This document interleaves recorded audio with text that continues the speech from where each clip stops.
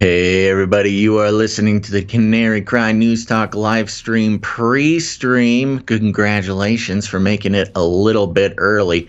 Sorry if I sound distracted. I'm having some sort of strange software issue. I'm going to restart it while I have the chance before the show starts. So there we go. Now we're back up and running. Whew, spooked me. Okay, congratulations to Poopy Puppy over on D-Live for first comment of the day. Poopy Puppy getting first comment couple episodes in a row now, I think. That's a good advertisement for D-Live, apparently. Getting notifications quick. Getting first jump off the line, Poopy Puppy on D-Live. Okay, as usual, we got a great show for you today. We're going to get started in a little bit under a minute here, but the usual reminders, folks. Head on over to CanaryCry.Party. You can find all the links, not just, things like supporting the show, getting all of our sources sent directly to your email box every week, producing the show, finding live stream platforms that will not inevitably cancel us. So if you want to protect your future viewing, go check out, our Twitch or our Odyssey, D-Live, Rumble, all sorts of stuff like that. You can also get access to the Discord channel for you Discord chatters. Also, CanaryCry.Community, our off Facebook, no algo, rough and tumble Wild West social media network. You can find that all at CanaryCry.Party. And most excitingly right now, a couple of fun things. You can find the Street Team flyers. Go to CanaryCryStreetTeam.com, get the flyers, hang them up, send us pictures. It's a good time. As well as heading on over to Canary Cry Supply Drop. That's right. If you're one of those folks who skipped the support segment, check out CanaryCrySupplyDrop.com. Super fun program we're running this year. Okay, let's get the show started. Sorry for the long intro. Let's go.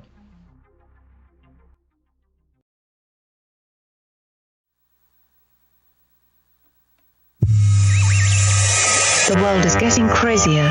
People are acting more and more insane. The end of the world is tomorrow. Tomorrow. There's only one thing to do when the world is falling apart. Listen to Basil and Gonz as they discuss this week's news and events through the lens of Bible prophecy. You are listening to Canary Cry News Talk. You're listening to Canary Cry News Talk. We are live to tape January 17th, 2022. This is episode 434. And today, WACCINE Lords. Basil. I'm your best buddy, Basil. And this is Gonz, your favorite Asian provocateur for Christ. Welcome to the podcast where we bring you the best news, which is the gospel message of Jesus Christ, while reporting the egregious with a well-rounded, biblically grounded take on world events. Mm-hmm. And we are here. It's Monday. Gary, what day is it? Monday.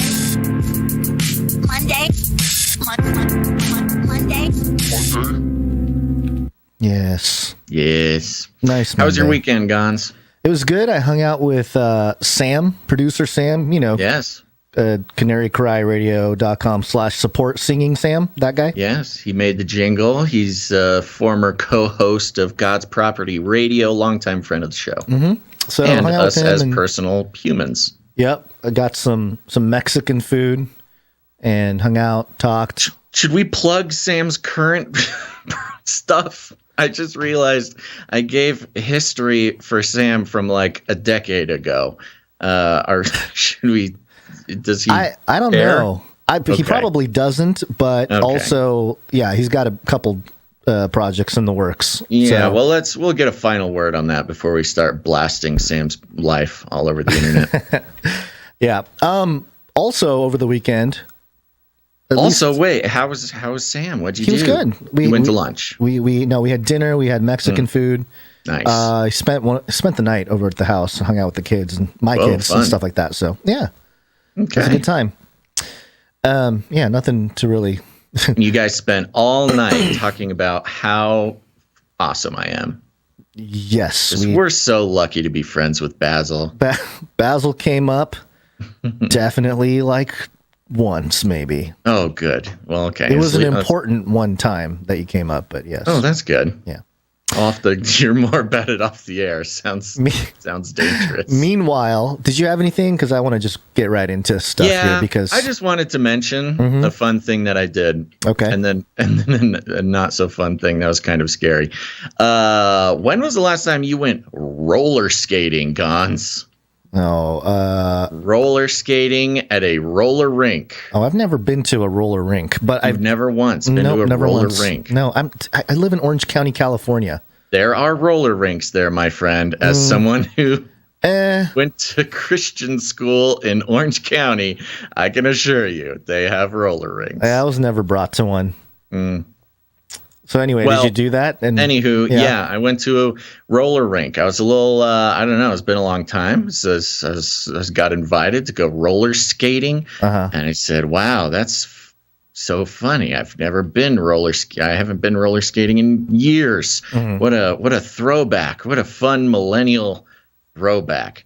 And then I was I learned that we were going to adult night at the roller skating rink. Adult night, okay. Adult skate night. And I thought to myself, what does that mean? Oh, geez. Oh, Lord, strengthen me for this den of temptation I'm about to enter. I didn't know what adult. I'm picturing, adult stuff. Luckily, I'm happy to report it simply meant no kids allowed. It was all adults, and was actually surprisingly and refreshingly wholesome. Because you'd maybe expect that they'd be selling beer or something, or things, just adult themes or something. Nope, just a bunch of adults who learned how to roller skate during the pandemic, and just get together every Sunday night and skate in circles. Great. Pure, honest, sober fun. It was actually a good time. So I don't know. That might be a new thing. I'll bring the roller skating report every week. I did get an invite to go again next Sunday. Maybe I'll start a little Bible study there. Seems like a good zone to do that, and reflect on the spiritual metaphors and benefits of roller skating. And then you'll have me guest speak, and I'll be like, roller skates have wheels. Do you know where there are wheels in the Bible? Turn to Ezekiel, where there are wheels within wheels. And a vision about the future. We'll Skype you in. Yeah. Well, meanwhile, over the weekend, I got a warning on my phone. A bunch of warnings hitting my phone. And Forbes reported it here. National Weather Service issues tsunami advisory for Alaska, Hawaii, and West Coast. Yes. And my wife and I were like, oh my gosh, a tsunami warning. And we looked into it, and it was a volcano erupted under seas over by Tonga, and it created a tsunami wave, and it looks like a couple feet of tsunami potentially on the West Coast, which, 2 feet doesn't seem like much, but it could do a little bit if it goes inland or whatever. But, they go through this article in Forbes, goes through, best crisis management practices, national tsunami warning systems, and everything else. And it got me thinking, because a lot of what we've seen with the pandy, is authorities telling us to go home, go sit inside, and, whatever, go get away from public places. Yeah, they've learned that they can just order people what to do. And one of the places people went to that, scientifically, if I understand correctly, you can't really spread a virus around is the beach. It's the coast. Yeah. But what a great way to get everybody off the coast than a tsunami warning, Yeah. And well, those things with tsunamis, they are super sketchy. They are sketchy and scary. Real thing. Even a 1 foot or a 2 foot, wave coming in, tsunami wave coming in, can really, it could sweep everybody into the ocean. You'll never see them again. Yeah. Well, considering the beach I'm closest to has like a, I don't know, maybe a 50 to 100 foot hill down to the water. So unless the 2 feet equals, a 50-foot slope up a hill. It could. I think we'll be okay. But okay. Anyway, it just made me think about the power of these institutions, the National Weather Services, for example. And, we've seen the medical world be politicized in the last couple of years. It's just a matter of time before climate change really politicizes in a much more tangible way. Organizations like the National Weather Service. Carbon is too hot today, or too high today. No driving your car. Yeah, I mean, they've already done a lot of woke stuff. Like, if you go to the Weather Channel, remember we've reported on weird stuff from the Weather Channel, and so it's already there. It's just a matter of when are they going to flex, based on the scary weather that's happening. And I felt like this was a little test run, just a drill for the elite to see how complicit or compliant people are, especially on the coast, because surfers don't comply, man. They don't really listen to the rules. They're free flowing. Which, by the way, we have a Surfer Fauci deep fake for those of you who stick around till the break. What was the vibe? Were people freaked out? Did anybody take it seriously? No. No. Okay. No. Well, nice try. Yeah. Good effort.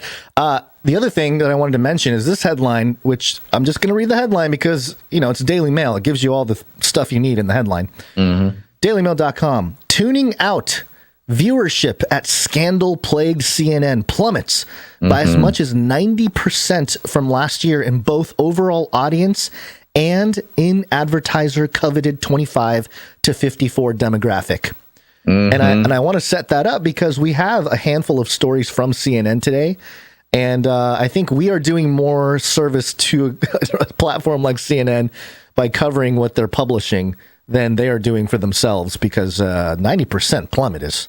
It's a bit of a symbiotic relationship with us and CNN. We talk about them, so we account for, a significant percentage of their entire attention they get on a daily basis.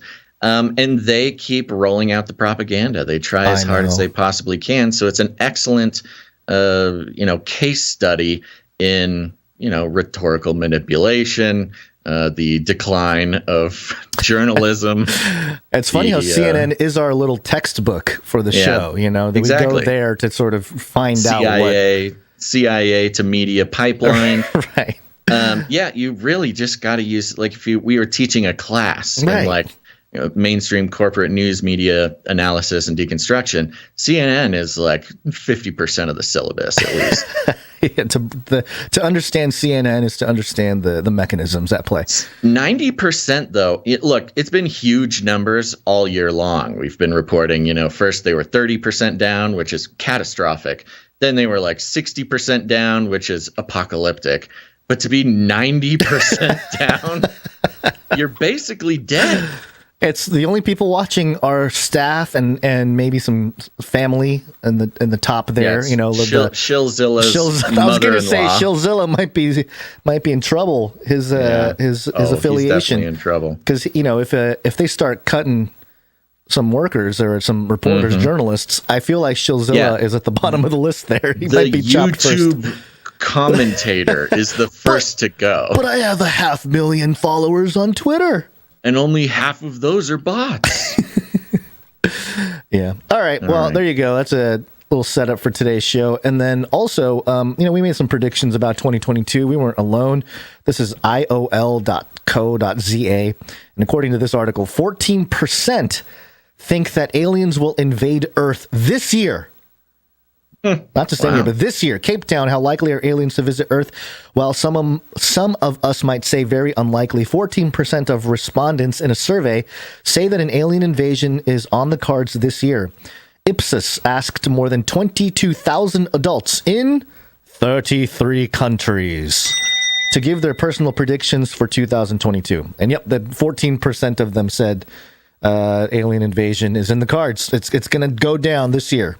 Yeah, and this is relevant to this show and just sort of what we've been doing for so long, not just because this is sort of a fun novelty poll that 14% of people say that aliens are coming, but it's a direct data point to kind of prove what we've been talking about for almost a decade, which is, soft disclosure, predictive programming, slow rollouts, things like that, the social engineering to sort of prepare the way for some sort of disclosure. That would be a paradigm shift.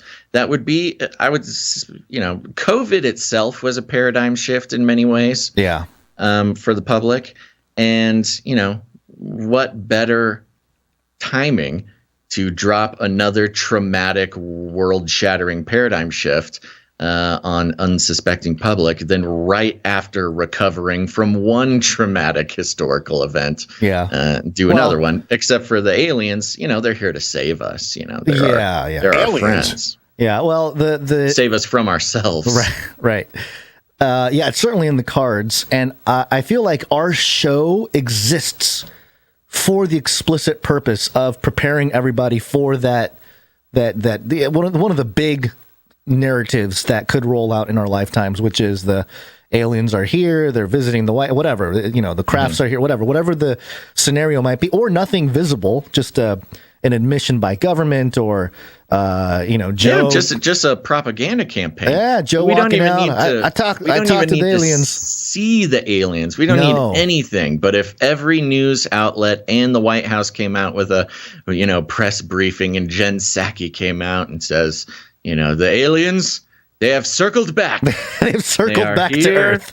Yeah, and we are in contact, and they are our friends, and they're here to save us. So everything we do now is because of the aliens. So we wouldn't even need to see them in the streets or in the sky or whatever. It could be completely fabricated, and people would eat it up. Yep. So I think we are the show to help people put into context what all that might mean if it does come, and, preparing our minds, our hearts, most importantly, spiritually, our souls for such an occasion, and the explanatory power of the Word of God to help us understand what's going on. So, and we're not the only ones doing it either. We, not at all. The Catholic Church has come out and had the debate and decided that if aliens do exist and they come to Earth, that they're allowed to be baptized. Yep. That was the Pope in their astrobiology conference meeting with the scientists and having a telescope called Lucifer on Mount Graham, and there's some planning going on if there's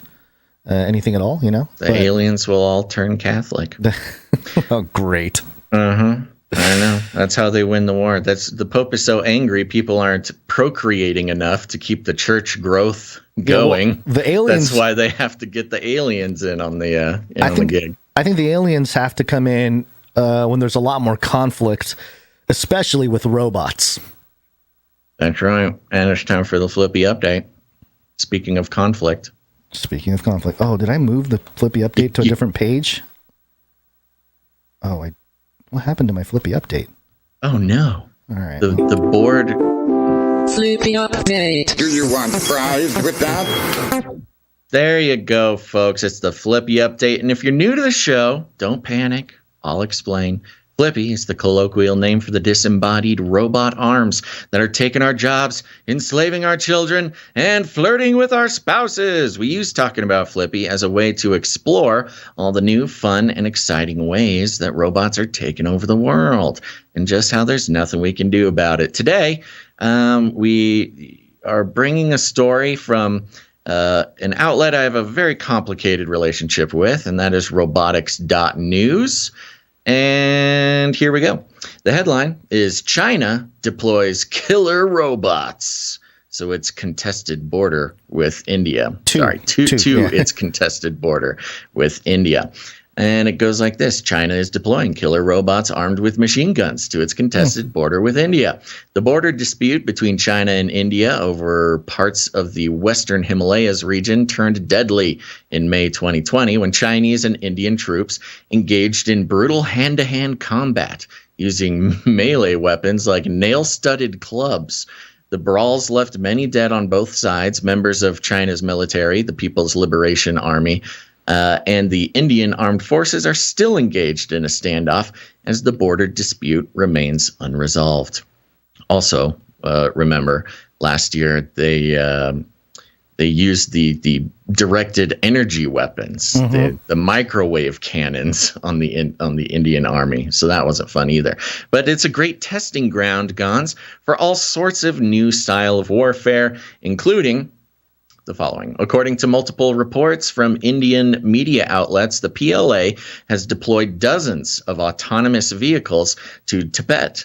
These vehicles are capable of transporting both weapons and supplies to hard-to-reach areas along China's contested border with India, according to Srinjoy Chowdhury, national affairs editor for the Indian media outlet Times Now News. Whoa.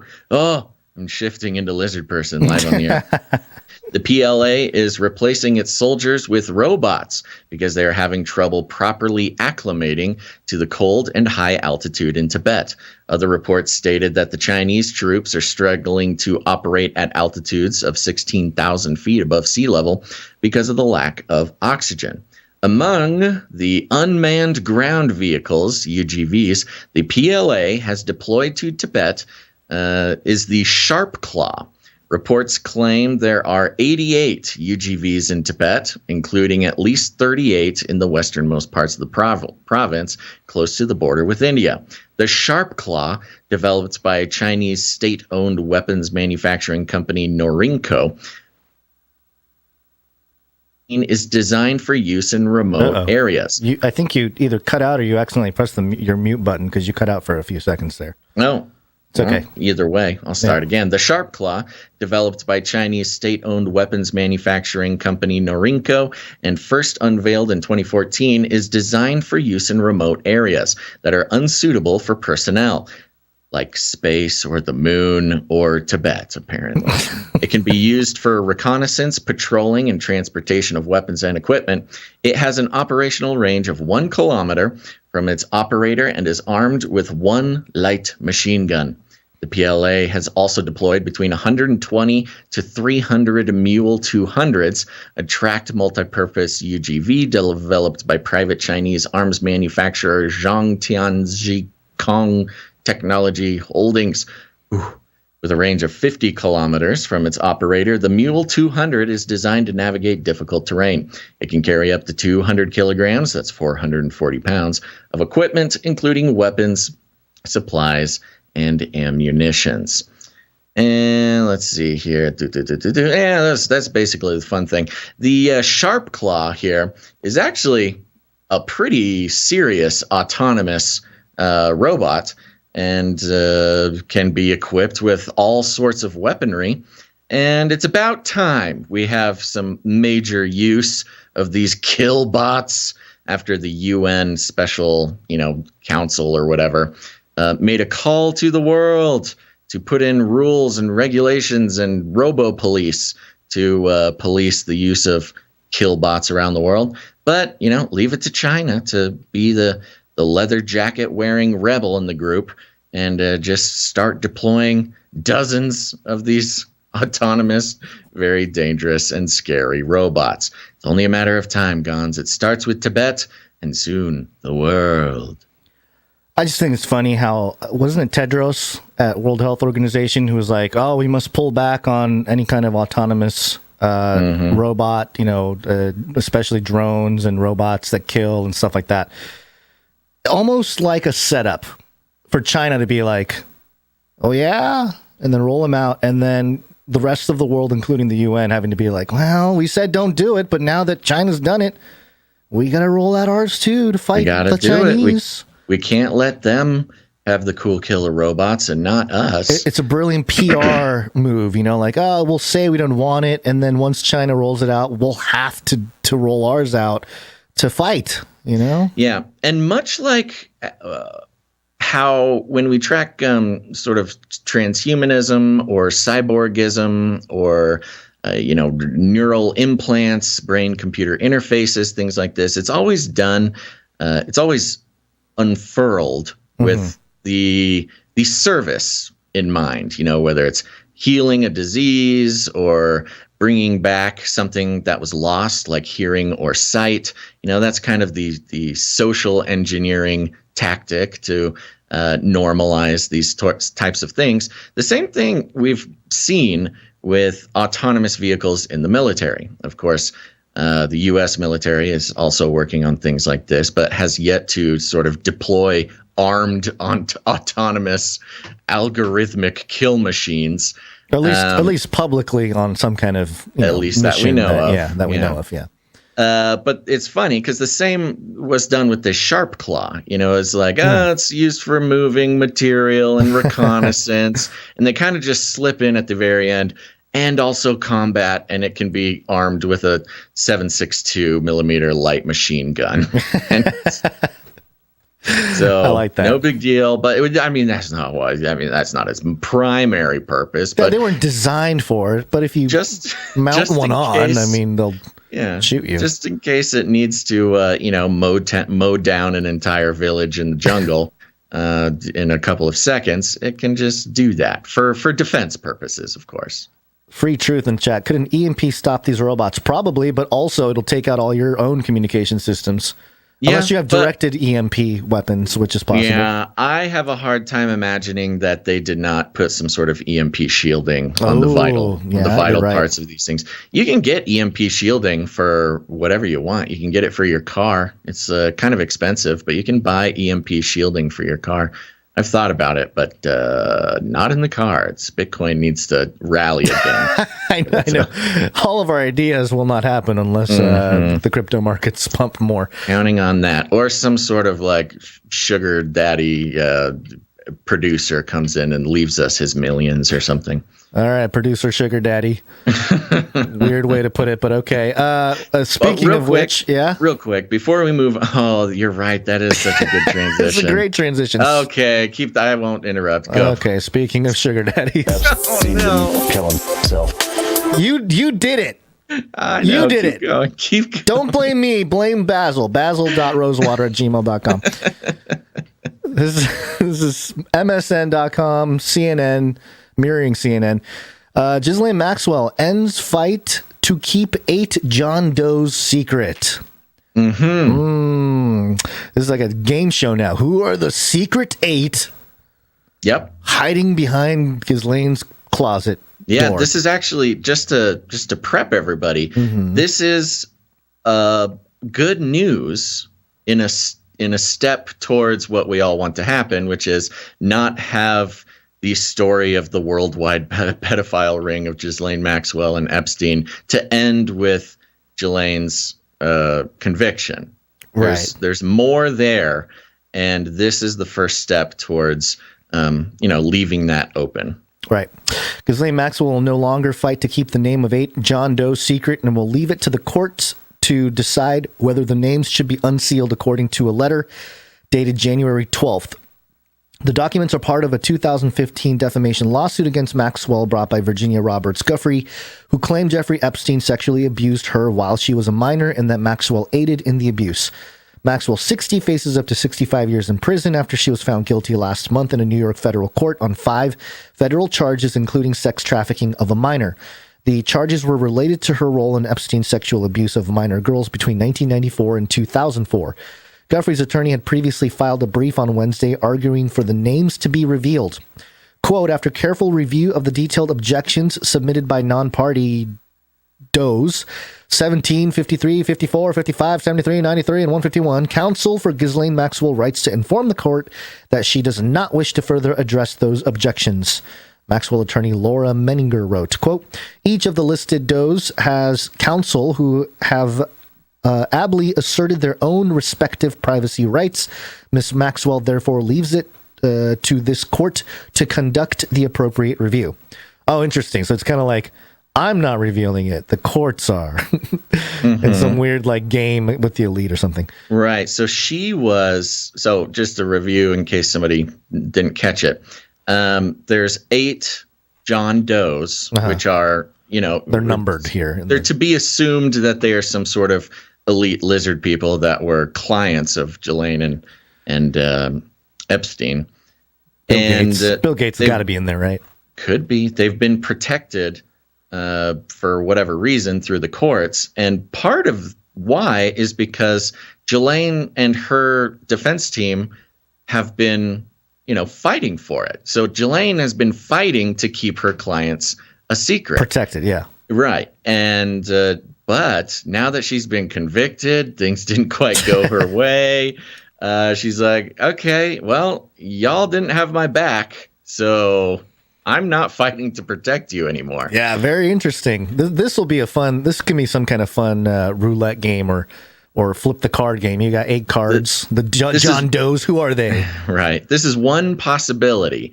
I mean, it could be anything. We don't know what's going on behind the scenes, but what it seems like is that, yes, the powers that be or her connections or whatever could not protect her in the way that she was expecting. And so, maybe some sort of deal has been breached. Right. And she's like, well, you didn't protect me, so I'm not going to protect you. We take down as the article will continue to say, that doesn't mean that they will automatically be unsealed. The individual John Does still have the ability to protect themselves through the court systems, but just now Ghislain is not doing it for them. Right. Let's see. Well, we don't have to go through all the details, I don't think. You pretty much summarized it there. Yeah, I did summarize it. There was 1 or 2 little things. Let me see if I can just pick them out, eyeball them real quick. No, I mean, that was pretty much it. That's pretty much it. There you go. Yeah. It's not much. We just, it's a quick update here, but the saga continues, and we'll see what comes of it. Oh, you know what's funny? I don't know if this was this the exact article that I sent you, or was this I don't remember. Different version. Okay. Let me see if I can find it. I don't think it's in here. So in another article, here it is. Upon review of the objections of the Does, it is apparent, this is written from Macaulay, upon review of the objections of the Does, it is apparent that their objections essentially mirror objections to unsealing that this court has already rejected. That unsealing certain documents might be embarrassing, would expose non-parties to media attention, and could result in some unfortunate associations between the non-parties and Jeffrey Epstein or Ghislain Maxwell. Oh, yeah, okay. So there's another article that had quotes directly from the Does from their documents. And they were giving the reasons why they want to keep their names sealed. And they were so weak. I mean, remember, these are John Does who are wrapped up in a literal international child sex trafficking ring. And their documents showed the reasons that they want to be kept anonymous. And it was like, I lead a very private life. I just don't want to be in the news. Or I don't want my family to know.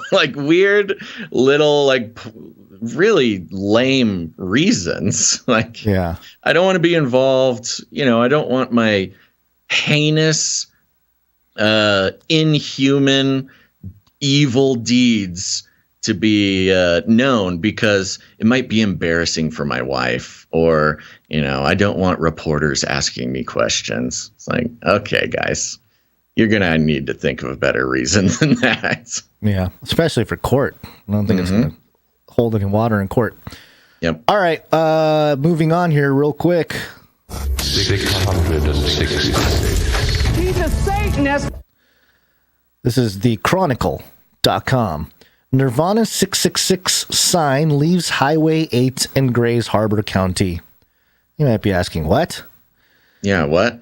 A piece of music history used as a photographic memento for fans of Nirvana for about 30 years is coming to Aberdeen, and the man who bought the sign couldn't be happier.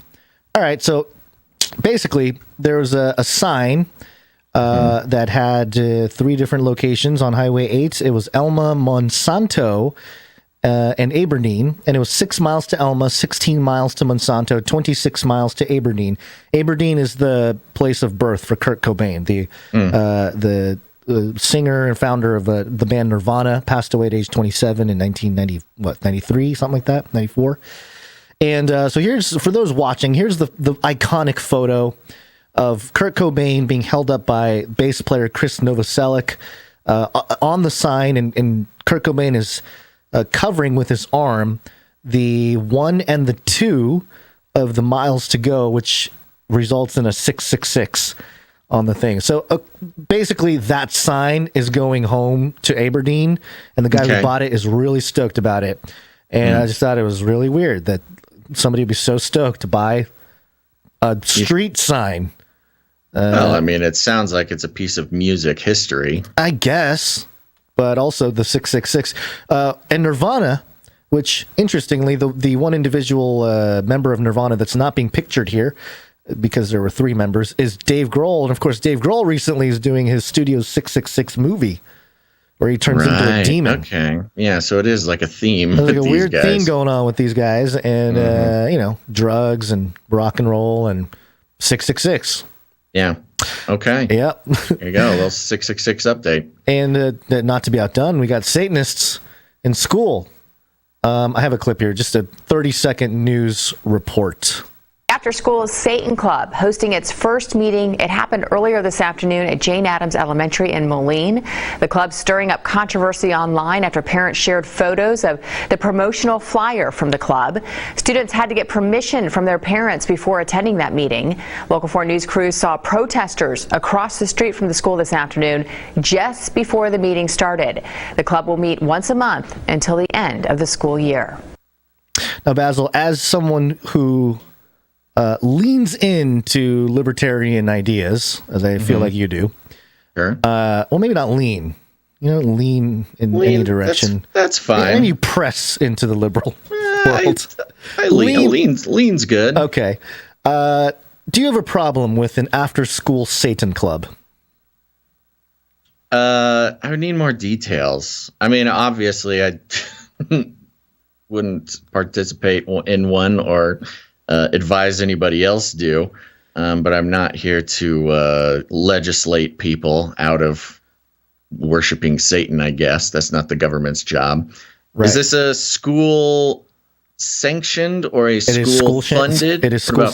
I don't know about funded, but it is school sanctioned. So the article states here, and by the way, it says here, about a half dozen protesters. So, like 6 people outside with signs. Yeah, it's not a big deal, but Jane Addams Elementary School, Moline, Thursday, the After School Satan Club, and it says here that it was organized by the nationwide Satanic Temple. So the Satanic Temple has a direct influence in the organization of this After School Club. Yeah. So my thing is, as long as you're not hurting anybody, go ahead and have your little meeting. But also, the right for people to protest should also be upheld. If they want to protest of course. Yeah, go ahead and protest. That's the fun. That's the fun of America. I know. And and for anybody that's interested or curious, go find out what Satan Club, wants to do. And I don't say that as like hey, join the club. I'm saying if they really think they got solutions for life and everything, test the ideas, not necessarily judge the people.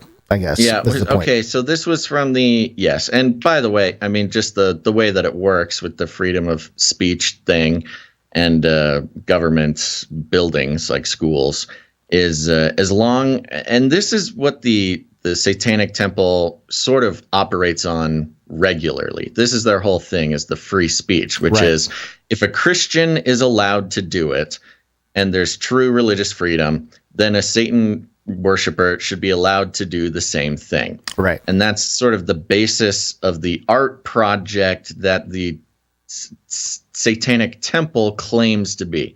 And we don't need to go into the whole review of the difference between the Satanic Church and the Satanic Temple. Right. And the authentically held beliefs of one of them and the sort of just general protest vibe that is the other one. I imagine that this was just another one of their little, their projects, their art projects, their protest projects. I bet that there is a Bible study or Christian room or Christian club after school at this school. And the Satanic Temple saw that and said, oh, what'll get headlines? We'll do a after school Satan club, and that'll show all those dang Christians what freedom of religion really means. So what they work on the Constitution to do these satanic club things, and that's their thing. That's what they're all built around, is using the Constitution in order to create either events or statues or clubs or whatever, to just kind of make a point that, hey, if Christians are allowed to do it, we're allowed to do it.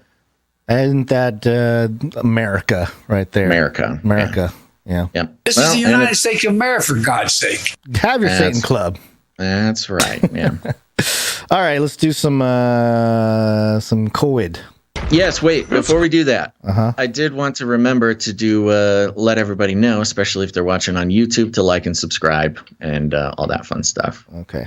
You have that one? Subscribe, like, subscribe, That's right. Take a moment. We haven't been talking about it recently, but if you could, hit that like button while you're watching live, and go ahead and share it out. Put it on your social media or something. Thank you very much. It's Corona time. COVID-19, COVID-19, COVID-19, COVID-19, yes. COVID-19, COVID-19, coronavirus. Vaccine, number one way. All right. And we are going to start things off here with Sky News. Here it is. Here we go. Called it. Sky News headline: COVID-19 technology developed to track spread of coronavirus could be abused. Privacy campaigner warns. Oh, no kidding. Yeah, we've been saying that since the beginning. And not us, not only us, but a lot of people. Medical privacy campaigner says technology developed to track the spread of COVID-19 is a new form of surveillance that could be abused. Phil Booth, coordinator at Med Confidential, warned that increased monitoring of wastewater from sinks, drains, and toilets, which can reveal infections and drug use, needs to be properly regulated. And drug use. Wow.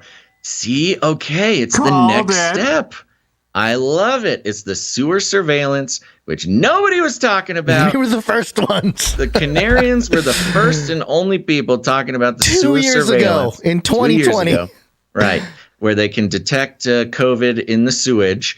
And I'm pretty sure we could. It would have been fun to go get the clip. But yes, we talked about this exact thing. Just like every other aspect of the power grab of the pandemic, this sewage surveillance was an open door to install all the sort of infrastructure and bureaucracy to be able to spy on us through our sewage. And it sounds silly. So not a lot of people were talking about it. But here it is right here. And it starts with COVID, because you can detect COVID in a neighborhood, by testing the sewage coming out of that neighborhood. But they say it right there, looking for drug use. So if you are in a neighborhood and, the DEA or someone is looking for drug use in a city, they can test individual neighborhood sewage and look for traces of drugs in the sewage.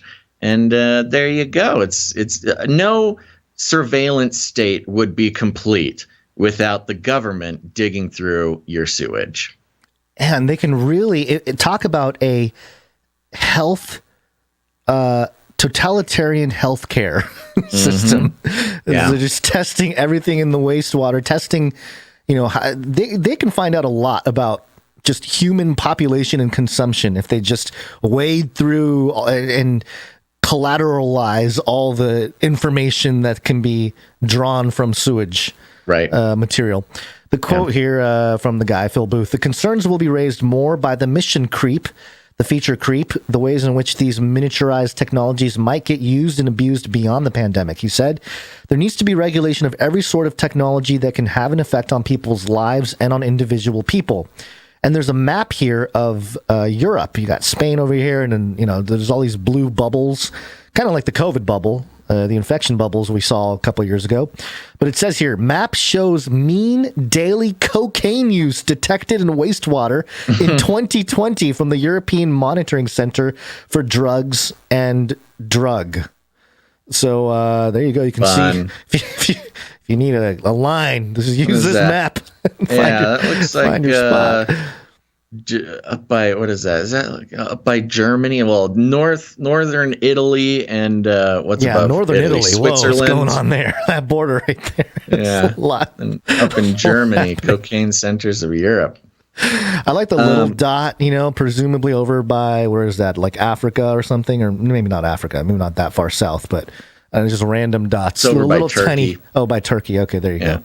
Up in go up to the Scandinavia. What's up there in Scandinavia? There. What is? I want to see what city is. I can't really zoom in. Yeah, a whole lot I'm more waiting than for this. the stream to catch up so I can actually see it. Yeah, it's a little bit. It might be Oslo, but it's somewhere on the border of Norway and Sweden. There's some exciting things happening. Exciting things happening. Yeah, and again, this is just the first step. You go from having gaining the power, and he mentioned it exactly. Mission creep is what it is. Mm-hmm. You start with, okay, we're just gonna be surveilling the sewage for COVID stuff. It's for your health. It's for your safety. And then when you're down there, once you get all established, you say, okay, well, now we need to look for drugs because that's also a public health concern. So we'll do that. We'll take a look at the drugs. But then, what's the next stage? What's the next mission creep? Is it, we'll see, maybe there's some sort of excrement evidence of the vaccine. Maybe you excrete some sort of evidence of the vaccine. Well, we can see that this part of town doesn't have as much vaccine evidence as the other one. So now we know how to target, mandatory or even worse, propagandistic vaccine, misinformation. Well, especially when they roll out the pills and stuff, that's a lot more just in your, I guess everything, the shot is too, but, let me keep going here because there's a couple more interesting things here. Sure. His claims follow, this is the guy again, Phil Booth. His claims follow the launch by a biotech company in York of what it calls a mobile surveillance platform to detect COVID and sewage from individual buildings. The suitcase-sized equipment can be connected to any drain to send data remotely to a computer where it is interpreted using artificial intelligence. Ah, good. The robots. The robots are going to tell us. Sifting through our sewage. Through our sewage. The firm, Modern Water, says it has static monitoring installed at 3,000 sites in 60 countries and can detect, quote... In 2 years, by the way. I know. Real 2 quick. years, they are basically worldwide. We should have bought stock of companies like this. I don't know if there is stock available, but yeah, we should have started our own. Penny stock.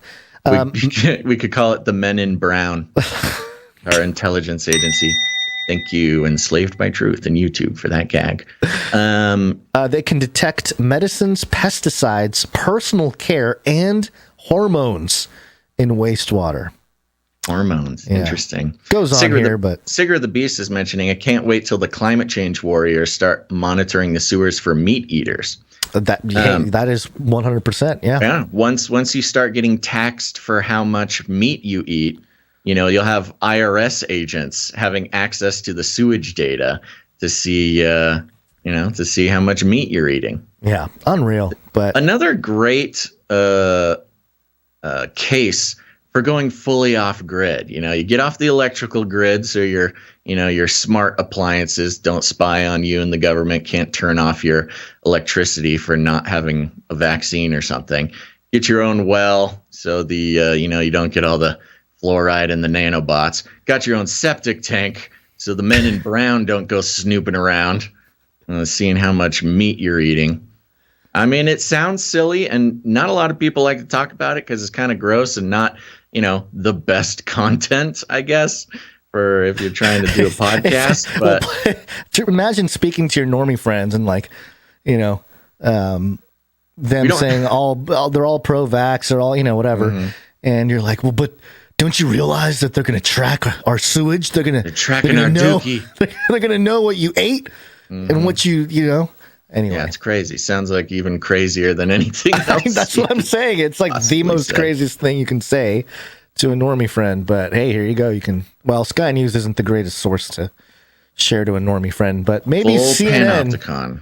Yeah, CNN is, and we got a little thing from CNN here. a video clip. Nurse caught on video allegedly administering fake vaccine. Ooh. And, you know... So you mean a hero?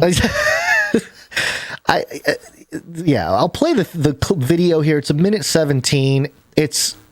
I've noticed CNN and other news agencies do this a lot more, where they put together stories, but it's not really, and they have a video, but it's not like a report. It's just like, it's a text, the text rolls on the screen, so nobody's reading anything.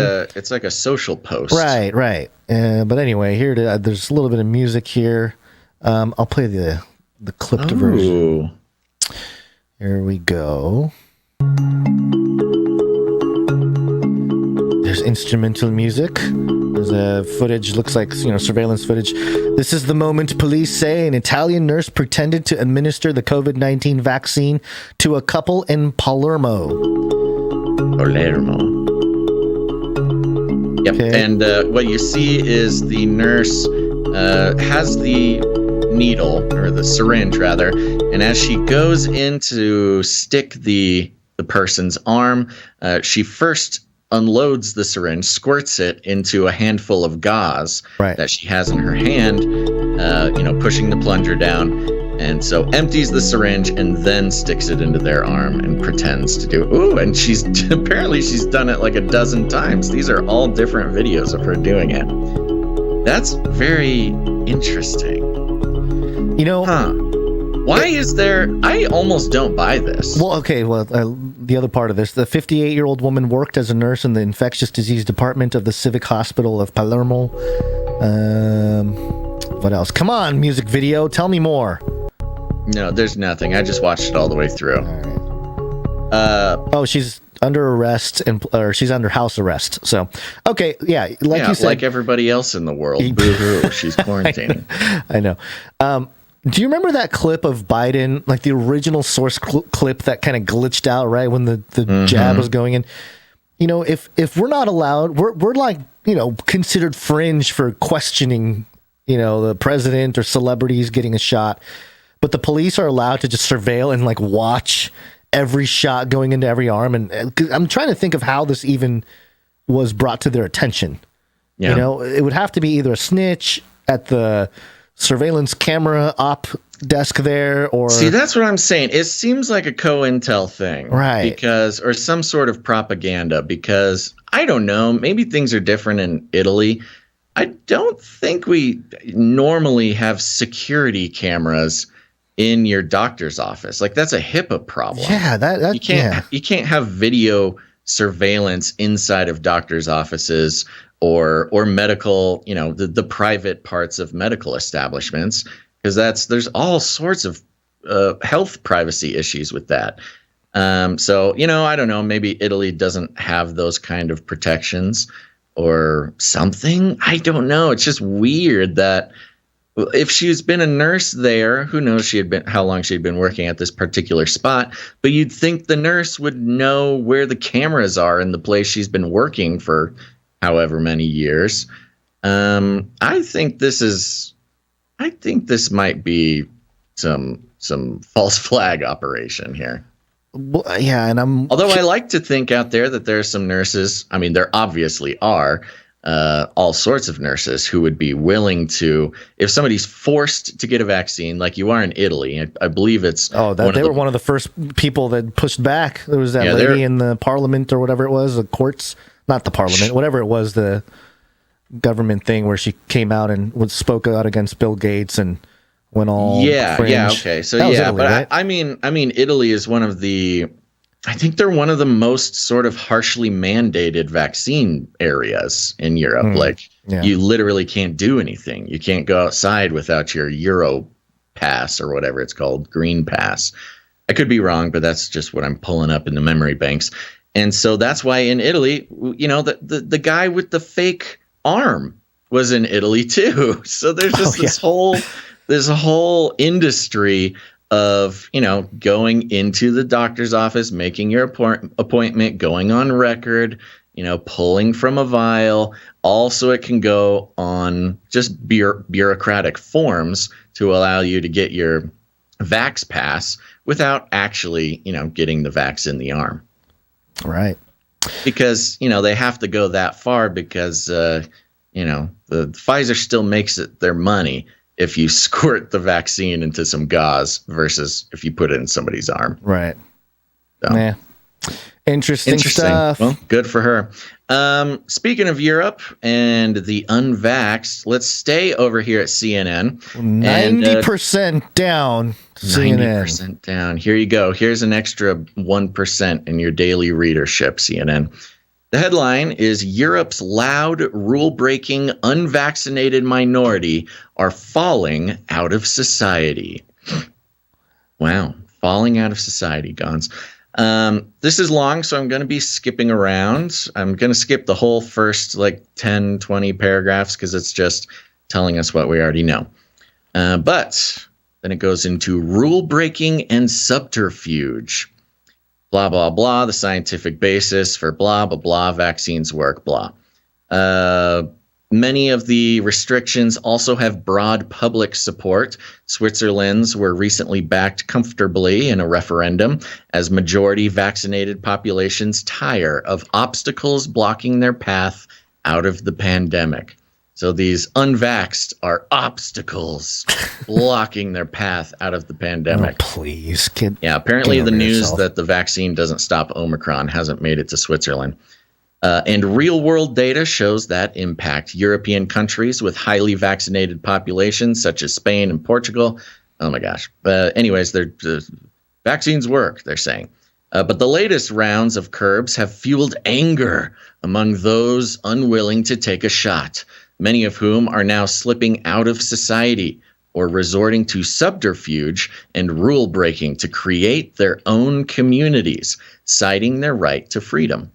Quote, on Monday, I was with 50 people eating in a restaurant. The police wouldn't be happy if they saw us, Ramoldi told CNN.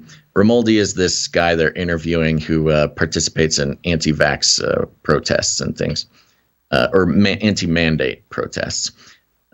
Boasting of illegal dinners and social events with unvaccinated friends that he likened to Prohibition-era speakeasies, but with public health experts described as reckless and dangerous.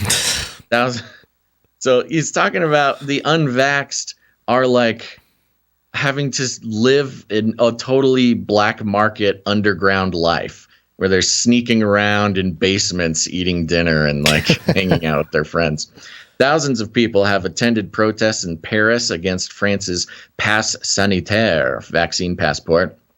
Attendees will hand in their phones to avoid word of their meetings getting out and will visit restaurants, cinemas, or other venues whose owners were sympathetic to their cause, he said. Quote, yes, it's not legal, but in our point of view, the certificate is illegal. Talking about the Vax Pass, Ramoldi added unapologetically. So there's a network of businesses, restaurants, cinemas, and other venues that are aiding the unvaxxed underground rebellion to live life. There's two separate simultaneous societies happening in the same geographical space that are not mixing, but are sort of building this network of secret activities. Quote, some people have a very twisted idea of what freedom is, said Suzanne Sugs, professor of communication at the University of Lugano's Public Health Institute.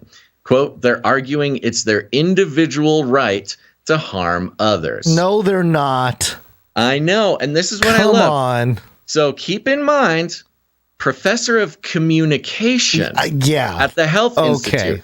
And what these professors of communication teach is how to say something in a way that will get the response that you want.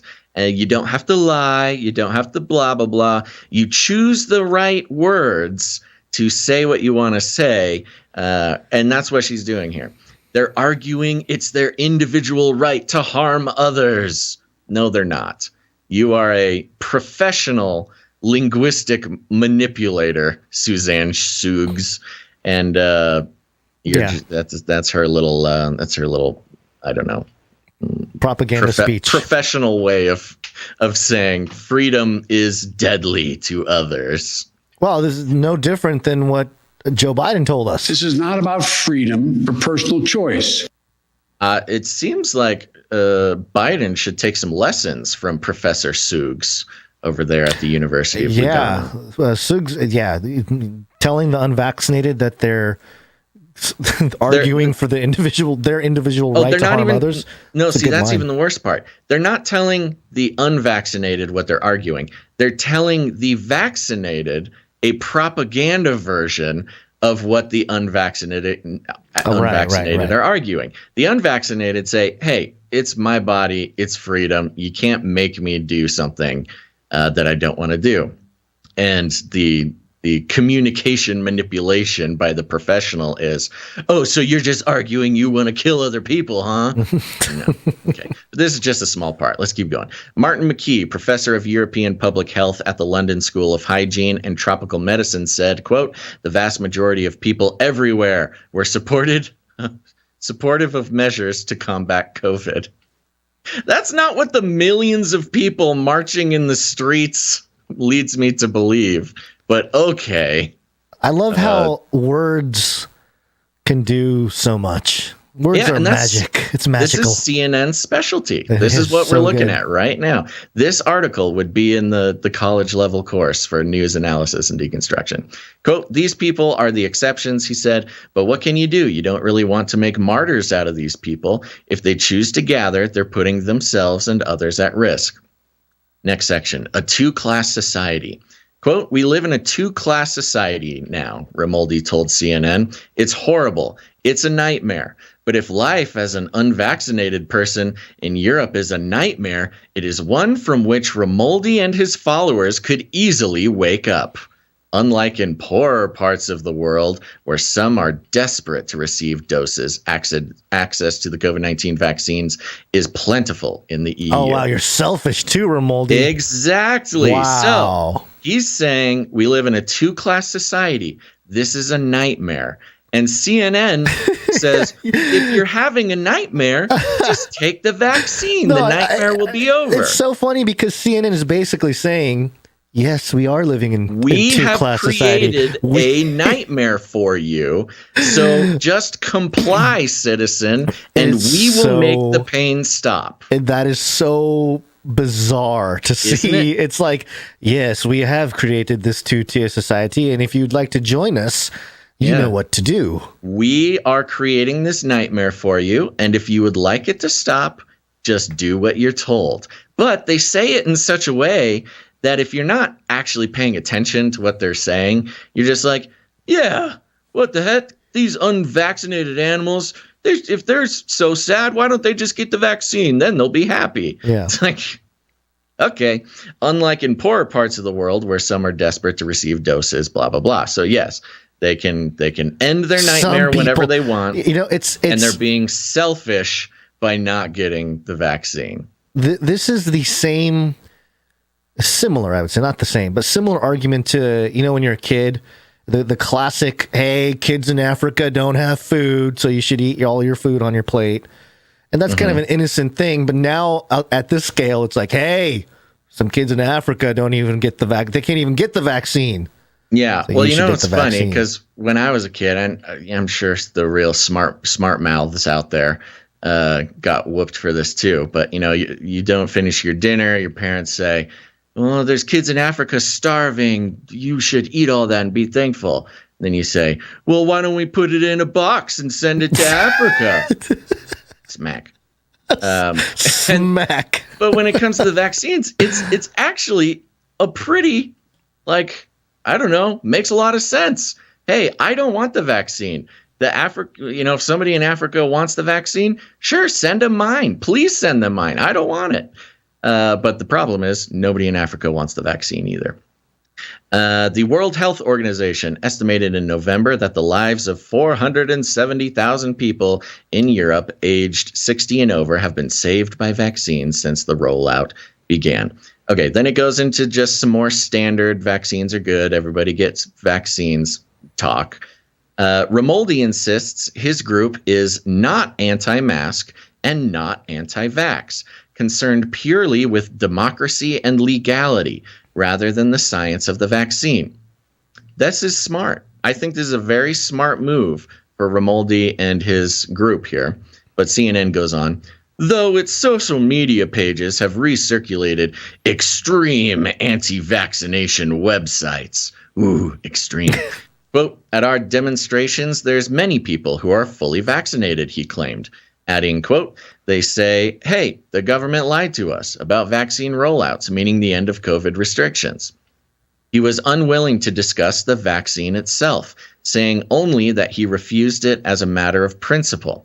Quote, we don't talk much about the vaccine. That's not one of the topics we discuss, he said, when we asked whether he agreed the shots had done more good than harm. Smart guy, this Ramoldi, and smart movement. You don't, if you are in the if you are being interviewed by CNN and they try to trap you in some sound bites or some quotes about whatever about the vaccine, they're trying to get you on misinformation. So they can call you a conspiracy theorist, so they can call you a misinformation victim, so they can call you all sorts of things. But this was very smart by this Ramoldi fella. Like, hey, no, we're not here to discuss the vaccine. It's not about the vaccine. It's simply about the law and the government. It is illegal for them to mandate a medical procedure for participation in society. But that won't stop CNN. They go on. Several campaigners CNN spoke to also expressed concerns that each new set of rules imposed in the name of halting the spread of the coronavirus was part of a slippery slope of never-ending restrictions. Sounds like a smart group. But vaccine passports or some form of certification, the measures that Ramoldi and others protest loudly, appear to have aided rollouts. A study by the University of Oxford, published in December, found that such policies have led more people to take up the shot in France, Israel, Switzerland, and Italy. No kidding. Why is that even in there? It's like they're working off of, well, the reason it's in there is because they're working off of an assumption. And they're pretty much the whole reason for the article is to strengthen the assumption that objectively vaccines equal good and no vaccine equal bad. And so when they say a study shows that vaccine passports, so these guys don't like vaccine passports, but this study shows vaccine passports gets more people to take the vaccine. Yeah. So of course vaccine passports are good.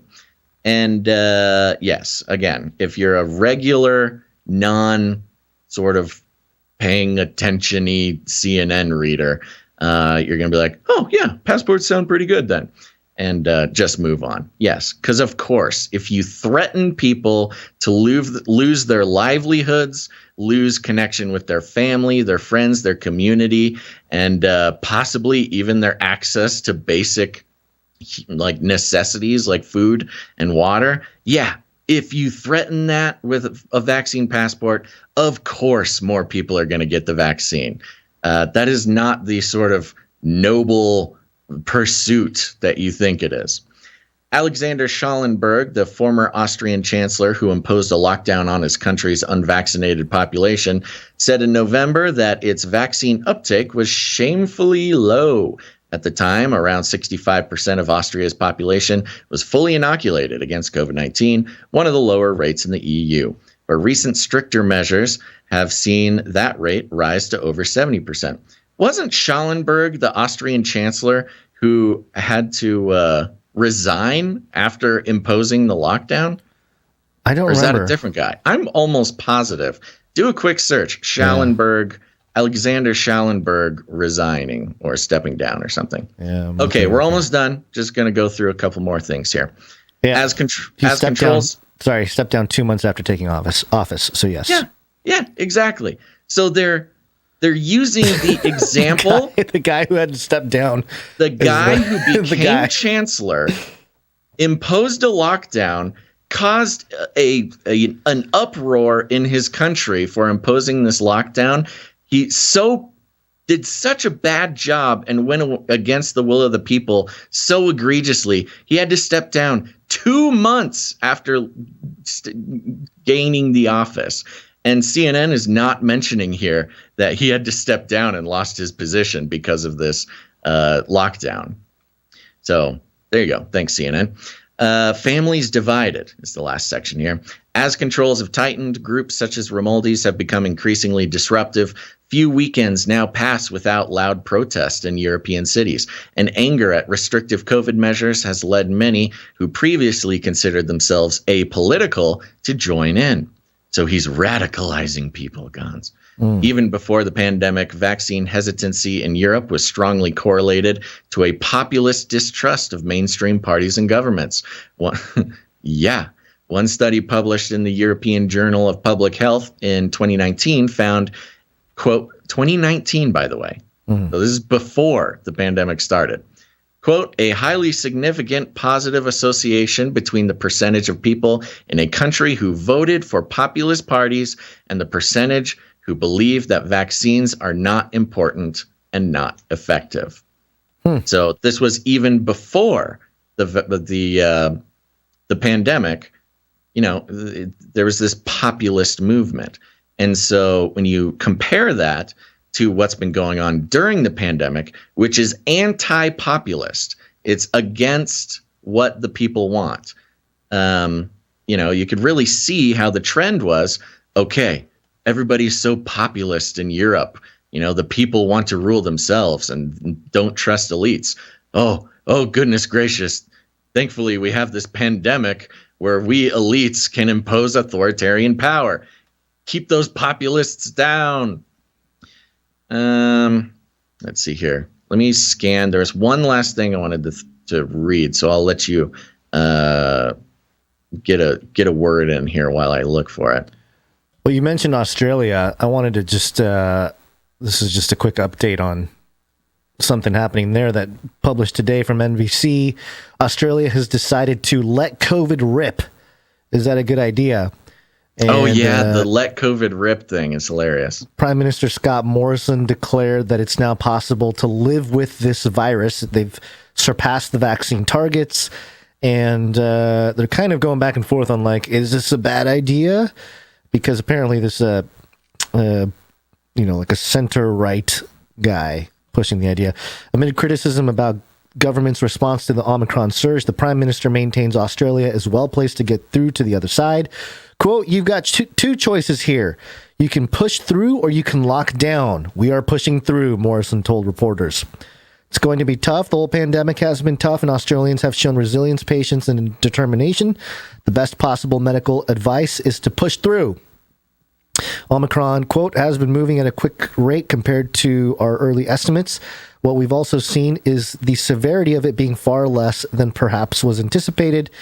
And with an election approaching in Australia, the pandemic is as much of a political contest as ever. Morrison, who leads the centre-right coalition government, will face Anthony Albanese of the centre-left Labour Party. Albanese has attacked Australia's current trajectory as reckless. And, of course, you know, he's left of center, so he's like, we need lockdowns. Whereas this Morrison guy is center-right, and he's like, let's just push through. It doesn't seem like a bunch of people are dying. So there you go. That's a little current Australia update, but back to there you go. Your article. So no, that's a good example because we're listing the world leaders here and how things are going for them. Yeah. Of course, we talked about Alexander Schallenberger and his mishap, which was not mentioned in this article. But then we move on to Macron, and it says here, fuel on the fire. 2 years on, let me see. I'm going to skip a couple things. Oh, we got this Suge person.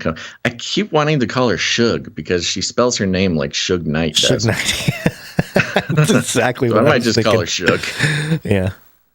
Okay, fuel on the fire. 2 years on, and with opinions becoming more entrenched by the day, some experts fear it may be too late to bridge the divide between the authorities and those who have become vociferously opposed to vaccination measures. So there's the experts are thinking it's becoming more hopeless by the day. Quote, those people who are against vaccination are going to be even louder when they're told, you vaccinate or you die. That fuels their fire, said Shugs. Shugs, what are you saying? We're all gonna die. No kidding, Shugs, professor of communication. Yeah, maybe if you tell them that if you don't vaccinate, you're going to die, people are going to be kind of upset about that. You vaccinate or you die. That fuels their fire, said Shugs. But I think if we continue to communicate in a way that tries not to upset them,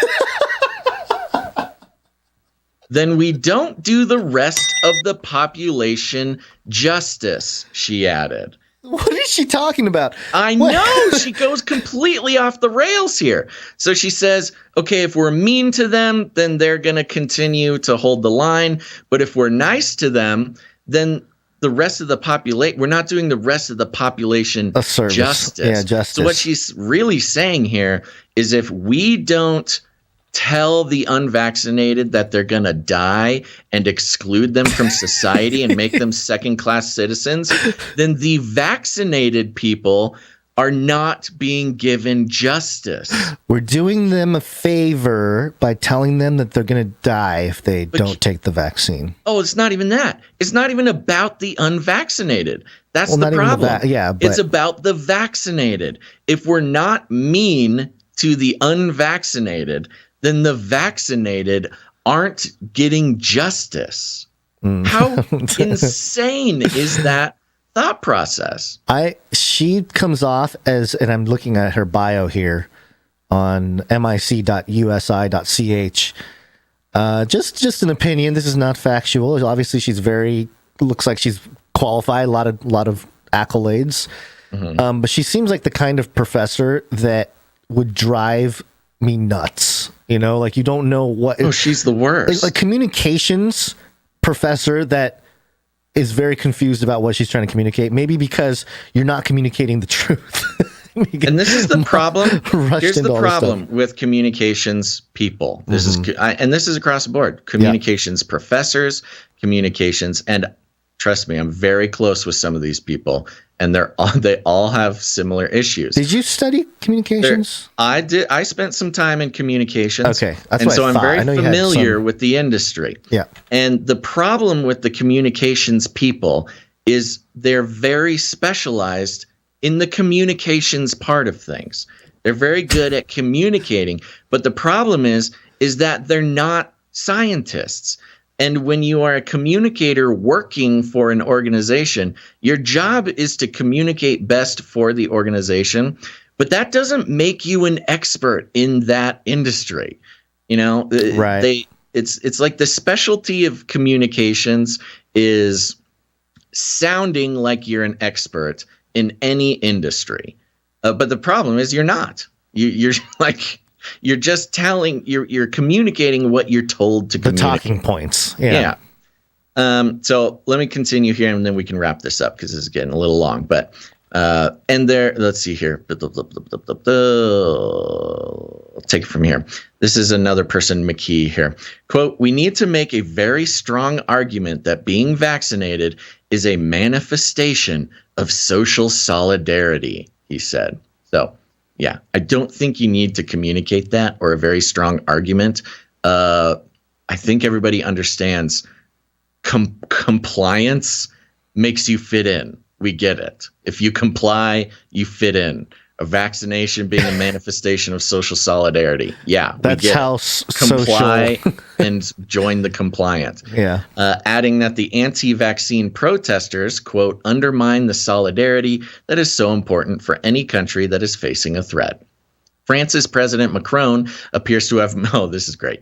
France's President Macron appears to have moved on from appealing to the refuseniks. Oh, there it is. There it is. We've done it.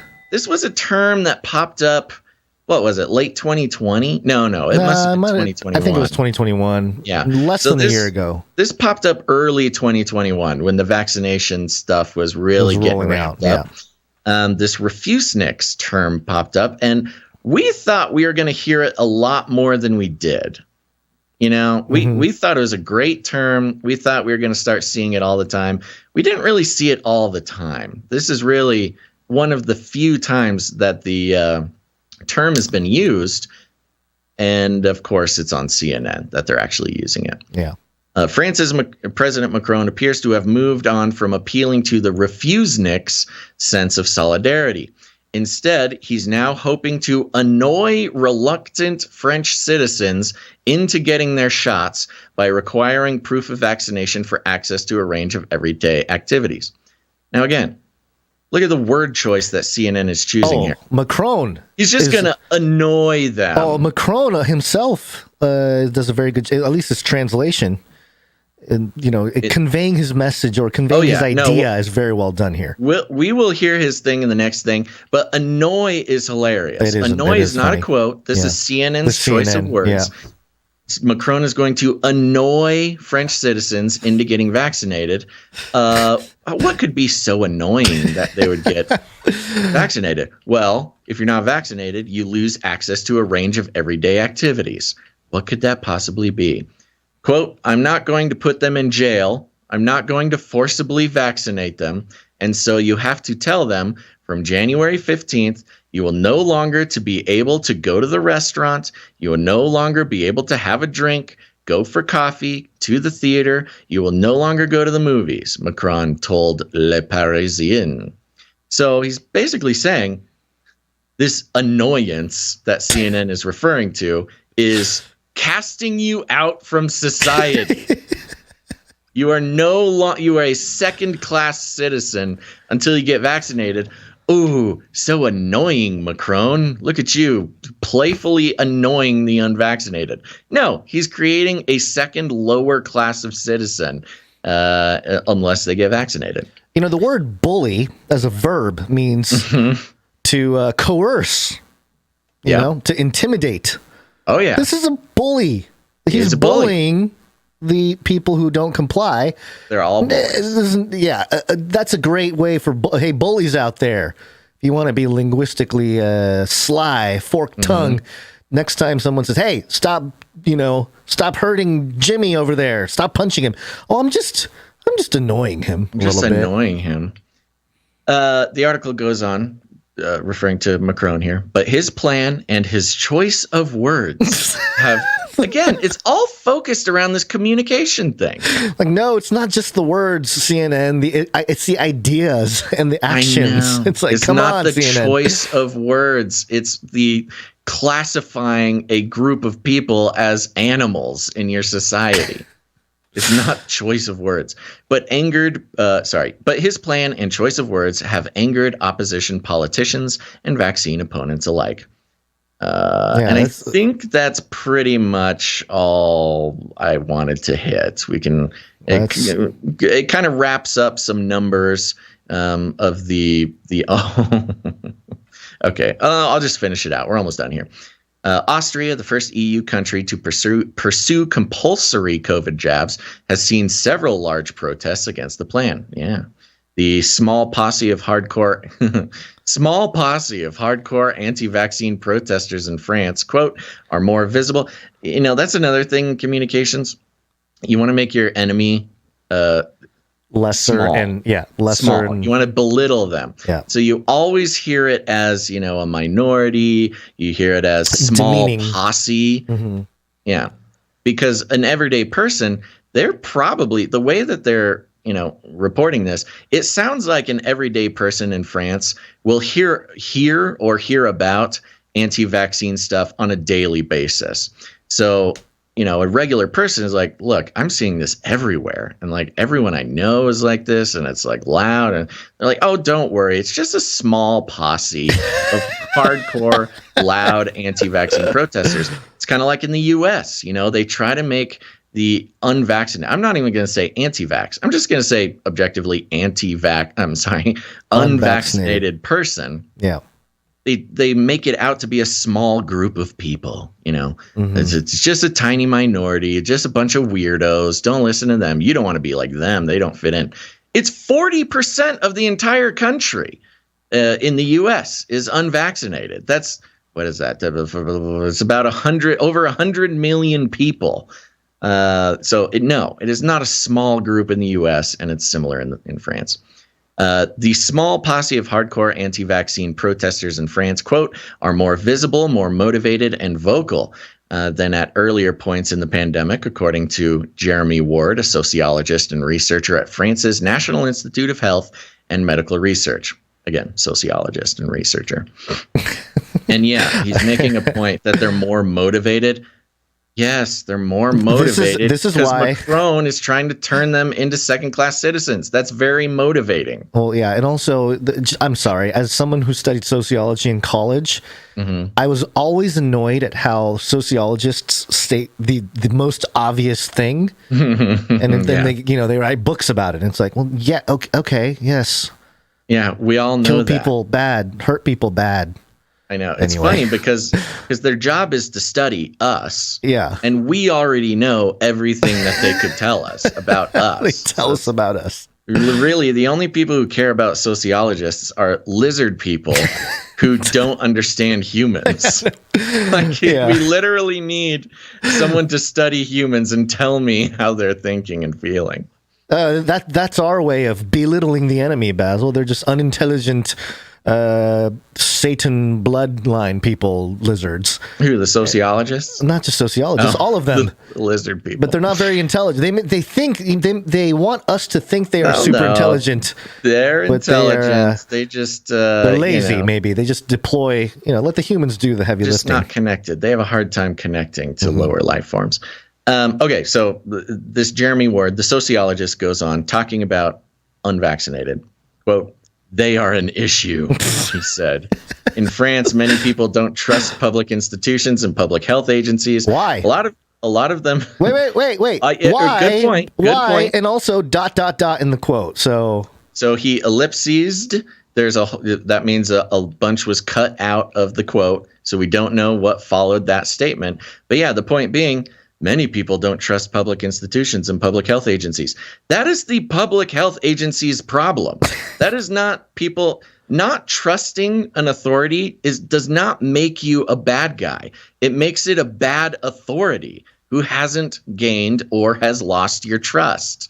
But this is CNN. So if you don't trust authority, you're a bad guy. A lot of them end up in hospitals, taking up beds that could have avoided.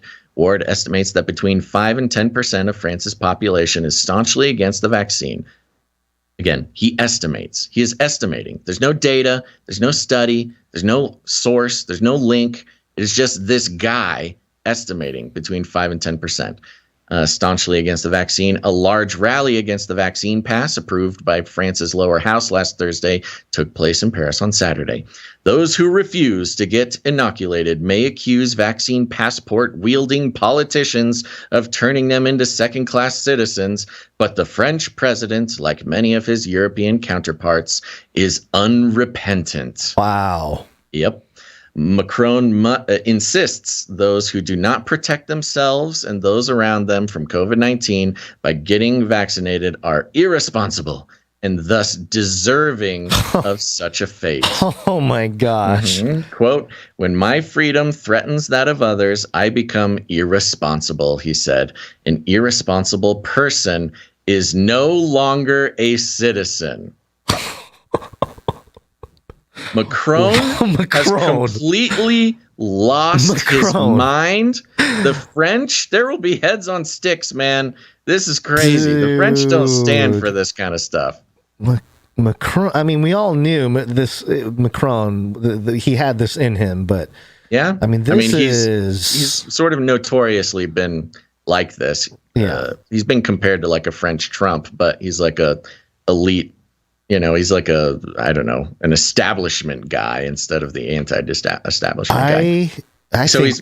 He literally just said, by the transitive property, unvaccinated people are no longer citizens. That is the crazy attitude of Macron. That is insane. I know.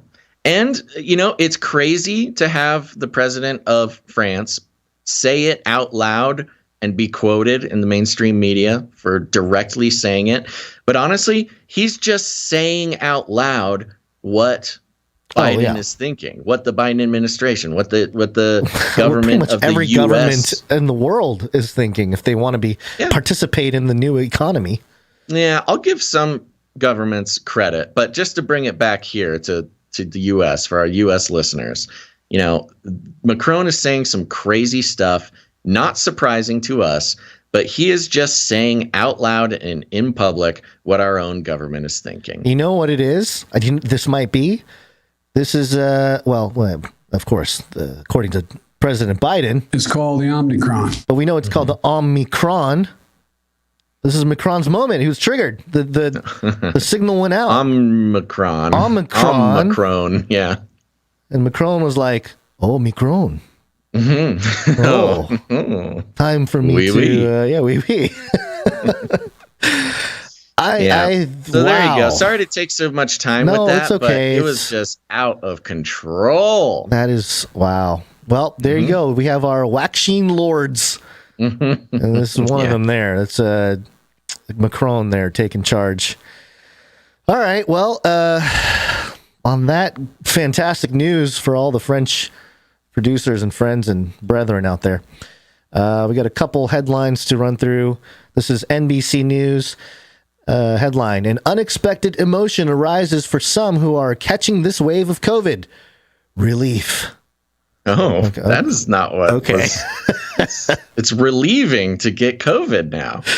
Isn't that a wonderful sort of emotional programming trick now? Oh, and it gets even better, especially if you're like someone who is skeptical of the QAnon phenomenon. The storm is coming. Mm-hmm. When Daniel Storm found out he had COVID-19, he was shocked. He had been so careful, barely socializing, and always wearing a mask whenever he left the house. His PCR test results arrived by email on January 8th. As he stared at the word positive, Storm, 52, of Wilmington, North Carolina, said he felt angry and disappointed. Then relief washed over him. Quote, "I feel like I've been kind of walking on pins and needles, like Omicron is everywhere," Storm said, of the hyper-transmissible COVID variant. He goes on. So what I find really fascinating about this is we've seen other articles like this for 2 years. Mostly the grief of catching COVID. Yes. The emotional grief, the regret, always attached to these really bad emotions. And there's this interesting thing about human beings. And that is a lot of times we feel how we are told we should feel in a situation. Mm-hmm. And sometimes that just gets programmed in and we just operate that way throughout our lives and we just do it and we don't think about it. But this can be most, simply, what is the word? Illustrated. That's what it is. Most simply illustrated by a child. There was a TikTok trend or Instagram trend or whatever that was happening last year, the past 2 years, sometime during the pandemic, where parents would carry their baby through a doorway. The parent would knock on the door frame or the door, like knock on it or hit it, and then act as if the baby's head had hit the door. So the baby did not hit the door. They're carrying their baby. Baby is safe. They walk through a door. They make the noise of knocking on the door or on the door frame. And then they go, "Oh, baby. Oh, are you okay? Oh, I'm so sorry." And then the baby starts wailing as if it had actually hit his head. And what they were working off of was this thing about babies and human beings is that we don't even have to feel something. But if people around us act as if we are feeling that way, we start to feel that way. Same with like bullies, going back to bullies.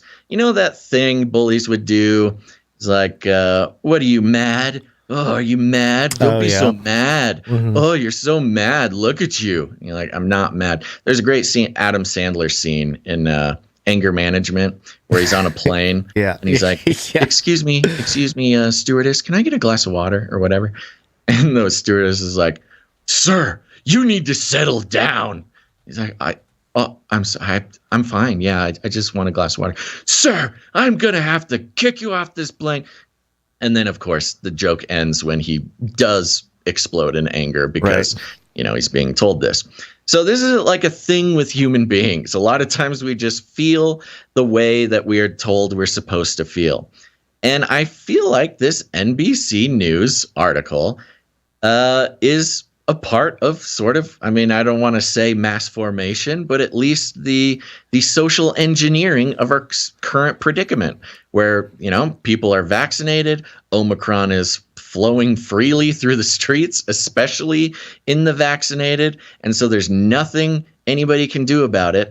And yet they've all been so trained to feel like animals if they catch COVID, to feel regret and shame, et cetera, et cetera. I think that they're just trying to reframe catching COVID to the general citizen, vaccinated and unvaccinated alike, but mainly vaccinated. They've been told because the vaccinated, especially those people are psychologically probably kind of like, what has been going on? Because the vaccinated, if they catch COVID, will start questioning the whole thing. Yeah. And you can't have vaccinated people getting sick and figuring out that they've been lied to. So instead of triggering them to feeling bad that they got COVID, you tell them that if you catch COVID, you're supposed to feel good. Feel relief, especially because you have the shot. You're not going to be, your likelihood of going to the hospital or dying is greatly reduced. Exactly. And a relieved person does not question the lie. And the article goes through the sequence of emotions too. At first he felt anger and disappointment, and I bet a lot of people can relate probably to that, taking a test and coming home and seeing positive and feeling angry, disappointed and whatever. But then, the twist, which is the relief, and trying to associate that emotion with testing positive now, which is very interesting. And I think you're right. I think this is part of the social conditioning to get people to associate those emotions. And so they'll stay positive. They won't question the narrative. And, the elites can stay in power. Interesting how now the headlines have moved on from scaring the public to babying them because they did what mommy and daddy thought they wanted them to do. Turns out it didn't help, or it doesn't help, or we don't know anymore. So, they need a little love. Some TLC. This is some TLC from mainstream media to the vaccinated. It's very sinister. And more than anything, the thing that really grinds my gears is when the elites of all, in every industry, whether it's government or media or whatever, consider themselves to be parent-like. There is this whole thing. It pops up once in a while of like comparing the government to a parent and a regular citizen to a child. Right. And the parent knows what's best. And so listen to the parent. If you don't listen to the parent, you get punished, yada, yada, yada. And it's very helpful for the elites if you as a citizen consider yourself their child. Yeah.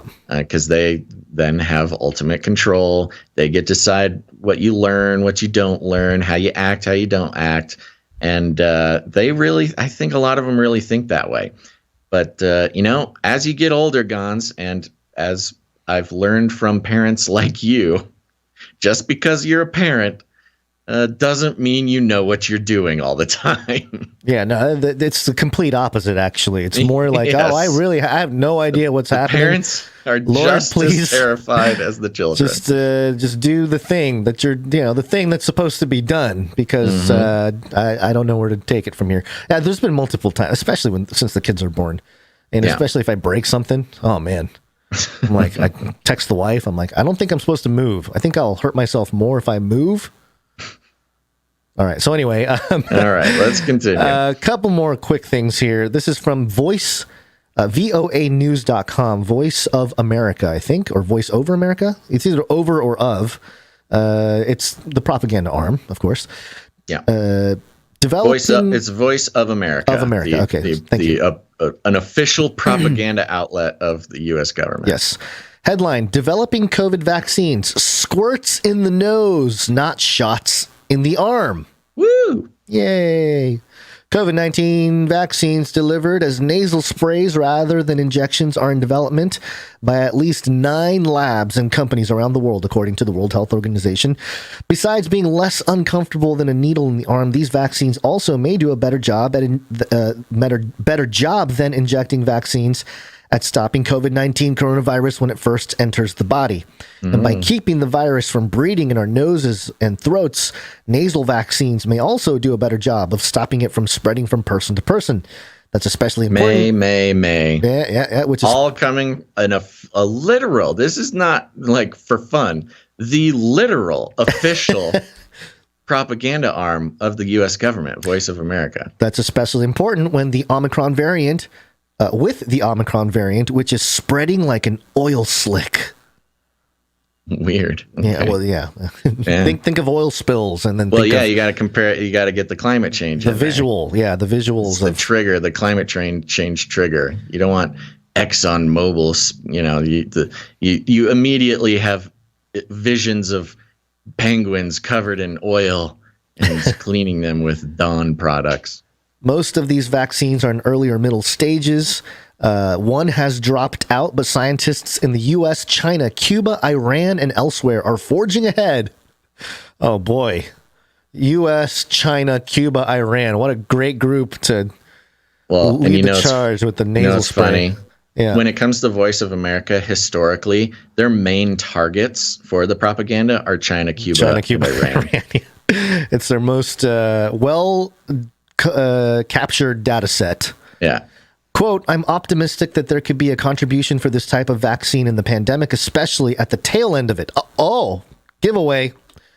This thing's going to come out at the tail end of the pandemic. Oh. Immunology professor at Washington University in St. Louis. So yeah, this is going to be one of those, hey, we're done with the pandemic. We're good. Just, you don't need to get a shot anymore. Little spritz up the nose. Interesting. Mm-hmm. Blind spot. While the current COVID-19 vaccines have done a great job of preparing most of our immune defenses, they have one major blind spot. Our noses, throats, and other mucous membranes, where our insides meet the outside world. Is that a blind spot, or is that a completely missed part of being a human? Like, I don't know. To call it just one blind spot, I guess they said major. But still, anyway, I don't know. Mucous membranes harbor a different kind of antibodies from those circulating in our blood. Injected vaccines delivered into the arm muscles only reach the blood. They don't do much to produce mucosal antibodies. So, yeah, okay. And then they talk about the tech of the vaccine nasal spray that creates mucus antibodies. And then the spread stopper. As long as our noses and throats harbor the virus, we can spread it easily, even if we don't know we're infected. That's a big problem with COVID-19, and an effective nasal vaccine could help solve it, said Ursula Buchholz, chief of the RNA viruses section at the National Institute of Allergy and Infectious Diseases, NIAID, the place of Fauci camp there. Quote, even non-symptomatic individuals would not be at risk of shedding virus if protection was good enough, she says, blah, blah, blah, blah, blah, blah, blah, blah. And then the article ends there. I love that. Yeah, they wouldn't even spread if it was good enough. Yeah. Okay, well, is it good enough or not? What are you talking about? So I find it interesting. I think we're the money-making scheme of treatment for COVID will far outlast the official quote-unquote pandemic. Yeah. And that'll be a financially driven thing there. Oh, that timing thing is very interesting that you caught there. Yeah. This will come out at the tail end of the pandemic. So when the nasal vaccine comes out, you can know, okay, we're pretty much done. Pretty much done with the pandemic. And then also Yahoo News. This is mirroring The Guardian. Texas scientists' new COVID-19 vaccine is cheaper, easier to make, and patent-free. Watch out, Pfizer. A new COVID-19 vaccine is being developed by Texas scientists using a decades-old conventional method that will make the production and distribution cheaper and more accessible for countries most affected by the pandemic and where new variants are likely to originate due to low inoculation rates. The team, led by Dr. Peter Hotez and Maria Bottazzi from the Texas Children's Hospital Center for Vaccine Development at Baylor College of Medicine, has been developing vaccine prototypes for SARS and MERS since 2011, which they reconstructed to create the new COVID vaccine, dubbed Corbevax. Corbevax. Yeah, great. Or the world's COVID-19 vaccine. It's the one world vaccine for COVID. Although more than 60 other vaccines are in development using the same technology, Bottazi said their vaccine is unique because they do not intend to patent it, allowing anyone with the capacity to reproduce it. Quote, pretty much anybody can make hepatitis B vaccines or has the capacity to produce microbial-based proteins, based protein like bacteria or yeast can replicate what we do, Bottazi said. Patent wars over mRNA vaccines have recently heated up. Moderna and the National Institute of Health are in a dispute over who should get credit for specific discoveries that led to the COVID-19 vaccine that has been delivered to more than 73 million Americans. Blah, blah, blah, blah, blah. We know about all that. Corbevax's clinical trial data has yet to be released due to resource constraints, but Texas Children's Hospital said the vaccine was over 90% effective against the original COVID-19 strain and over 80% effective against the Delta variant. The vaccine's efficiency against the Omicron variant is currently being tested. The process to create the vaccine involves the use of yeast, the same method by which hepatitis B vaccines are produced. Moderna, Pfizer, Johnson & Johnson vaccines currently authorized in the U.S. use different technologies or vaccine quote-unquote platforms. This article being a little more truthful about what these other mRNA jabs are. They're vaccine platforms. Yeah. Moderna and Pfizer use mRNA technology, and it goes into the details there. I was going to say it goes into all the details. I mean, that's pretty much it. It's let's see. Bottazi hopes removal incentivize. Well, this is the one thing to mention. Just the name of their of the Corbevax platform is called recombinant protein subunit technology, which places an actual piece of COVID-19 spike protein in yeast cells. The yeast cells then copy the vital protein, and the protein is introduced to the immune system, which is a well-known. I mean, this is an old school like way. Yeah. It's not the most old school, but it is a traditional way of creating a vaccine, which really makes me wonder, why didn't somebody do this in the first place? Money, government control, totalitarian, authoritarian. And then you Nazis. go into mRNA and how long Pfizer and Moderna have been working on it and dumping billions into R&D, and it doesn't work. It's never worked for anything. And then finally they got the opportunity to roll it out and have pre-made billions of dollars for something that doesn't work. Oh yeah, don't do it the old way that works, or I don't know anything about it, but apparently it works. So yeah, it's just weird, man. I like how it's like the open source vaccine, you know? It's like they're trying to appeal to maybe a portion of the unvaxxed that are like, you know, I don't want to do anything the government has a patent on, you know, but then now you got this patent-free one. It's like, oh yeah, I got the open source jab. Stuff. Yeah, all the Linux fanboys. I made it myself in my lab. Kind of sounds like you could. Like I think that's the point. Yeah. And then can you walk around town, Macron, if you have one of these yeast vaccines? See, that would be the key, though. Yeah, does it count for your vax pass? Because it would have to be sold to these guys. We'll have to see if they just publish it on their own, or maybe they get bought out. If they get bought out or something, then it's like, there you go. Maybe it was meant to be. Corbevax, keeping an eye on them. You know, and it's whether or not a listener likes to hear this or not, there are a certain group of people who are refusing the Pfizer, Moderna, mRNA vaccines who would get vaccinated with this vaccine, because it's not mRNA. Because mRNA being the biggest concern, the experimental aspect of the vaccine. I mean, the whole thing's experimental, but the real experimental part is the mRNA, platform. Yes. But yeah, there is a group of people who would consider getting the vaccine if it's this more traditional platform. I always flip over to some weird story about football when I'm on Yahoo. Not trying to. Something just clicks on the page. Anyway, are you good here? I'm good. Party time. Go to CanaryCry.Party, put it in your URL, and you will find our Linktree, where you can find how to subscribe to our email list, join the street team, explore all the platforms where we currently live stream, find all the social media platforms. You can connect with others. You can look for a supply drop. Oh my gosh, there's too many things. Look for the supply drop, look for the support button. You don't got to do it all. They'll go there. They'll see it. They'll see what's there. You just got to go to CanaryCry.Party. It's a good time. And let's take a break. We'll learn more in the break. It's break time. Come on, take a break. Okay, folks, we're going to just take a real quick break here, but don't go anywhere because after the break, we've got the politics section. Ooh, a lot of Trump. Ooh, a lot of Trump. You want to hear about Trump? Trump. You want to hear about Trump? We got your Trump here, but it'll be after the break, so stick around. But right now, we want to thank some of our producers. That's right, I said producers. You might have noticed, dear listener, that we don't play any advertisements. We don't give out any affiliate codes. We're not selling any pills. No pills? A podcast that doesn't sell pills? That's right. Welcome. Or anything. We don't even sell merch. We're more or less unmonetized, except for the value for value model. That's right. It's a simple model.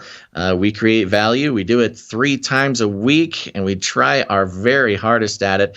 We also have created resources providing value 24 hours, 7 days a week. It's a great time. And if you get any value, either out of the show or out of the community or out of the resources, whatever the case may be, if it brings value to your life, you have the opportunity or the responsibility to put some value back in. Because not just for nothing, it's just because it's the only way that it works. If the cycle, the big wheel of value does not turn, then the value stops eventually. But today is not that day. That's right. We're bringing you the show. We're bringing you all the good stuff. And luckily, some producers are bringing some value back to keep the show going. I'm going to keep it short. There you go. That's it. And you too can become a producer, dear listener. Everybody at some point in their life should become a producer. Then it feels good. Like it's not just give me money type of thing. The show continues because producers produce the show, and they do it in lots of different ways. It's not just financially, and we'll learn more about that later on in the show. But we want to thank some of the producers who have come in to support the show financially, keeping the bills paid, keeping the lights on over here, and let's thank them. There's a couple of ways you can do that. You can head to patreon.com/ccnt, or even better, head on over to CanaryCryRadio.com/support. Sweet, sweet silence. Sweet silence. And of course, this happens the weekend after I hang out with Sam, who does the jingle. CanaryCryRadio.com/support. That's right. CanaryCryRadio.com/support is a wonderful place where you can support the show in all sorts of ways. If you're a cool cryptocurrency person, you can support the show with your cryptocurrency. You can see all our public wallets there.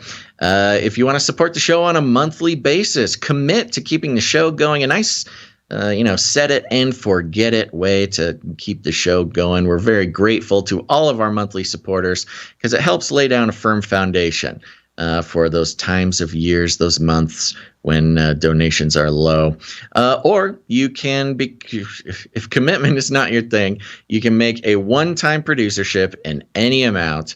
Gonz, who's coming in to produce the show today? For episode 434, we're going to start with today's executive producer, and that is Dame Lynn, Lady of the Lakes. Whee! Thank you very much, Dame Lynn, Lady of the Lakes, our executive producer for 434.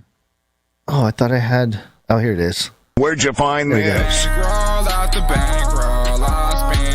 Gotta get used to the board with all the new buttons here. So give me a moment. But yes, beautiful, thank you, Dame new Lynn. buttons. Thank you, Dame Lynn, Lady of the Lakes. Oh. Coming in. What? Oh, I got to fix something. Oh, my gosh. Okay, you fix something. I'm going to read. You do your thing. Yeah. Dame Lynn comes in for 133.33, which means she's Illuminatus. Illuminatus! And a note here, 133.33 plus fees in honor of upcoming Gonz's birthday. Aww. God bless you guys. Dame Lynn, Lady of the Lakes. You have an upcoming birthday, Gonz? Apparently, yeah. So the stars say. Should we get ahead of it? When's your birthday? We always forget to tell people about our birthdays. It's I've only known you for over a decade, and I still don't know when your birthday is. It's Saturday, January 22nd. Oh my gosh. Yeah. Okay. There you go. January 22nd is Gonz's birthday, folks. That means Friday's show on the 21st will be the Gonz birthday show. So keep that in mind. Yay. You want to produce the show? Should we? How old are you turning there, Gonz? 39. 39. Oh, Yeah. You're just a young whippersnapper. Maybe your birthday producership should be 3939. Well, that sounds good. That's fun. Yeah. Okay, there you go. If you're out there, you want to produce the show and you want to give Gonz a nice little birthday surprise, 3939 on Friday. Okay, Dame Lynn, Lady of the Lakes, thank you very much for your executive producership. Again, always saving our butts in the last moment. Yeah, thank you very much, Dame Lynn, Lady of the Lakes. Mm-hmm. And today we have an associate executive producer, and that is Heather Surruss. Ooh, Heather Surruss is on a streak. Yeah, she's on a streak. Women rule! And of course, that means, well, that doesn't mean, but Heather Surruss is our associate executive producer for 434. Yes, you bet. You are executive associate. Producer for this episode. Enjoy while it lasts. Thank you, Heather Surruss. And we have a fun thing going on today, Gonz, and it will all become clear in a moment. Heather Surruss comes in with $111.11. And if you're maybe new to the production segment here, Heather Surruss is our celebrity couple name for both Heather and Surruss, Knights of the... Oh, gosh. What is his full name? I have to look it up. Yeah, pull it up real quick. Something with East Side, but there's something else. Hillcrest East Side. That's what it is. Thank you. And we have something very cute going on here, Gonz. First, we have this associate executive producer coming from Russ to Heather and a note. Hey, Bands and Gosel, happy Monday. The reason for the fanny pack full of ones is it's our 1 year anniversary. We made it through 1 year, and she still likes me.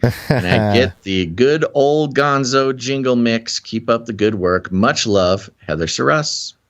Okay, let's give him that Gonz jingle mix.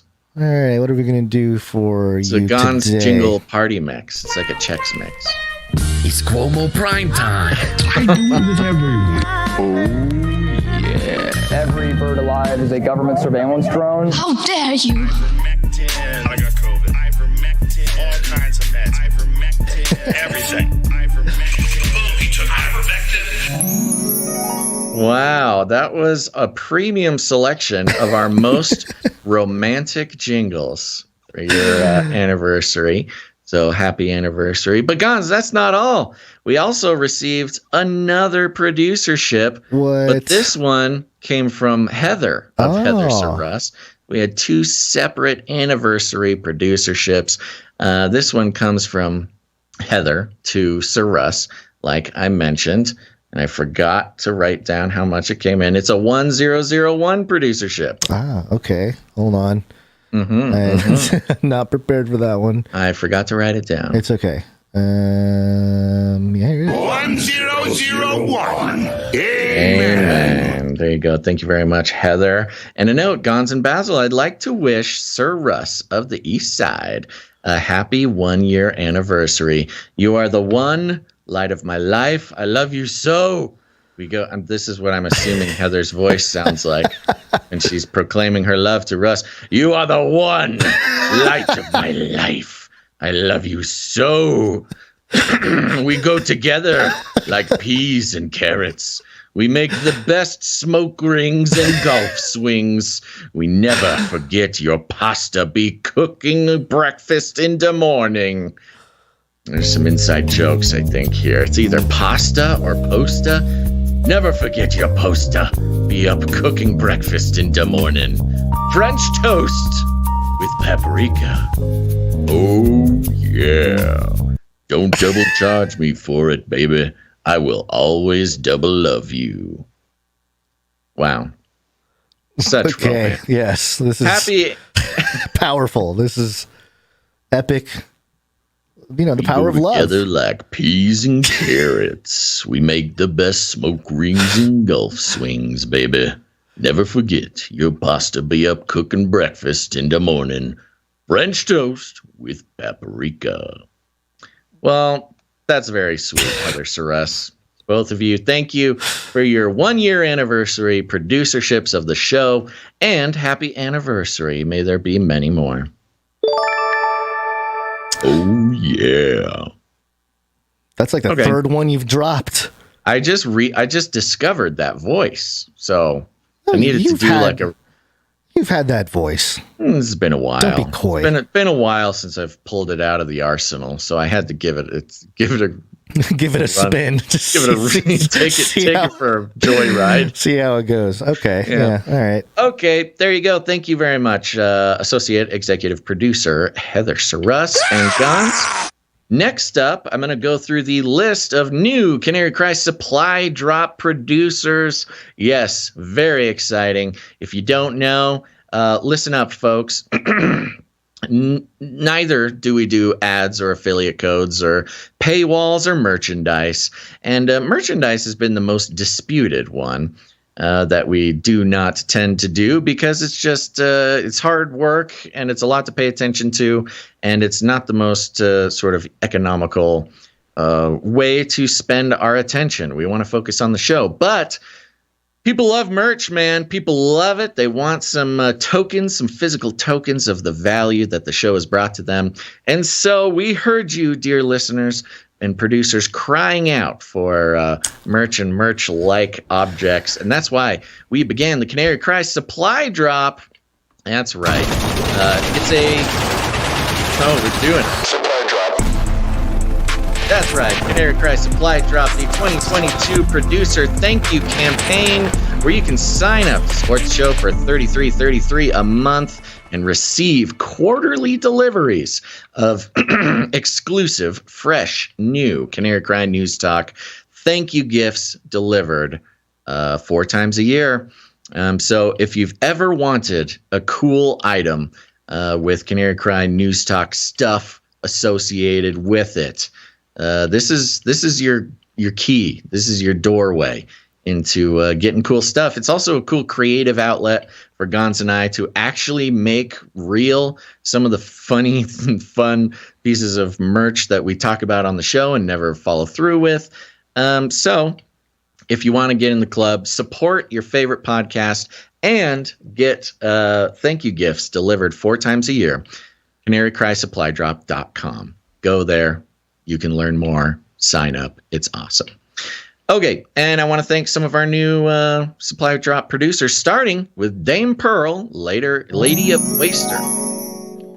Thank you very much, Dame Pearl, coming in with as well. Next, we have producer Marsha M.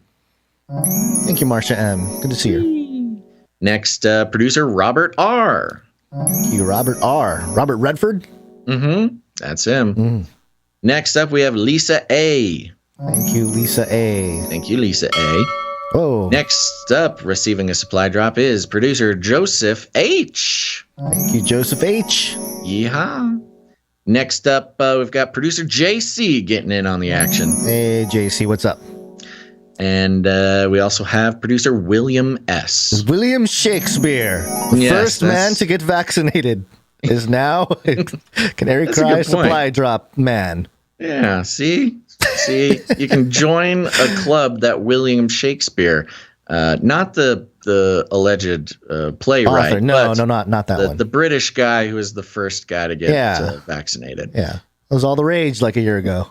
There you go. Well, that's all of our new Canary Cry supply drop producers. Thank you so much, guys. Thank you, yeah. And for everybody out there, hey, if you've whether you've produced the show in the past or not, this is a great way, A, to keep the show going, and B, to get some cool thank you gifts. Like I said, that'll be shipped out 4 times a year. We are really trying to push to get 100 people to sign up because buying things, producing things in bulk, starting at 100 pieces, will lower the price of those items, which allows us to make cooler and cooler, sort of more expensive items. So the more people who join the supply drop, the cooler it gets. And so it's a win-win-win-win. I called it today, Gonz, the value for value or value model. Oh, the third value. Third cubed. Value. Yeah, value cubed. V3, baby. V3, okay. Yep. And so there you go. So if you sign up for the supply drop, not only are you doing all those cool things, but you are also providing even more value by helping us hit those bulk numbers, which will increase the value of the items. Go to CanaryCry.Supply.com to check it out and join up. There is a cutoff date for each quarter. The cutoff date for this quarter will be the end of February 28th. So, you still got time, but don't sleep on it because there are cutoff dates for each quarter. So go sign up, CanaryCrySupplyDrop.com. Okay, let's thank the rest of the producers. Okay, we got more producers to thank here, starting with Jordan B. Thank you very much, Jordan B. Jordan B comes in with a nice, solid, regular round number, which means that we do not read the number on the show. We always lean towards anonymity. This is not directed at Jordan B, but for producers who may be thinking about producing. If you want us to read the number, make it something funky. Usually people add 33 cents on there or some sort of, signaling, numerical signaling that you are okay with us sharing the amount. But Jordan B, thank you very much. And he came in with a note here that says, thank you for all lightheartedness in delivering the news. Your show always makes me burst out in laughter. God bless you guys. Well, God bless you, Jordan B. Thanks, thank you Jordan very B. much. God bless you. Next, we have Casey Do That. Casey Do That. Casey Do That. Thank you very much. Comes in with 1482 and a note. Our family enjoys your message. Thank you guys. Shout out to Dodie the Coyote and and Truff. Truth. Maybe truth. Yeah. Sound like truth. I think, isn't that how you spell trough? Like a horse's trough? Yeah, maybe. Well, I don't know how to say it, but thank you very much. Casey Do That. Yes, shout out to Dodie the Coyote and Trough. Sincerely, Casey Do That. Thank you very much. Thank you. Next up, we have Palmer B. Palmer B's in the house and on a streak. Yeah, she's on a streak. Women rule! 12. Yeah, somebody said in the chat here, I still haven't gotten my supply drop. Yeah, no, they don't go out. They won't be going out until March. Just FYI. Yes, once a quarter, we send out the supply drop. So yes, don't be sitting by the mailbox in January. Yes, Palmer B supporting the show, 12 episodes in a row. Might as well be walking on the sun. That's right. Thank you, Palmer B. Walking on the sun, coming in with 1111 plus fees and a note. Shalom, boys, and hear this Monday blessing. May your eyes be googly, may your soundboard be timely, and may the producers be many. Oh, that is a great Monday blessing. Thank you very much, Palmer B. Thank you, Palmer B. I almost feel like we need to put that somewhere where we can see it. I'm gonna spell her name correctly after that great message there. Pamela. Pamela B. Thank you very much, Pamela.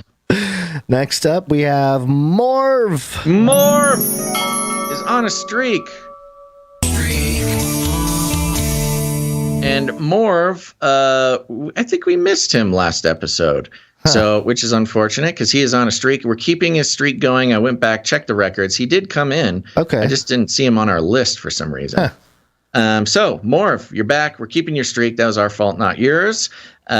Which means Morv is on a 43 episode streak.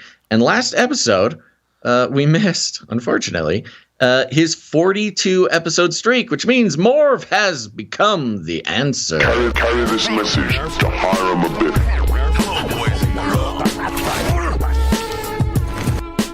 Thank you very much, Morv.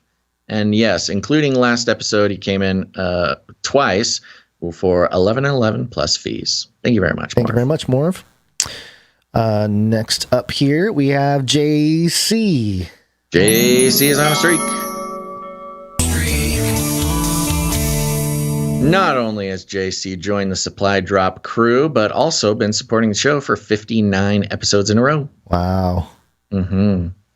I don't have a thing for 59, but wow. Oh, yeah. 60 is when he gets the new streak jingle. Streak jingle, yeah. And JC comes in for 1001. 1001. Amen. And a note, hey, Bands and Gosel, happy Monday. The reason for the fainty... Oh, no. I have the wrong note. What? I'm getting it. Oh, I got the wrong note. I got the right note here.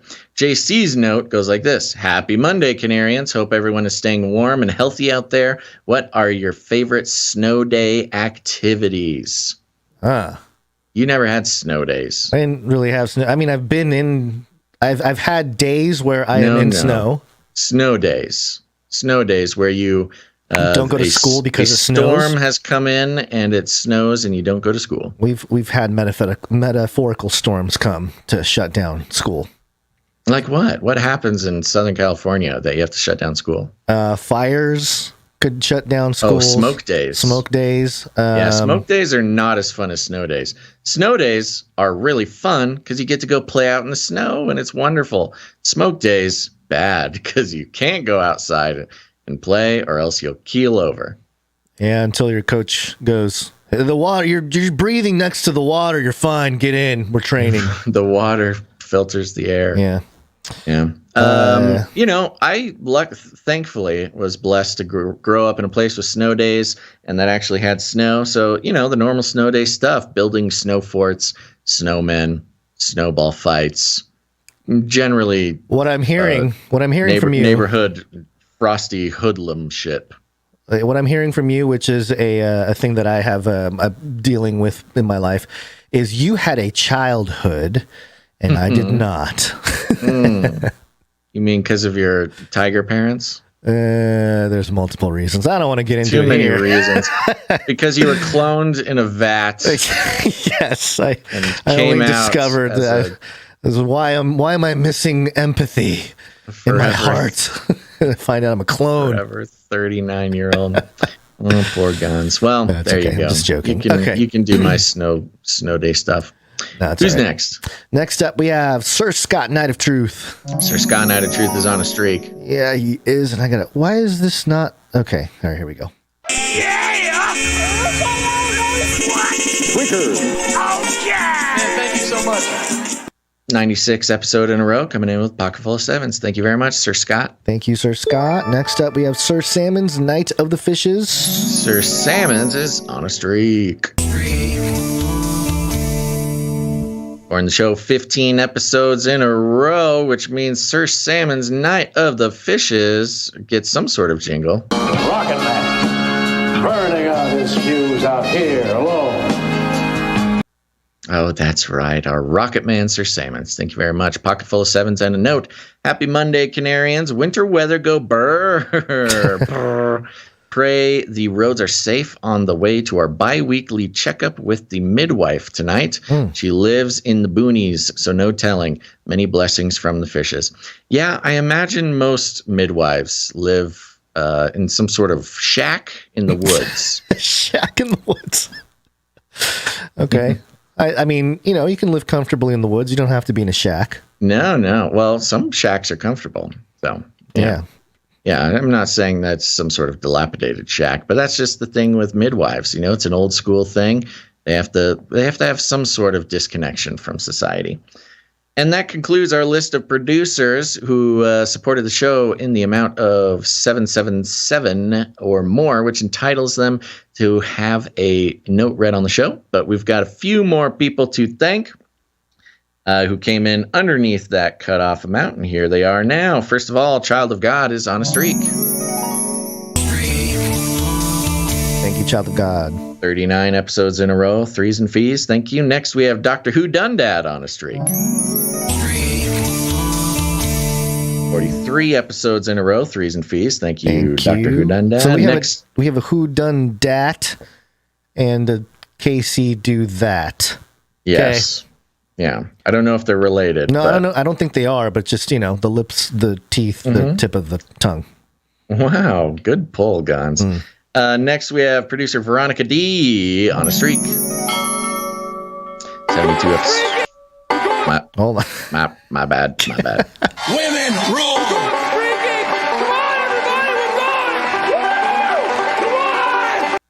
72 episodes in a row. Thank you very much, Veronica D, the first of the Streak Sisters. The next Streak Sister coming in is Gail M on a streak. Women rule!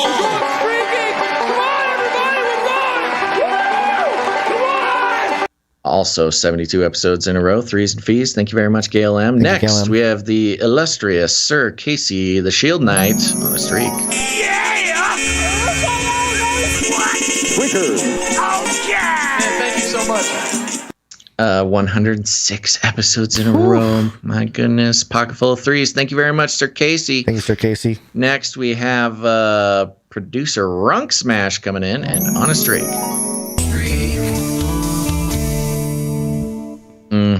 And he is our crypto producer today. Is this a... What? Did I say 57 episodes in a row? Yeah. Yeah, okay. Crypto. Is this a crypto?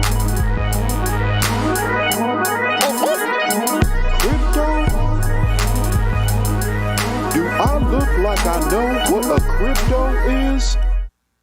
Yeah, he does look like he knows what a crypto is. Runk Smash comes in for 13.579244 Doge. Thank you very much, Runk Smash. Smash. Microfiction in the next break. Then we have Amanda P on a streak. Yeah, she's on a streak. Women rule! 30 episodes in a row, threes and fees. And just coming in under the wire, I'm seeing here, producer Jackie Yu is on a streak. Yeah, she's on a streak. Women rule! Checking the streak live. 14 episodes in a row. Thank you, Jackie Yu, coming in with threes and fees. Awesome. And that concludes our list of financial... Oh, no, it doesn't. We have one Patreon producer coming in at patreon.com/ccnt. And that is producer Annie B. Annie B, thank you very much. Yeah, supporting the show for 11 something a month.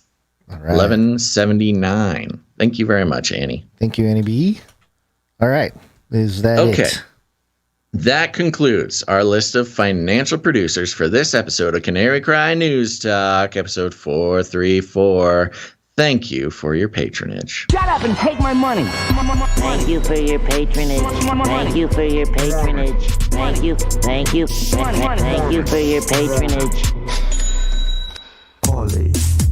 Whoa, wait a minute. Whoa, bro. Sorry, wrong order.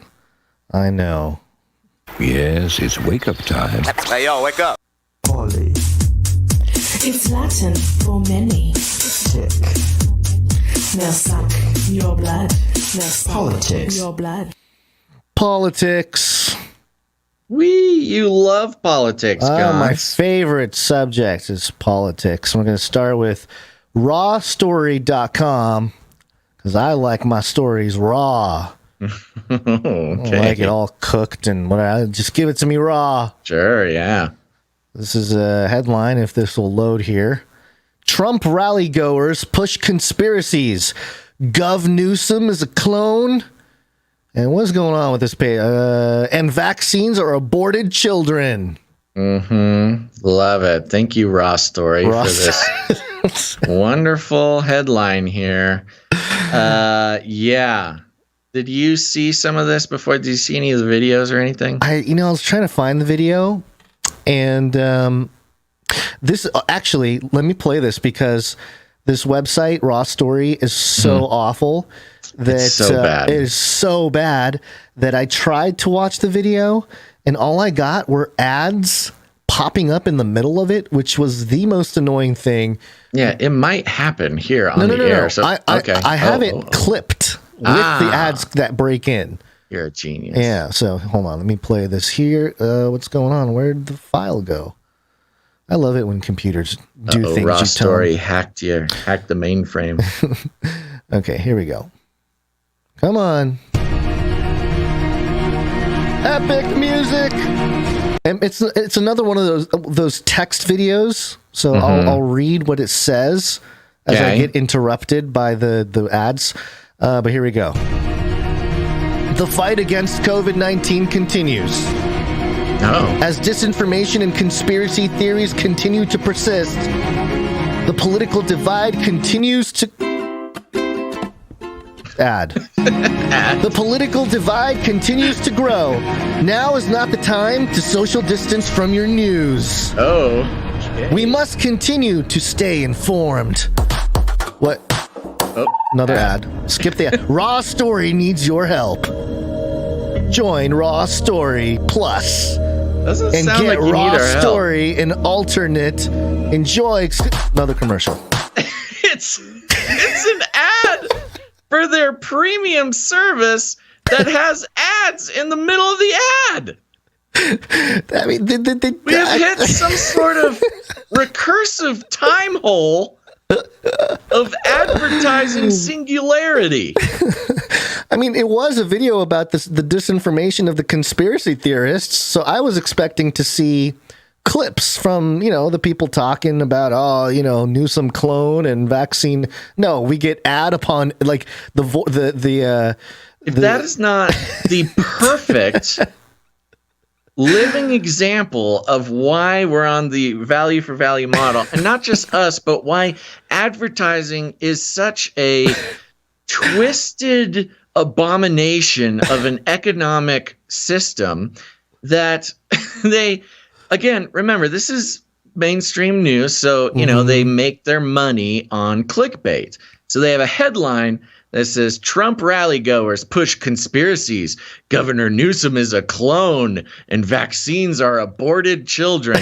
And they have an image at the top of a man interviewing a Trump supporter, and then they put in a video leading me to believe that we would be seeing interviews of crazy Trump supporters or something. But no, it's an advertisement for a premium version of this awful news site with interspersed ads in the advertisement. What is going on? Oh, that's going to top a show for sure. What is going on? I don't, this is, gosh, what was that movie with Leonardo DiCaprio where he goes into dreams? Yeah, it's Inception. This is the inception of advertising. Adception. Oh, that's a good name for an episode title. That is brutal. I know. I mean, that's why it was one of those stories within a story type of things for me. It's like, oh, yeah, the story's kind of weird and interesting that we can cover, but also this like other layer of the advertising just pumping in as I tried to click this thing. That sent me into some sort of existential panic. Like, this is the darkness that the minds of men are capable of. Yeah. Including putting an ad for a premium service with more ads inside the ad of a clickbait story about Trump. And of course it's about Trump because no other news makes any money. Yeah. Nobody reads these stupid mainstream outlets unless it's about Trump. Yeah, and to get actual details from it, let's go to the Daily Beast here. Trump World monetizing the demonization of Trump supporters. It's literally what the American economy has run on for 4 or 5, going on 6 years now. Well, yeah, it's been petering out recently, but I guess it's maybe today or just corresponding with the 90% drop in CNN's viewership. Yeah, well, good old fashioned, some throwback Some throwback style headlines here from the Daily Beast. Trump world assembles in Arizona to spew garbage about psyops and clones. And I don't know why the Daily Beast has this little, I don't know, title. You know how the Daily Beast has like their little segments, their little subheadings or sub kind of titles or subcategories, I guess. Yeah. But this one's called Jacked Up on the Holy Spirit. That's the name of this, like, whatever, the theme or whatever. No, it's not the subheading. It's like the theme. The theme. Hold on. I'm trying to see what you see. The subheading is... it's like the section of the website. Yeah. Weird. Yeah, okay. It's a weird one to be. Jacked up on the Holy Spirit. You get to jab not just at Christians, but at the crazy ones. The twice impeached ex-president bragged about all his fans. His fans, meanwhile... impeached twice. I know. His fans, meanwhile, ranted about psyops, clones, and the apocalypse. And let's see. It talks about Trump. Twice impeached ex-president Trump. Start with a quote here. The big lie. The big lie is a lot of BS, Trump exclaimed shortly after taking center stage in a red Make America Great Again hat and a crisp open collar white button down. We have had more destruction, I think, than 5 presidents put together in the last year, Trump continued while claiming his fervent supporters were being persecuted for practicing their freedom of speech. There's nobody that can see the end of this crowd, Trump added. Okay, so we got Trump talking to One American News, Michael Lindell. Okay. So, they're getting all the Trump celebrities in there. Yeah. So Mike Lindell said, the quote, the biggest problem we face, it's not the media, the fake news media, we're all on to them. It's the conservative media, the ones that don't talk, he stated. Taking aim at conservative media. Quote, one of them rhymes with Fox News or Fox. Okay. Disgusting. They're disgusting. Asked by the Daily Beast how that rally went, the My Pillow Man responded, "Great, My Pillow Man." Okay, this is a weird article. The way this is weird. Written. I don't know what. It's like an AI took the interviews and just tried to transcribe it into like an article instead of a. I wasn't even going to give it that much credit. It's more like a stream of consciousness of disconnected quotes that they took from the event. Okay, so ahead of the pre-rally speeches at the Trump world election results denying luminaries, festivities outside of the venue included signature red Trump hats being sold along with other Trump trinkets and collectibles. Parentheses, at least 2 Trump rally goers could be seen walking around with Trumpy bear plushies. All these horrible people with Trumpy bear plushies. I want a Trumpy bear plushie. That's a great collectible. Right Side Broadcasting Network, the ardently pro-Trump YouTube channel, sent correspondent Brian Glenn to roam around the venue. Describing the atmosphere, Glenn described the atmosphere as like the 1969 music festival Woodstock, except he noted that, quote, everyone is not completely liberal and jacked up on drugs, end quote. Mm-hmm. Instead, the RSNB host claimed attendees were, quote, just jacked up on the Holy Spirit. There it is.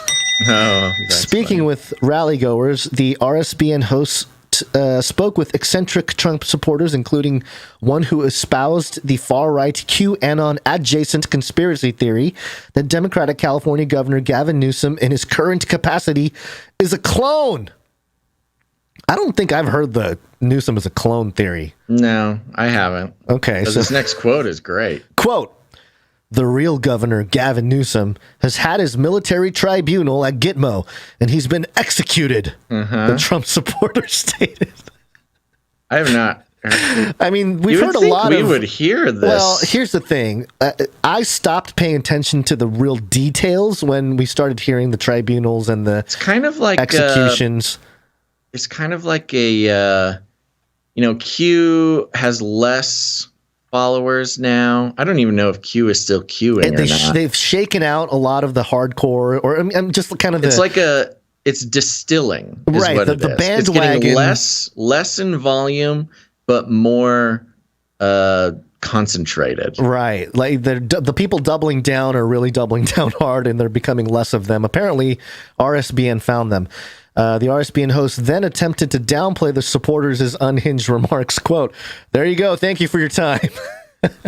That's funny that the Daily Beast is quoting the Right Side News Broadcasting, and even they were a little turned off by the statement there, which goes to show, those things might be plants, Yeah, it seems like a plant, and it seems like maybe not officially co-intel, but definitely, some sort of controlled op or something like that. Because if the YouTuber that they're talking about is indeed a, Trump supporter, why would he just not edit that out? Right. Kyrie Billingsley, a Trump supporter and self-identified flat earth boxer, told RSBN that the world is experiencing an apocalypse. Quote, "It's my persuasion that it's clearly the apocalypse and that the vaccine is made of aborted children," he said, which was broadcast onto YouTube. Quote, "So it's literally the mark of the beast and a lot of people aren't talking about it." End quote. The bonkers remarks. You mean not a lot of people are talking about it? Everyone's talking. The mainstream CNN had to write an article about it. Reuters has to do fact checks on it.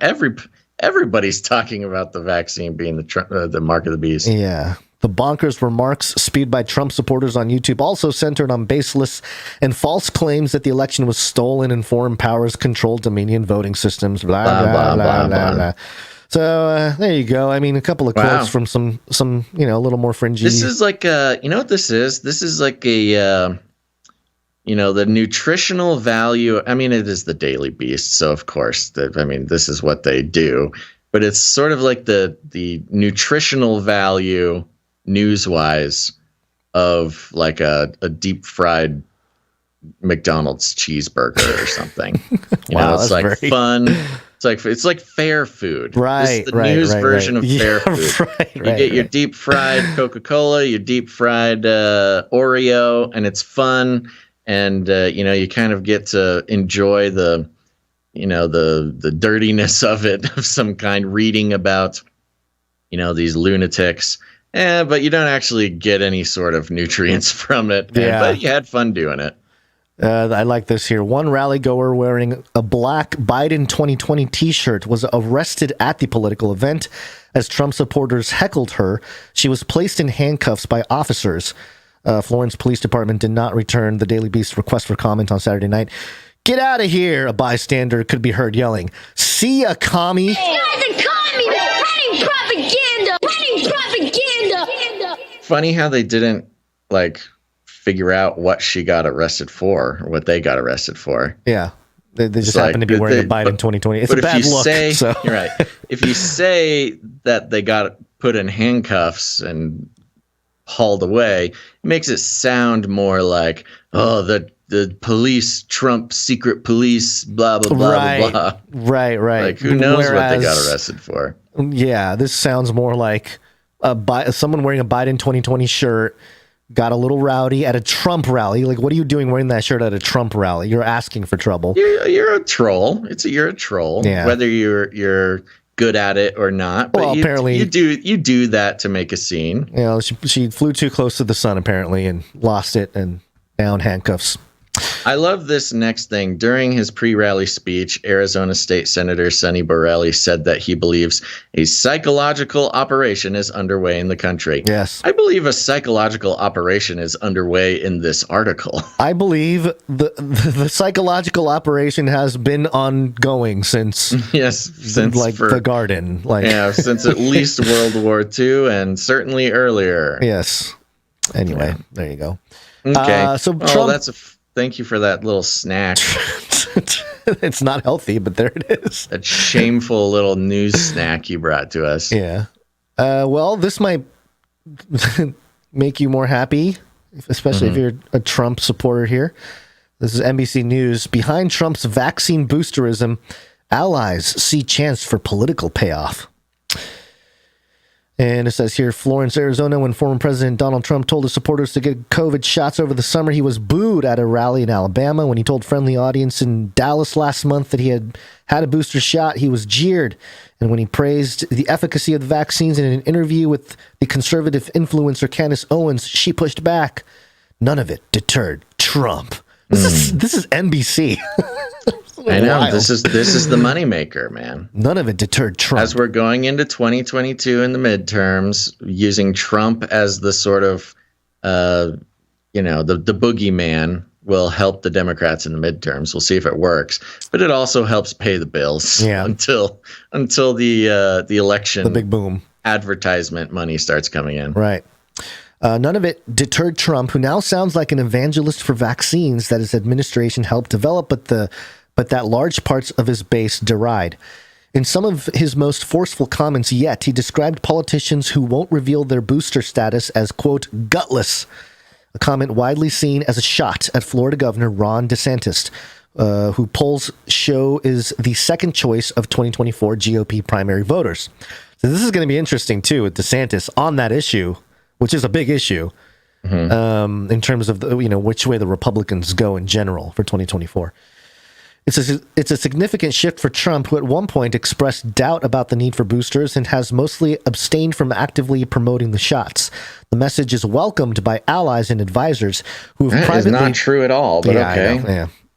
The message is... they're just making things up for their article. Yeah. Well, because they said it so many times... Yeah. That, in their milieu, it's a true statement. Right. The message is welcomed by allies and advisors who have privately pushed him to use his platform more forcefully to promote the highly effective vaccine to the public. Quote, I think his actions all along suggested that he was a huge supporter of vaccines, says Paul Mango, who was a top official in Trump's Department of Health and Human Services and with Operation Warp Speed, the administration's public-private partnership to accelerate vaccine development, quote, and now his words are matching his actions. Trump's effort to change the dialogue around vaccines may be part of a general election strategy to take on President Joe Biden in 2024, according to Trump advisors, former aides, and administration officials. These allies don't think there's any downside to his promoting the shots and his administration's efforts to accelerate their development in a GOP primary, which Trump would enter as the prohibitive favorite should he decide to run, even with surveys showing 30% to 40% of the Republican base declining so far to be vaccinated or saying they never will. Quote, he has a right to believe in them, and he's taking them, and he thinks that other people should, said conservative talk show host John Fredericks, the chair of Trump's campaign in Virginia in 2016 and 2020. He's also not for mandates. He's not for making people put something in their body or take something they don't want. He predicted that the controversy would have zero impact on the primaries. Before his recent flurry of appearances promoting the vaccines, Trump had been hearing privately from allies and advisors that he needs to be more full-throated in urging people to get the shots. That was no accident. For months, former Trump administration aides had quietly been trading emails with one another, considering how best to persuade him that he needed to be more aggressive in promoting the vaccines among his core voters. Their concern was twofold. Biden didn't seem to be making headway in coaxing Trump supporters to get vaccinated, and Biden's overall response to the pandemic, in their view, seemed to be lacking. Quote, there was a number of former Trump administration people who thought it important that Trump take credit for the vaccines and encourage Americans to get vaccinated, especially when the Biden administration was incapable or unwilling to reach out to those people. A former administration official said, on condition of anonymity, to talk more freely, quote, and there were a number of conversations and emails among people about how we can make that case to the president. We felt it was important that Trump speak up about people's skepticism toward the vaccine. So interesting that it'll be a shift in his strategy. And do you think that's something that he's doing just to kind of have a point of differentiation with DeSantis? Because he knows, DeSantis does have the attention of a lot of Republicans for 24 anyway. Some high hopes with, a core group of people. But I don't know. It's kind of an interesting play. It kind of boils down to what information is Trump getting? There's one side of it, which is somehow he is getting some information that, a majority of, maybe he's, sorry, to finish that thought, a majority of Republican voters, or maybe not even Republicans, but those who may have shifted during the pandemic, would vote for him as a pro-vaccine. Now, you got to separate out pro-vaccine versus mandate. Pro-mandate, yeah, that's going to be the. I have a hard time thinking, and maybe I just am not aware of a quote or something. I don't think he's pro-mandate. No, he's not. He's clearly not. Yeah, but he, I think he has to be pro-vaccine because they're his vaccines. Operation Warp Speed was his thing. I think he wants to get the credit. Yeah. And he's making a calculation that the anti-vaxxers that love Trump will stick with Trump even if he says get the vaccine. But the pro-vaccine people will, he doesn't want to turn them off. I think he's playing a numbers game is what this is. I think he thinks that the anti-vaxxers will stick with him, at least a majority of them. They're not going to vote Democrat. They have no other choice. They'll vote Trump over any Democrat, even if Trump is pro-vaccine. Yeah. So this could be a genius move. It could be the exact political position to take to really have a chance at 2024. I think so. The more I think about it, the more it makes sense. All right, a couple more politically motivated issues. Let me take one or two here.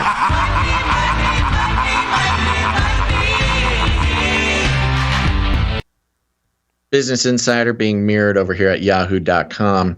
U.S. Congressman has proposed a bill to limit the Fed's ability to issue its own digital currency. Okay. As the Federal Reserve continues to study issuing a digital currency, a congressman is seeking to block the central bank from doing so. Representative Tom Emmer, Republican from Minnesota, on Wednesday introduced a bill that would ban the Fed from using a central bank digital currency directly to retail investors. Issuing a central. What did I CBDC, say? I missed else. issuing. Yeah, issuing a CBDC directly to retail investors.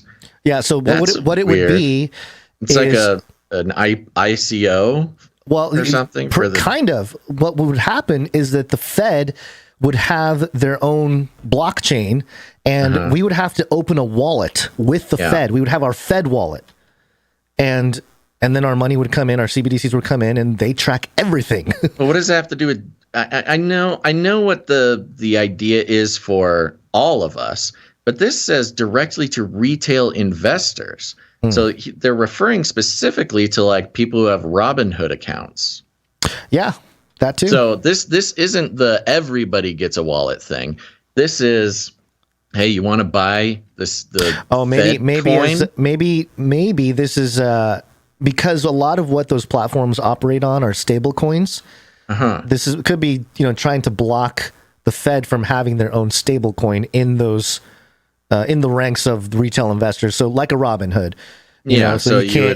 So Fed coin, you'd be able to purchase Fed coin as some sort of investment vehicle. Interesting. Or something. All right, I don't know. Let's read on. Yeah. Quote, requiring users to open up an account at the Fed to access a U.S. CBDC would put the Fed on an insidious path akin to China's digital authoritarianism, he said in a statement. Quote, it is important to note that the Fed does not and should not have the authority to offer retail bank accounts. Yeah, that's a good point. That's not their job.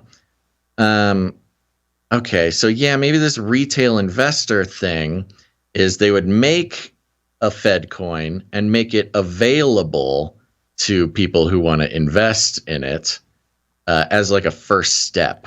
It's a free market, voluntary participation with the coin rather than going straight to, okay, you're all on our digital currency now. Right. But also, retail investors, could it mean, retail meaning just the public, like you and I? Yeah. And then investors also meaning like just people like us, so like looking to invest, not in Fed coin, but just in general looking to invest. Yeah, your general, that's what the retail investors thing is referring to, is they would make a coin, a stable coin at the Fed. Right. And then like sell it on Coinbase. Right. Which is pretty wild. Yeah. A CBDC like this, Emmer said, would require the centralization of information, which would leave Americans vulnerable to attacks and subject them to constant surveillance. Instead, he said the central bank should protect financial privacy, maintain the U.S. dollar's dominance, and cultivate innovation. Oh, Emmer, such a dreamer. I love this guy. He's like, yeah, what they should do is like respect the individual. And not really taking into account that like their whole evil plan is to get rid of the concept of the individual. Quote, CBDCs that fail to adhere to these three basic principles could enable an entity like the Federal Reserve to mobilize itself into a retail bank, collect personally identifiable information on users, and track their transactions indefinitely, he said. Yeah, keeping in mind that the Federal Reserve is not the government. The Federal Reserve is a private corporation. Mm-hmm. So, yeah, of course they're interested in this. A CBDC is a type of central bank liability similar to the US dollar, issued in digital form, which could be used by the general public. It has the full backing of the central bank, but could be managed by designated private financial institutions. Emmer, a longtime crypto advocate, has introduced several crypto-related bills, including the Securities Clarity Act, which would allow regulators to categorize cryptocurrencies as either a commodity, a security, or a currency. He has also in the past criticized the U.S. Securities and Exchange Commission for clamping down on cryptocurrencies. It is uncertain whether the Fed does have plans to issue CBDCs. No, it is not unclear. But clarity may be ahead as the central bank prepares to release a much-anticipated CBDC report soon. Fed Chair Jerome Powell on Tuesday said cryptos, including stablecoins, would be able to coexist with the CBDC, walking back from his July statement when he said there was no need for cryptos if the central bank were to issue its own CBDC. For now, 87 countries are exploring their own CBDCs, and 14, including major economies like China and South Korea, are already in the pilot stage. According to a tracker by the Atlantic Council, 9 have already fully launched them. Of the countries with 4 largest central banks, the Federal Reserve, the European Central Bank, the Bank of Japan, and the Bank of England, the U.S. is the furthest behind, according to the tracker. God bless America. Yeah. Well, this is interesting. This Emmers guy is paying attention. He might be like literally the only representative to fully understand what's going on and to be taking action. There's a few There's others, that woman. but What's that woman's name? I forget. She's from Montana or something like that. Yeah, she's adorable, man. That lady's fun. She's like 60-something, white-haired lady, representative in the House, I believe. She's like, yeah, I've been collecting Bitcoin for like 5 years. Like, whoa, cool. Cynthia Loomis. That's what it is. Yeah. Yeah. Yeah. So yeah. Anywho, sorry, got sidetracked. Tom Emmer actually bringing in some bills. Now, do I think anyone in the Senate or the House care? And like, there's 2 options. I think there's 3. I'll give 3 options. The categorization of representatives engaging with this bill. Number 1, have no idea what's going on with cryptocurrency, unlearned, and have no idea what they're even looking at when they look at this bill. 2, some people who get it but just don't care. It's not on their agenda, not on their radar, and they don't have any donors who are pushing them one way or another. And 3 are people who do know about it, do care, and are being pushed by their donors to slap it down because they are, puppets of some sort of technocratic future state that wants to complete the panopticon by getting this CBDC out there. Yep. And I think there's like 3 people who would vote against it. Yeah, that's true. I'm sorry, vote for it. Right. Going against the Fed. For the bill against the CBDC. Right. Makes sense. Yeah, we'll keep interesting tracking to watch. I would love to keep track of this and not have it just disappear. Yeah, well, it will. We'll talk about it in a year or something like that. as China releases their whole thing.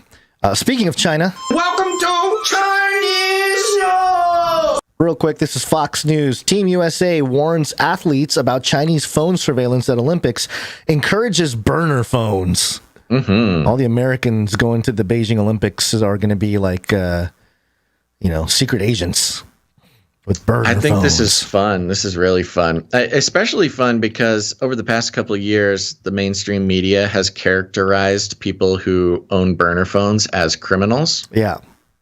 So you kind of have all of our Olympic athletes acting like criminals. But, in a place like China, it's probably better to act like a criminal than a compliant citizen. Team USA is preparing to send its athletes to the Beijing Olympics with the games a few weeks away, but the trip is reportedly coming with a dire warning. Keep your personal phones at home. The U.S. Olympic team warned athletes traveling to Beijing to be wary of potential digital surveillance from the Chinese government while abroad. USA Today reported Thursday. Quote, like computers, the data and applications on cell phones are subject to malicious intrusion, infection, and data compromise, Team USA's advisory reportedly stated, adding that burner phones were encouraged. Beijing's Olympic Organization Committee told the newspaper China takes seriously the importance of protecting personal data. Blah, blah, blah, blah, blah, blah, blah.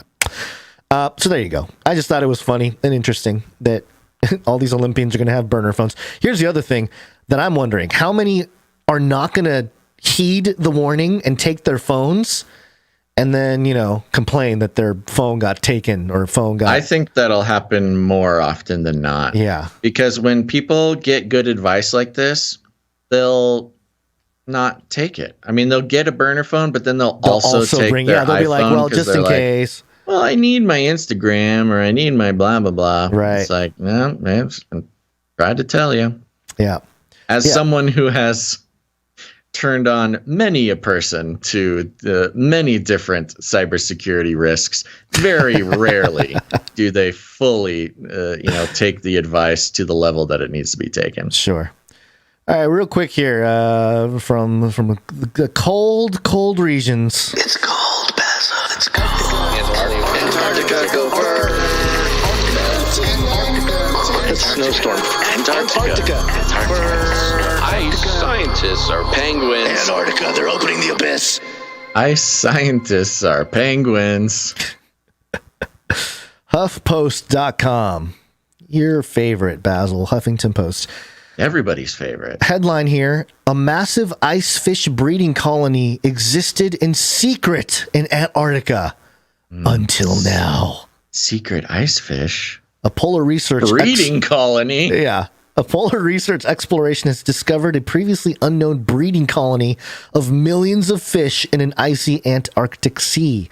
Believed to be the world's largest known fish breeding ground, the expanse of about 60 million Jonah's ice fish nests stretching across 92 square miles of the Weddell Sea floor, according to the New York Times. Ice fish have no red blood cells, which gives them transparent blood and skulls that you can see through. Their clear blood also contains a special protein that stops it from freezing. The scientists who made the discovery, researchers from Germany's Alfred Wegener Institute abroad, the RV Polarstern, weren't looking for ice fish nests in particular, but when they came across the nest site, they knew they found something special. Quote, "I never seen anything like it in 15 years of being an ocean scientist," researcher Dr. Alton Purser told CNN, quote, "After that dive, we emailed the experts on shore who knew about fish like this. They said, yep, this is pretty unique. A typical nest had around 1,500. Yep. Weird fish, man. A typical nest had around 1,500 to 2,000 eggs. Personer told their publication that it's unclear how many of those eggs ultimately hatch and survive, and that in general, a lot of ice fish is still unknown. A lot about ice fish is still unknown. So, and it goes on here with a little bit more. But here's my thing. If the surface terra firma people and all their sciences are discovering a secret, a colony, a breeding colony of fishes that lived in secret for all this time. And I mean, it's kind of, I've never heard of a fish that has clear blood and a see-through skull. I mean, I guess fish, man. Jellyfish are kind of like that, I guess, some jellyfish or whatever. But you know, if that's what's going on under the ice over there, what else is being secret? I'm pretty suspicious of these ice fish. What else is breeding in secret? Are you suspicious that these are even real? I think that these are aliens. They're just going straight to the aliens. These are aliens fish. Yeah, some sort of Nazi alien breeding program. It was uncovered, and so they had to. This is the cover story that it's just ice fish. It's an ice fish breeding colony, but in fact, it's the Nephilim penguins. Yeah, this is some sort of bioweapon. That's what I'm going with. Nephilim penguin Gollum lab, where they're trying to create their own artificial fish. We're getting warmer. Yeah, I can feel it. We're getting warmer. We're melting. More Antarctica news. That is very interesting. I don't remember this much Antarctica news coming out so frequently. I've been keeping track for a while, and for a while there was nothing of significance to really talk about. But for the last few weeks, there has been an uptick in different stories concerning Antarctica. If you think of the sort of meta communication that's going on here with the sudden astronomical rise in new discoveries in Antarctica, it's almost like Antarctica is the new frontier. For so long, space, of course, has been the frontier of human. The final frontier. Yes, the final frontier. But then we just have billionaires flying up there all the time. But Antarctica is almost harder to get to than space nowadays. Yeah, that is interesting, huh? There's just some sort of, and for those who might be thinking, maybe you're new to the show and you're like, why are they so obsessed with this? There's just a weird shift going on because, part of what we like to do is track like the mega trends in media worldwide. Yeah. And when you see one as obvious as this Antarctica mega trend, you gotta wonder what is going on. Like, why is this the thing that everybody is focusing on? I don't know. And we just don't know why. Perhaps it's the aliens, the Nazi bases, the Nephilim penguins, the rise of the mummy penguins. It could be any number of things. The invasion of the ice fish. But at this point, we're just guessing. Yes. Or flat Earth ice wall, perhaps. Well, that's what I was going to say, was that Antarctica always had kind of the mythos around, the hollow Earth mythos, and that kind of thing has been around for a long time. And even the ice wall theory is not, it's like an old theory. Yeah. But the fact that it came to the world of internet in such a strong way in 2014-15, flat Earth theory, with the ice wall theory as part of the big conspiracy surrounding Antarctica. I don't know. It just comes and goes, but it's one of those things that definitely has been reported on a lot more in recent weeks. And a lot of it is animal based. You got the weird ice fish. You had the mummy penguins. That was really weird. You have the story the other day where it was like biodiversity is it's being disrupted. Is a danger. It's like biodiversity is killing Antarctica or something weird. Right. And maybe it's the maybe the flat earthers are right. That's where the dome is. Where the firmament meets the ice wall, and whatever's on the other side is starting to seep in. Maybe we have an invasion of these abominations entering the Earth realm. Well, yeah. If there are waters above as well as below, it would make sense that otherworldly creatures would come through the medium of the liquid, the H2O. Yeah, it's like what was that movie? It was kind of sci-fi-y. It had something called The Shimmer. And like DNA was getting like scrambled in the Shimmer and creating new life, but killing old life. No, I don't think so. It was kind of a recent movie. Oh, it was. Yeah. Did you ever see Sphere or Abyss or something like that. The Abyss. Is that the underwater one? The Abyss. Yeah, it was like a portal in the ocean or something like that. Yeah, I saw that one. I don't know what you're talking about. This has been thing. old. Annihilation. Thank you, Aaron, 2018 on YouTube. Adventure Annihilation drama was the one.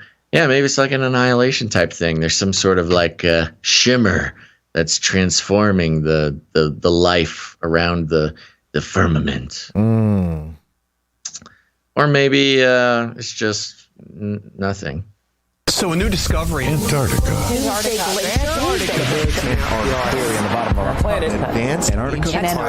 Climate crisis. Penguins. All right, Gonz, I'm looking at the time. We got to zoom, brother. It's break time. Come on, take a break. This is our second break, and it's a break where we take the time to thank people who produce the show with their time and talent. First break is for people who produce the show with their treasure.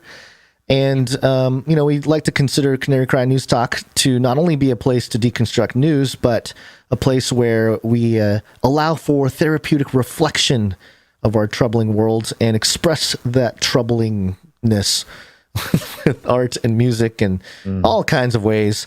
And so we're going to thank some people here who came in with their producerships in the form of the arts. Time and talent. Time and talent. First up, timestamps. And, I'm going to go ahead and do this here. Let me just set up, hold on here. Got to scroll through the new board. Live production, folks. This is the beauty of the live-to-tape model. Page where I'm supposed to hit these buttons. Other podcasts would edit a moment like this, where it would seem seamless and enjoyable. But instead, here, we give you the raw data, baby. Timestamp, it's hard work. Timestamp. Christine C., thank you for doing the timestamps for episode number 433. Whee! Appreciate it. Thank you very much. And yes, thank you very much, Christine C. We have a new jingle for timestamps, which is nice. Yeah, very I'm nice. glad you found it. Yeah. Which leads us to our audio production segment. Audio production.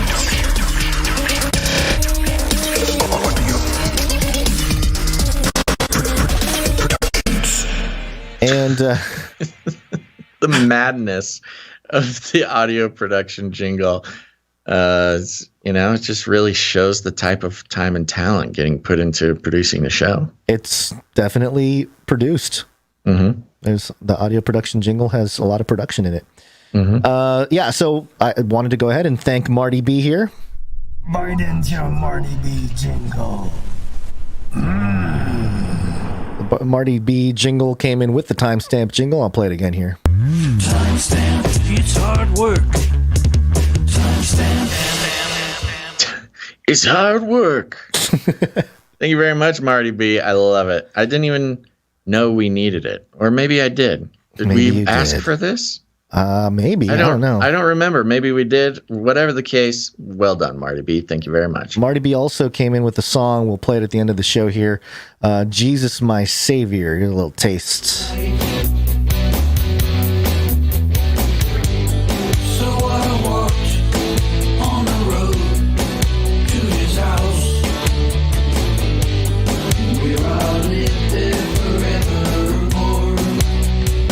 Hear the rest of that during the end of the show, the Canary Cry mixtape. There you go. Did you play the Marty B jingle? I did. I checked out when blacked I did. out or something. Yeah. I was going to say, I definitely played it. So I don't know where your head's at, or your ears maybe. Thank you very much, Marty B. Appreciate it. We got another one here from, let me get the emails all lined up.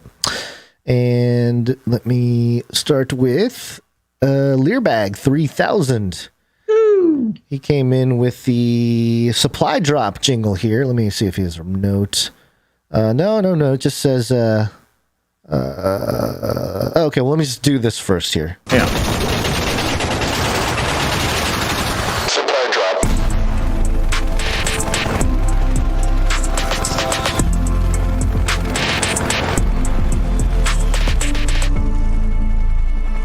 I love it. So Thank you very much. There is a note here I can read for you. Okay, yeah. It's from Learbag here. So this is so there's an extended version and a short version of the supply drop. This is the extended version of this jingle supply drop, which will send next on a separate email, blah, blah, blah. Personally, I prefer this one because vibes. But the main reason I made it was in case you were wanting to talk about the supply drop over the music, kind of like the CC party pitch. Either way, hope you enjoy. Yes, there's a longer version. And when you played it earlier in the show, I was trying to figure out if you had the long or the short version going. Let me play the other one here. Okay. Supply drop. 10 more seconds. It's pretty good vibe, but yeah, I'd have to keep the pitch. It might help me keep the pitch short now that people know. That's the short version, I think. Okay. Is that the long version? Here's the other one. Hold on, maybe I have two of the same versions. Maybe you have two of the same versions. Yeah, because the long version is like 30 something, maybe 40 seconds long. Okay, maybe I just mislabeled this, but yeah, we'll figure it out. But yeah, it just keeps that vibe going for a while, and it's good. And I'm thinking I'll give the long pitch for the supply drop for at least through the end of this month, just so everybody knows about it. And then I could shift to a shorter pitch with that. Jacob. So yeah, that's great. Thank you very much, Learbag. Thank you, Learbag. Oh, and I love the that supply drop vocal is I believe from Call of Duty, one of those games. I think it's from Call of Duty. Interesting. He also sent a couple verses here. And they shall fight because the Lord is with them, and the riders on the horses shall be confounded. That's Zechariah 10:5. And for the weapons of our warfare are not carnal, but mighty through God to the pulling down of strongholds. 2 Corinthians 10:4. Thank you very much. Slowly taking over your soundboard, Learbag. Thank you very much, Learbag. Psalm 40 also sent us a track, and he has a note here. Gonzo, what day is it? It's Monday. It's Monday, Gonz. Do you want me to play a Monday jingle? Gary, what day is it? Monday. Monday. I hope y'all had an invigorating Sabbath and a peaceful weekend. Today, I have one of my favorite tracks, track 6, The Corruption Part 3, Spirit. It opens with Jubilees 10 and ends with Genesis 11. This will also be the official halfway mark. Decided to wrap it up in 12 tracks total, the whole creation Bible tracks he's making here. Yeah, it's the story of man, I believe. Mm-hmm. Throughout the Bible, yeah. Next week, I'll be introducing Abram. I'm sure I pronounced some names in my reading, or mispronounced some names in my reading, but I'm happy with it. And that's saying a lot. Enjoy and God bless. Thank you very much. And again, we'll play the full track at the end of the episode, but here so you can get a little bit of a taste for The Corruption, Part 3, The Spirit. The wickedness of the sons of men. And the Lord God said, let 1/10 of them remain, as the others descend into the place of condemnation. The Lord's host did all according to his works. All the malignant evil ones were bound in the place of condemnation.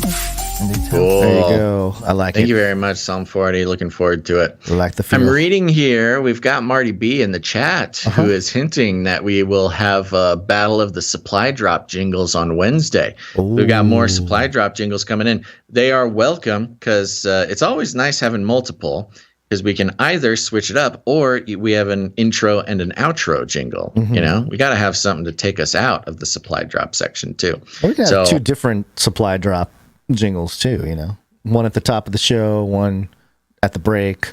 Yeah. All sorts of options. Looking forward to it, Marty B. Thank you very much, Marty B. Okay. I think that's it for the jingles and audio production. Appreciate it. And we're going to do some art. One art, please. And we're going to start with Dame Allie of the Skillet Nation. One art, please. Another one from Allie now. Here it is. I love this. I love this from Allie. It's labeled, COVID was hard, yo.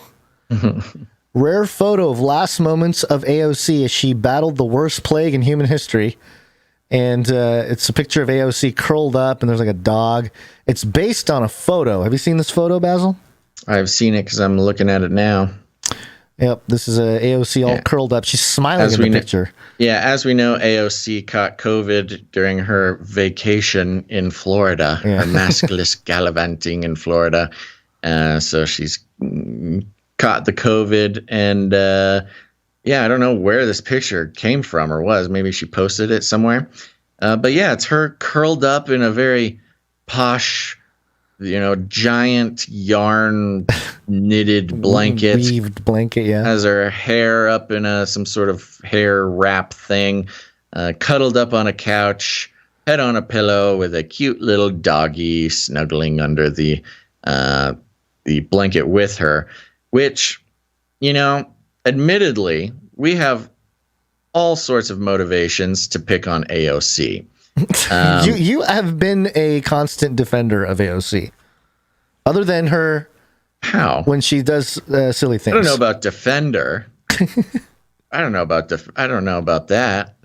Anywho, not quite sure what you're talking about, but the point being, as alluded to by the note here, the point being, in a pandemic of catastrophic proportions, especially coming from the worldview of AOC, where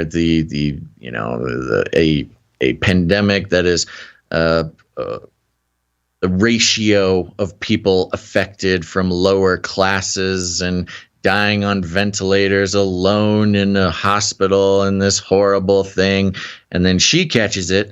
And you could pretty much put this picture of her with COVID like in a West Elm catalog or something. Right. It's just not very congruent with how the pandemic has been reported, and also just sort of characterized by herself when she's trying to rile up her voters, her constituency. But that's enough about that, because we have a pencil version of the image here from Dame Allie, and yes, we've got AOC, her hair wrapped up, a big old cuddly blanket, and a schmooshy looking dog cuddling her while she survives the ravages of this horrible pandemic. Where are the dog people coming out? You're giving COVID to the dog. That's true. Is your Whatever dog did vaccinated? AOC, you dog hater, even though you're cuddling with one. That's a great question. I mean, they're vaccinating zoo animals for COVID. Why not this dog? I don't know. Maybe he is vaccinated. We don't know that he's not. Who knows? If not, we need to get dog CPS to go over there and take this dog to safety. Oh, no. Anywho, beautifully done, Allie. Thank you very much. Thank you, Dame Allie. Next up, we have Sir Dove, Knight of Rosabeltia. One art piece from Dove. Comes in with a couple pieces here. Piece for this week's Bible verse art. I did a design for Job 20. I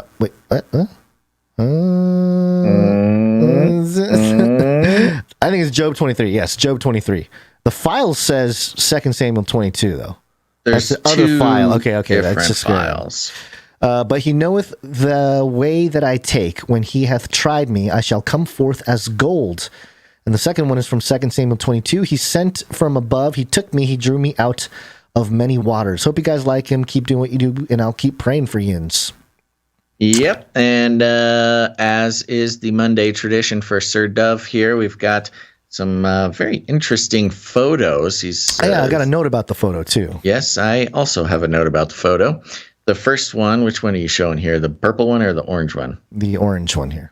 Okay, yes. This one is a very striking photo of a furnace from an abandoned steel mill. Yeah, it looks intense. Very interesting, this gigantic furnace-looking thing. And we've got some very eccentric, perhaps, graffiti-style text laid over it, which I will let Gonz read. I like how you do that to me. I think I read them already, but it's but he knoweth the way I take. Hold on. When he hath. Hold on. It's so hard I'm to so read white. It's hard for me to read. Yeah. When he hath tried me, I shall come forth as gold. Ah, that's what it is. Okay, I get it. It matches. Okay, so it's the furnace, and with the furnace and the gold. When Okay. he trieth me, I shall come forth as gold. Very cool. Okay, I get it. The picture has something to do with the words, Gonz. They connect. I understand.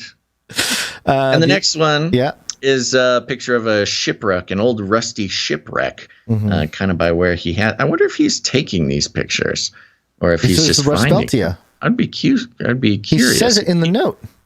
He forgot to mention these photos. The first one is a furnace from an abandoned steel mill, and the second is a rusty capsized ship on the river here in Ruspeltia. Oh, maybe I didn't know. Maybe the first one isn't Ruspeltia. Yeah. Okay. Settle down there, Gonzo. Whoa. I'm asking if he is taking the photos. They're great photos. This other one is of a shipwreck in some water here, with the same cool font. It says, "He drew me out of many waters." Mm-hmm. Very good. Love it. Vibes, man. Vibes. Thank you very much, Dove. Thank you very much, Sir Dove. All right. We have more here today. Oh, gotta scroll back down. And we have, Miss G Beauty came in with a note. And also, you're going to like this, Basil. Bingo for the show. Oh, we got the 2022 bingo. Yes, right here. Let me pop over and take a look at it. I went ahead and I think we need to get like an official domain, but CanaryCryNewsTalk.com/bingo. Okay. Will take you to these cards that I have like a JPEG version to download if you want to download it, but I did put them up there.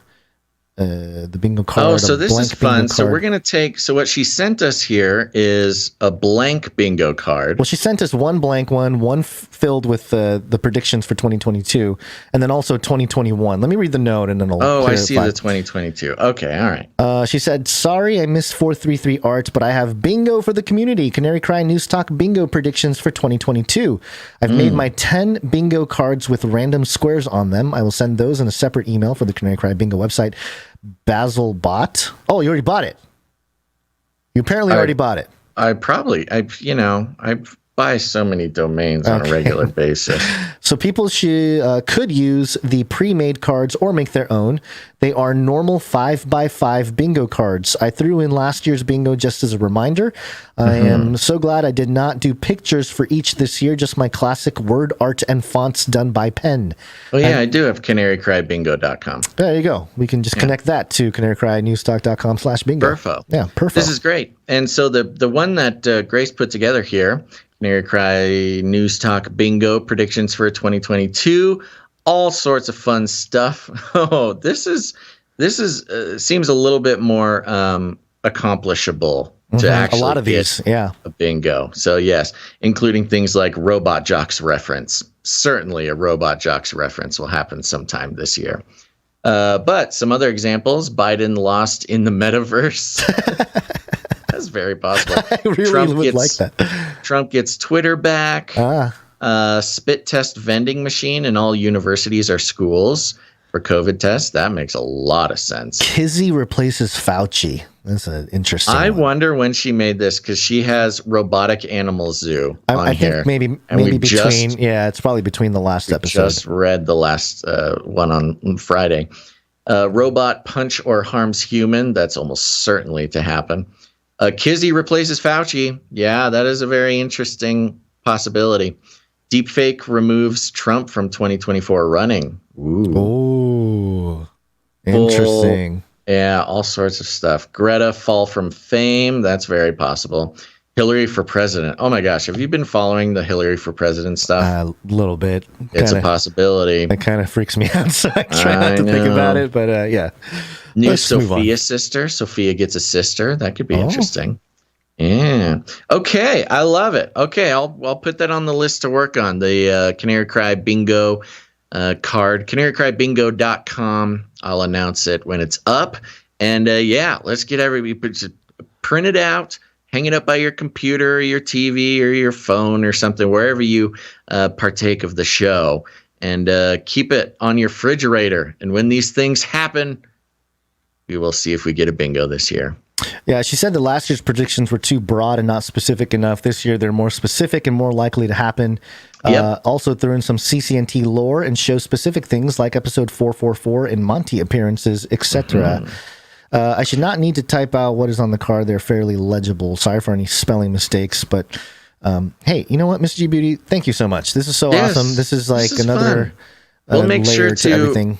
You know what we should do? What we need to do is we need a Canary Cry bingo jingle, because as we go with the show, if one of these things gets, if one of the squares get accomplished during the show and we cover it, we got to hit the Canary Cry bingo jingle. Here's a good clip for you jingle makers to go off of. Oh gosh, what movie is it from? I think it's from, excuse my language, it's the name of a movie. Inglourious Bastards, where the Nazi goes, and that's a bingo. Christofferson or something. I forget the guy's name. But that needs to be in the jingle. Okay. Cool. This is great. I love this. Let's make that'll be one of our 2022 things. We need to make sure to focus on this. Yeah, and Miss G Beauty, I saw Miss G Beauty in the chat, so maybe she's in there dropping some more alpha, as the kids say. Yeah, some alpha info, some alpha data. Yep. Yeah. All right, thank you, Miss G Beauty. Next, we have Mr. Jag, the Hungry Hungarian. Oh, he's back. He's back. He came in with a few pieces here. I don't think he wrote anything in his note. Let me double check, though. Mr. Jag. That's his name. His name again is Mr. Jag. There's no note on the email. No, that's what I thought. Okay. So he came in with 3 pieces here. This first one is Blue Pen of Klaus Schwab. That's great. Very good. Yeah, it's very much dead on. Cyber pandemic. Yeah, this pen line art is not easy either. Mr. Jag, very talented. Thank you. The second one is Albert Pike. Oh. And he mentions his letter to Mazzini, 1871. Do you know about this letter, Basil? You should. Albert Pike, being a famous Freemason. Yes, the Scottish Rite Freemason. Yeah. No, what is this letter? So this letter is where I believe he allegedly wrote to Mazzini, dated August 15th, 1871. It's where he talks about the 3 world wars. And remember, 1871, this is before World War I. And he talks about the First World War, the Second World War, and then the Third World War must be fomented by taking advantage of the differences caused by the agentur of the Illuminati between the political Zionists and the leaders of Islamic world. The war must be conducted in such a way that Islam, the Muslim Arabic world, and political Zionism, the state of Israel, mutually destroy each other.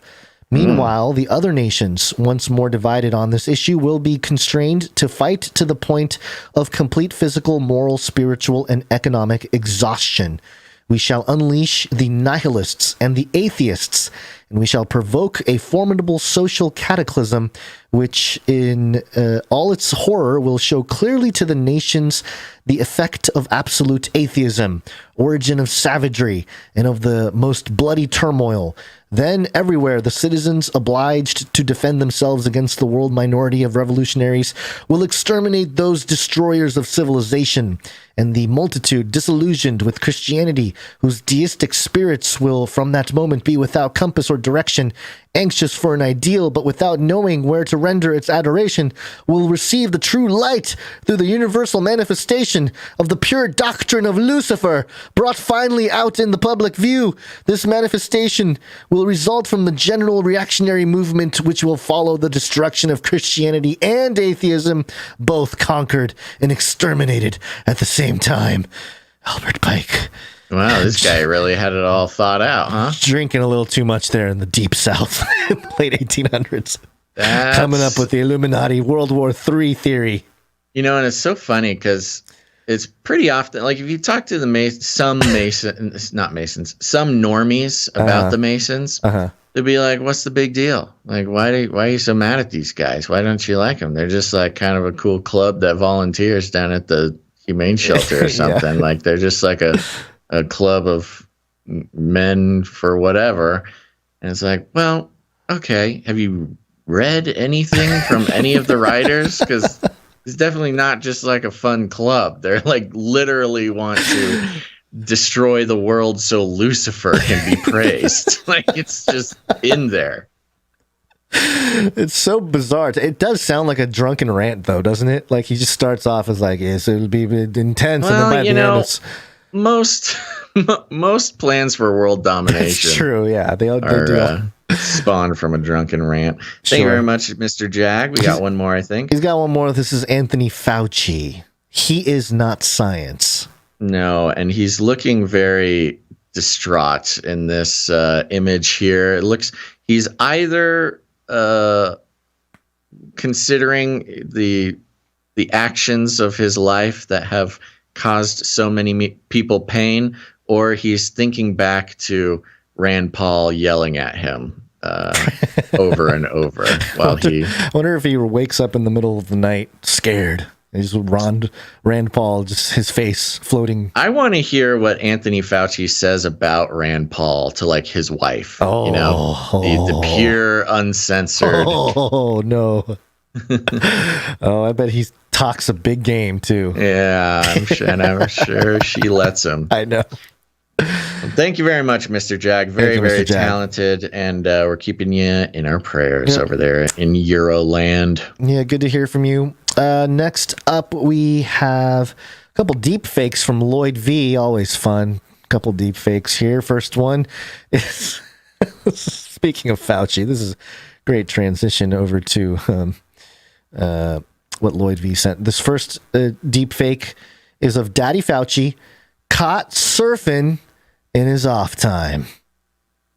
Oh, bro, it's just like, dude, you get the best barrels ever, dude. Just like you pull in and you just get spit right out of them. And you just drop in and just smack the lip. Whoop-ah, drop down, snap, and then after that, you just drop in, just ride the barrel and get pitted. So pitted like that. Yes, internet citizens will remember this clip from somewhere in the 2010s. Yeah. Of this funny surfer kid talking about how great the surfing is to a Fox 11 reporter. Live on the news. Live on the shores. Pitted, get pitted, so pitted. And this is apparently Fauci surfing the waves of the tsunami. He didn't listen to the National Weather Health people or Weather Service people about the tsunami.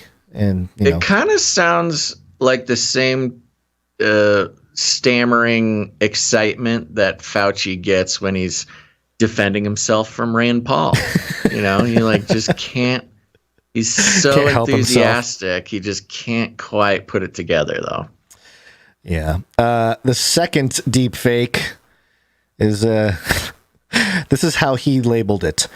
A real video showing why we shouldn't mess with Gonz. Here we go. You have the wrong guy. Does he look like he can fight? Come on, bro.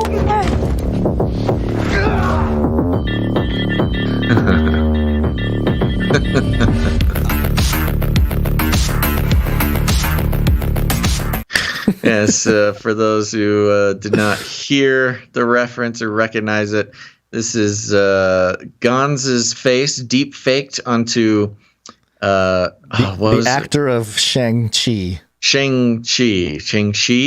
Yes, the Marvel movie that came out recently, the Kung Fu Marvel movie. Looks pretty good on you, Gonz. Yeah. I mean, he's deep faking an Asian face on an Asian face, so... It's kinda, as an Asian American, how do you feel empowered and seen because of Marvel's Asian superhero? You know, if it wasn't such a woke signaling, maybe, but sure, I guess. Okay, there we go. You did it, Marvel. Yeah, you tapped into my deepest fears. Finally, let Gonz feel at home here in America.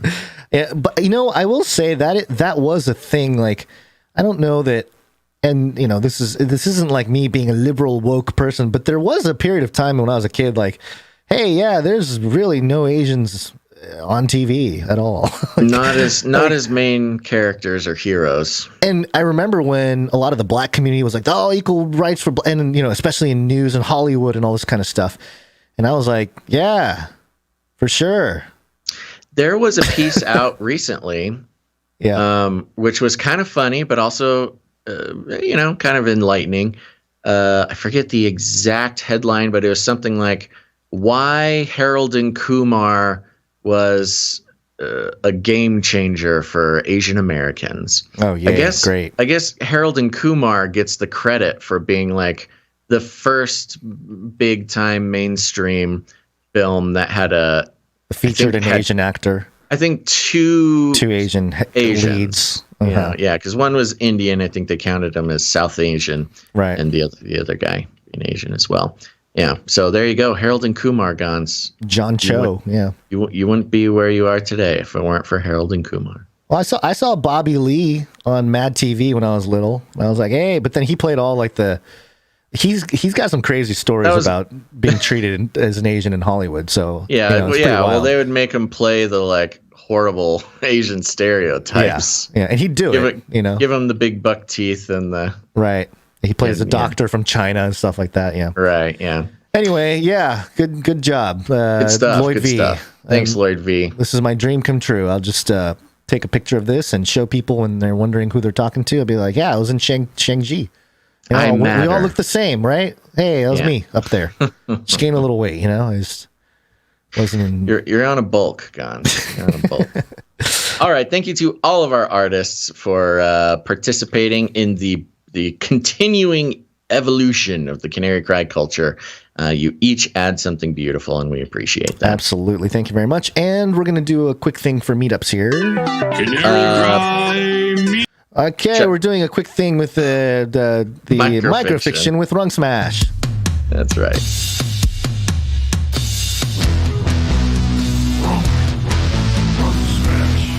Here goes the next stage in the microfiction. Thank you, Runk Smash. It goes like this. Basil, Gonz, and Monty 18 enact their hairstyle plan as 18 attempts to lure the 71 Monty essences to the robot zoo. Basil rigs his anti-gravity vessel for a one-way trip, and Gonz plots a course for WASP 103B. But unseen Monty 33 prepares to pounce. Ooh. I don't like where this is headed. Things are getting serious, Gonz. I don't know if I really like the Monty direction. 33 being the ultimate villain behind the scenes the whole time. Yeah. Right under your nose there. Mm-hmm. And for those who don't know, Monty 33 is an orange tabby cat with an eye patch. You can see a version of Monty 33 over at CanaryCry.Street.Team.com. Go check it out, CanaryCry.Street.Team.com, filled with all sorts of wonderful flyers, lovingly crafted by Sir Dove over the past few months.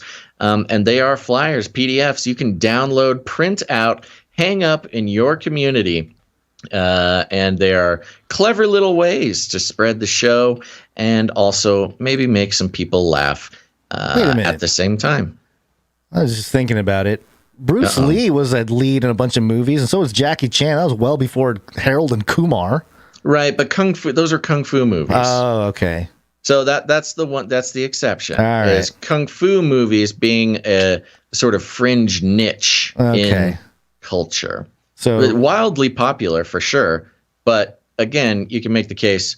Okay, you had one guy for a while, right, making kung fu movies. His like whole thing was being Asian.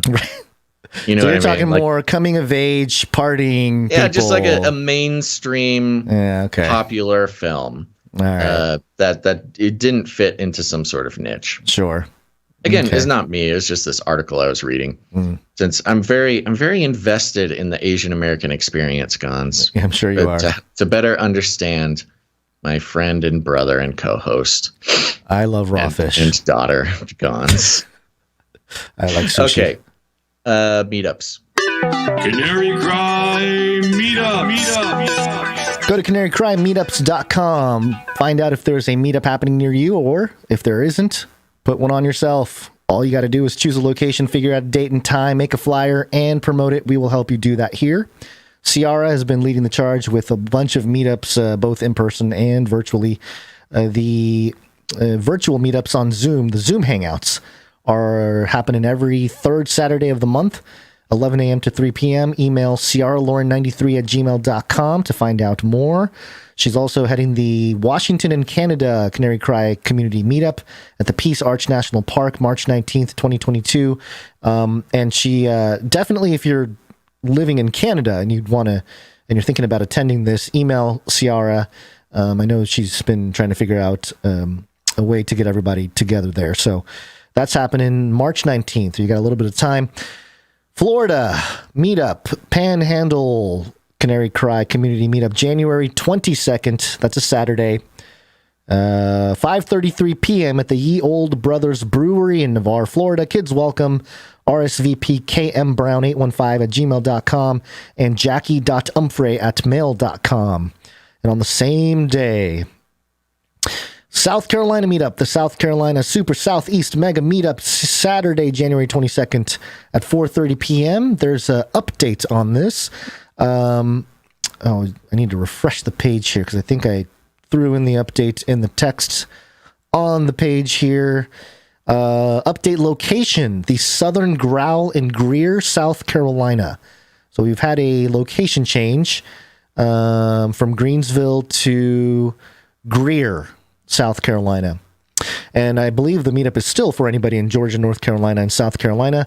Contact producer JC or producer Morv at sccanarians@protonmail.com.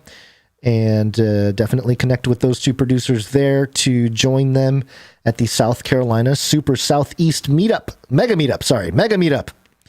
And lastly, San Antonio, Texas, February 12th. At 3:30 p.m. Central Standard Time at Demos Greek Food, North St. Mary Street. That can change. Contact Dwight B. at bemisdead@yahoo.com. That's BEMISDED@yahoo.com. And connect with Dwight B. to join in on the San Antonio, Texas meetup, February 12th. And I believe that is all that is planned right now for meetups. Mm-hmm. Go to CanaryCry.Meetups.com.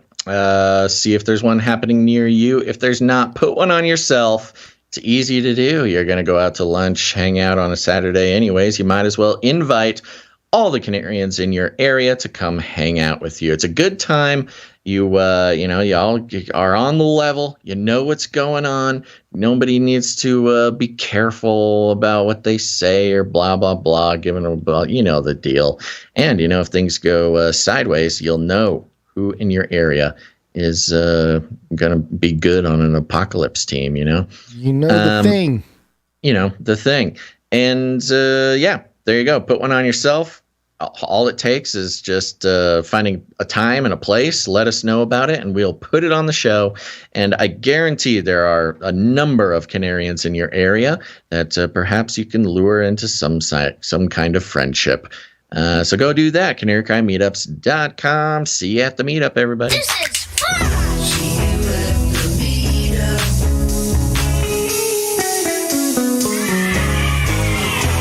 Before we move on, Gonz, one last thing. Yes, there's, you talk about Jackie Chan, you talk about some other Asian actors. One of the other points of the Harold and Kumar thing was that they were Asian Americans. They didn't talk with a crazy I don't. Oh gosh, I've already dug my hole. They didn't have an accent. They didn't. They were American, like American. The story born. wasn't that they traveled from far across the sea to America to make a movie. They're born and raised Asian Americans, American accents, American culture. American. Which, Asian American kids thought was very valuable because before that, there were Asian actors in Asian movies, but you had to talk different from everybody you knew. And you had to, do different things, no karate. Again, I'll just bring up Bobby Lee just because I remember he was the first Asian American I saw on TV and thought like, oh, he's like speaking normal English and stuff. He's not like a Korean, acting as either Kung Fu or Korean marketplace guy or something like that. He's actually speaking English on set, which is, Anyway. There you go. So there you go. We're about to wake up. But before that, I just want to remind everybody again, CanaryCryStreetTeam.com, CanaryCrySupplyDrop.com, CanaryCryMeetups.com. And I did want to take a moment because I don't do it too often enough in some people's opinion. Check out Ravel. It's another podcast that I do. It's different than this. I've teamed up with a PhD in theology and biblical interpretations, Dr. Christopher Ryan Gates, and we do a show called Ravel, and it's available on all your podcast platforms, and it's RAVEL, and we've had some pretty rockin' episodes so far in 2022. So if you haven't checked out Ravel recently, go check it out. We're diving into all sorts of topics with society and scripture and scandal, and to really put ourselves out there. We just did an episode on patriarchy and patriarchy in the Bible, which was actually extremely fun. I know it sounds like torturous. You're so liberal. You're so progressive, bro. But I was trying to hold a space for anybody who's working through that kind of thing. But Chris is just such a talented theologian that he got me. He got me good. So go check out Ravel. It's on Apple Podcasts, Spotify, all over the place. There are 2 Ravels. This one should come up first. It's got a white background on the logo and also has my name on it. So go check out Ravel. You'll know immediately if you found the wrong Ravel. And leave a rating and a review, too. That helps other people find the show. But yeah, good. Please, Ravel it up, folks. All right, let's wake on up. Yes, it's wake up time. Hey, yo, wake up. Space. Wanna go to space? Aliens. Oh, we need to make a decision, Gonz. It is late. I know. We'll run through this real quick here. You want to do the whole thing? There's nothing you want to save for next time? I will sprint through it. Here he goes. Gonz is taking us through the gamut here at the end of the show. TheSun.com, beam of hope. Here's how tiny lasers could help us find alien life. And it says here, for years, researchers have used radio to try and detect extraterrestrial life, but now scientists have turned to a laser in the hope of finding aliens. You know what? If all else fails, use a laser. It's kind of weird. I thought we were already using light to do that kind of thing. But last year, the Search for Extraterrestrial Intelligence SETI announced a program called Laser SETI to detect potential laser pulses originating from outside the solar system. In order to achieve this goal, though, SETI needed to build a network of instruments for monitoring the entire night sky. In other words, to surveil the entire night sky. And in late December 2021, the scientists finally finished installing a second device that features an expensive lens camera computer combo at Haleakala Observatory located on the mountaintop in Maui, Hawaii. This new instrument is unprecedented when it comes to the search for alien life, as for 7 decades, researchers have relied mostly on stray radio waves that can only scan just a tiny fraction of the sky, and not for a long time either. Quote, messaging by light has a fundamental advantage over radio in that it can, in principle, convey far more bits per second, typically 500,000 times as many. SETI researchers wrote in an official statement, quote, this increased bandwidth is a characteristic that would make lasers useful for communicating with off-world colonies, for example. Just going straight to off-world colonies, Basil, with laser talk. Woo! The officials added, the east-facing instrument at Haleakala will be used in conjunction with a similar west-facing device at the Robert Ferguson Observatory in Sonoma, California. So there you go. Laser SETI. Beam of hope, Basil. Sounds fun. The lasers will save us, as always. And discovered off-world colonies. It's like a giant. It's like somebody on some other planet on Mars, getting a mirror And like reflecting the sun's light, like I'm here. You know, as far as the science industry goes, these SETI scientists have the best gig ever. They just get to roll out new tech and like they can literally, I mean, their job is to search for something that there's no proof that it actually exists. Yeah, I mean, you know, in sort of the scientific realm, there's no credence to whatsoever. I'm not saying I don't believe in what some people call aliens. I'm saying the scientific community mocks the study of aliens or the search for life. And yet they just get grant after grant after grant, a worldwide campaign to give these guys money to just play with the craziest technology all day.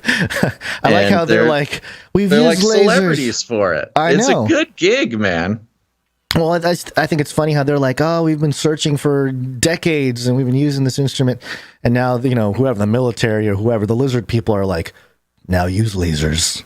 Mm-hmm. Or we up the game. It's almost like they haven't used lasers yet because, you know, we know what's going to happen when we start using lasers. No, what happens? Well, we're going to find off-world colonies. The guys told us. Our taxes go up. No, we're going to start communicating with off-world colonies. They're going to send themselves over in the metaverse, and we're going to, you know, anyway. In the meantime here, Space.com, infamous Mars meteorite contains organic molecules, but they aren't proof of life. So, too bad. I didn't know there was a Mars meteorite that crash landed that, you know, scientists have been looking at. And I guess they found some organic material on there, but it doesn't mean life exists on Mars. Yeah. So, wah, all you alien people. Sorry, Elon Musk. Okay. Moving on here. We got a couple metaverse things to touch on. Welcome to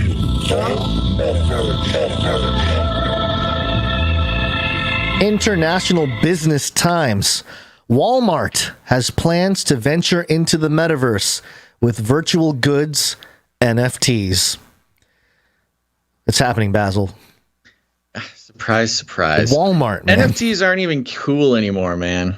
When Walmart has an NFT, it's dead. It's dead. I'm sorry. I don't think you know the significance of the nifties. Let's hear it. Retail giant Walmart has given clues that it plans to join the virtual world and claim its spot in the metaverse with some recent trademark applications filings. Walmart filed a trademark application on December 30th for, quote, financial services, namely providing a digital currency and a digital token of value for use by members on an online community via a global computer network, according to the U.S. Patent and Trademark Office. Jeez Louise. For those who aren't following, the reason why we're laughing is because that's the definition, just like a categorical definition of what the entire blockchain decentralization has brought. So for Walmart to be like, we're trademarking this app, it's like, okay, what network? Are you using your own network? Is that what this is? Are they using another network? Several other applications have also been filed by Walmart, but Walmart has kept its specific intentions for the trademarks under the radar. Walmart did say in a statement that it is, quote, continuously exploring how emerging technologies may shape future shopping experiences. We are testing new ideas all the time. Some ideas become products or services that make to its customers, and some we test, iterate, and learn from. Some information from the filings include plans to sell virtual goods like electronics, appliances, apparel, home goods, toys, and personal care products. The Arkansas company has also expressed interest in creating its own cryptocurrency payment method and collection of NFTs. Other companies that have also already started their venture into the metaverse include Nike, Ralph Lauren, Bumble, and Disney. So there you go. Just another brick in the metaverse wall. Yeah, that's when you know that your revolutionary new technology that will set the average man free from the economic constraints of this beast control system. When Walmart gets on board and corporations find it, a lucrative part of their business model. Yeah. Well, they're getting ready for the retail rush and the retail boom and adoption, and it'll all happen very quickly, and then, it'll all crash and cyber pandemic. Meanwhile, here, Khalij Times, UAE's gift to Pope Francis sells as NFT to raise funds for Afghanistan. Who would have thought the Pope would come that close to touching the NFT world? The historic Pontifex carpet, which was immortalized as an NFT, sold for 25 Ether, or about $81,886, late on Friday afternoon to raise funds for Afghanistan. Woven by Afghan women, the Pontifex carpet... Walmart and the Pope making NFTs. Well, he didn't directly make the NFT, but sure. Oh, yeah. I don't know. I think the Pope's a real NFT head. He's got his Bored Ape. He's a secret Bored Ape Anon. Got his Apocalypse Monkey. He's got his Hacker Punk. He's got his. He's big into the scene. I mean, really, if you think about it, the Vatican and its sort of economic empire, which is mainly based in real estate, but also other things, it would make total sense that the Vatican would sort of invade the NFT space in order to enrich itself. Yeah. Very interesting, just to keep up with the economic changes here. And last but not least, real quick here, this is bad news for the rest of the public. Bloomberg, Apple's new VR AR headset risks being delayed until 2023.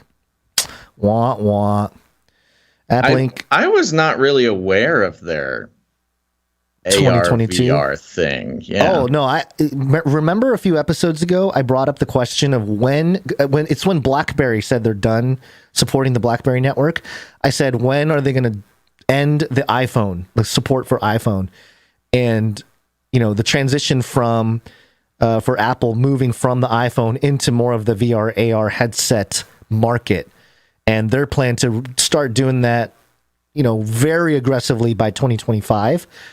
So I think their timeline is still kind of there, but I'm sure they would have liked to have released their technology earlier, but, it doesn't really track. Remember Google Glass? Nobody liked Google Glass. Nobody used it.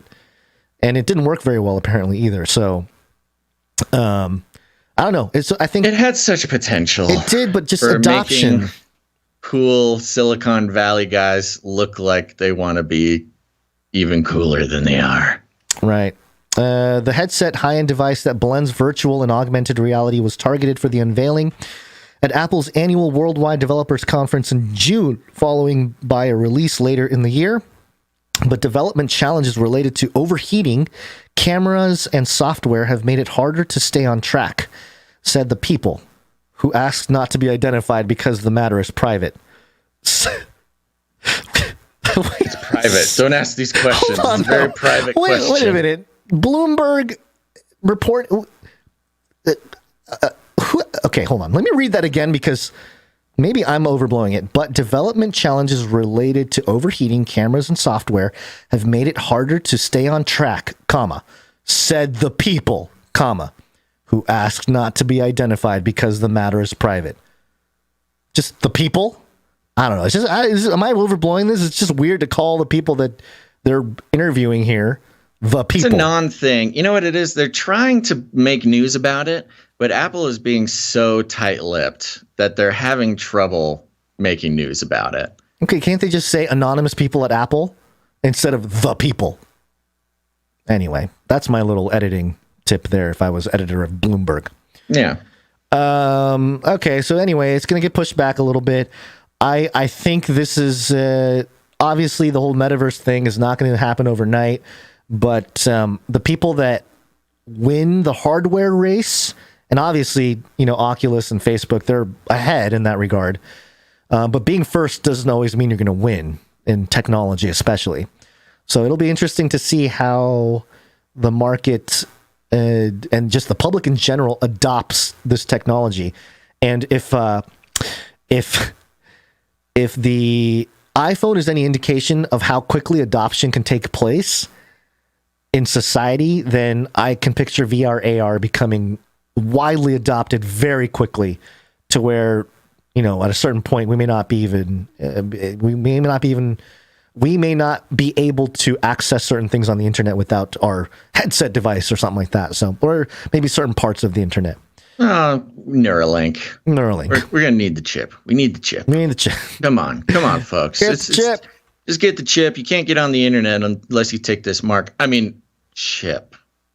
What, join the hive mind. You can't live not being on the internet. Collective consciousness.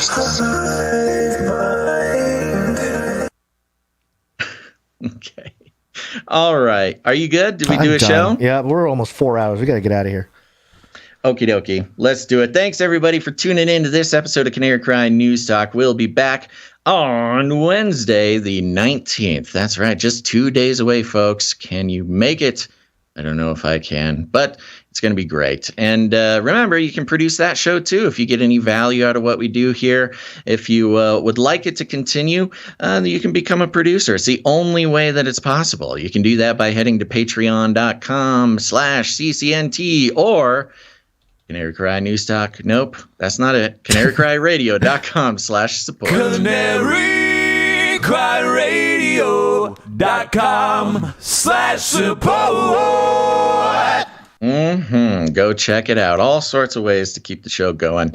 And when I say all sorts of ways, I do mean all sorts of ways. Of course, you should go check out Canary Cry SupplyDrop.com. Just a reminder, of course, CanaryCryStreetTeam.com. Get those flyers going, folks. Flyers got to fly. But you can also support the show, keep us going with your time and your talents, which is essential. Like I said, it's a family business around here, folks. So if you're a creative person or someone who wants to just help out in any way possible, you can do that. Well, you artists and musicians out there, create. Make something for the show. We'd love to feature it on the show. You can send that to CanaryCryRadio@gmail.com or CanaryCryRadio@ProtonMail.com if you're one of those cool cyber hacker cool guys. You can also, oh my gosh, I got distracted. Dun dun dun. You can support the show. Oh yes, that's what I was going to say. You know, if you're not an artist or a creative person or musician, or you just don't feel like adding those talents to the pool, there are producers who help us with all sorts of little things we got going on. Producers helping us out with the supply drop, producers helping us out with web stuff, with cataloging, all sorts of important projects happening this year that anybody can participate in. And all it takes is a willingness and an availability and, wanting to get involved with the projects. So if you're one of those folks, you can email us at CanaryCryRadio@gmail.com. Get in touch. We'll start a conversation. See what you're into. But you can also help the show out by sharing it with your friends, your family, your social media network, your LinkedIn professional network. Your B2B contacts, whatever the case may be. You can share the show on the internet. It's easy to do. Just hit that little share button or go ahead and just copy and paste the links. Just head over to Reddit. Just start dropping those links into all sorts of Reddit stuff. People will be so confused, but they'll thank you someday. Someday they will. But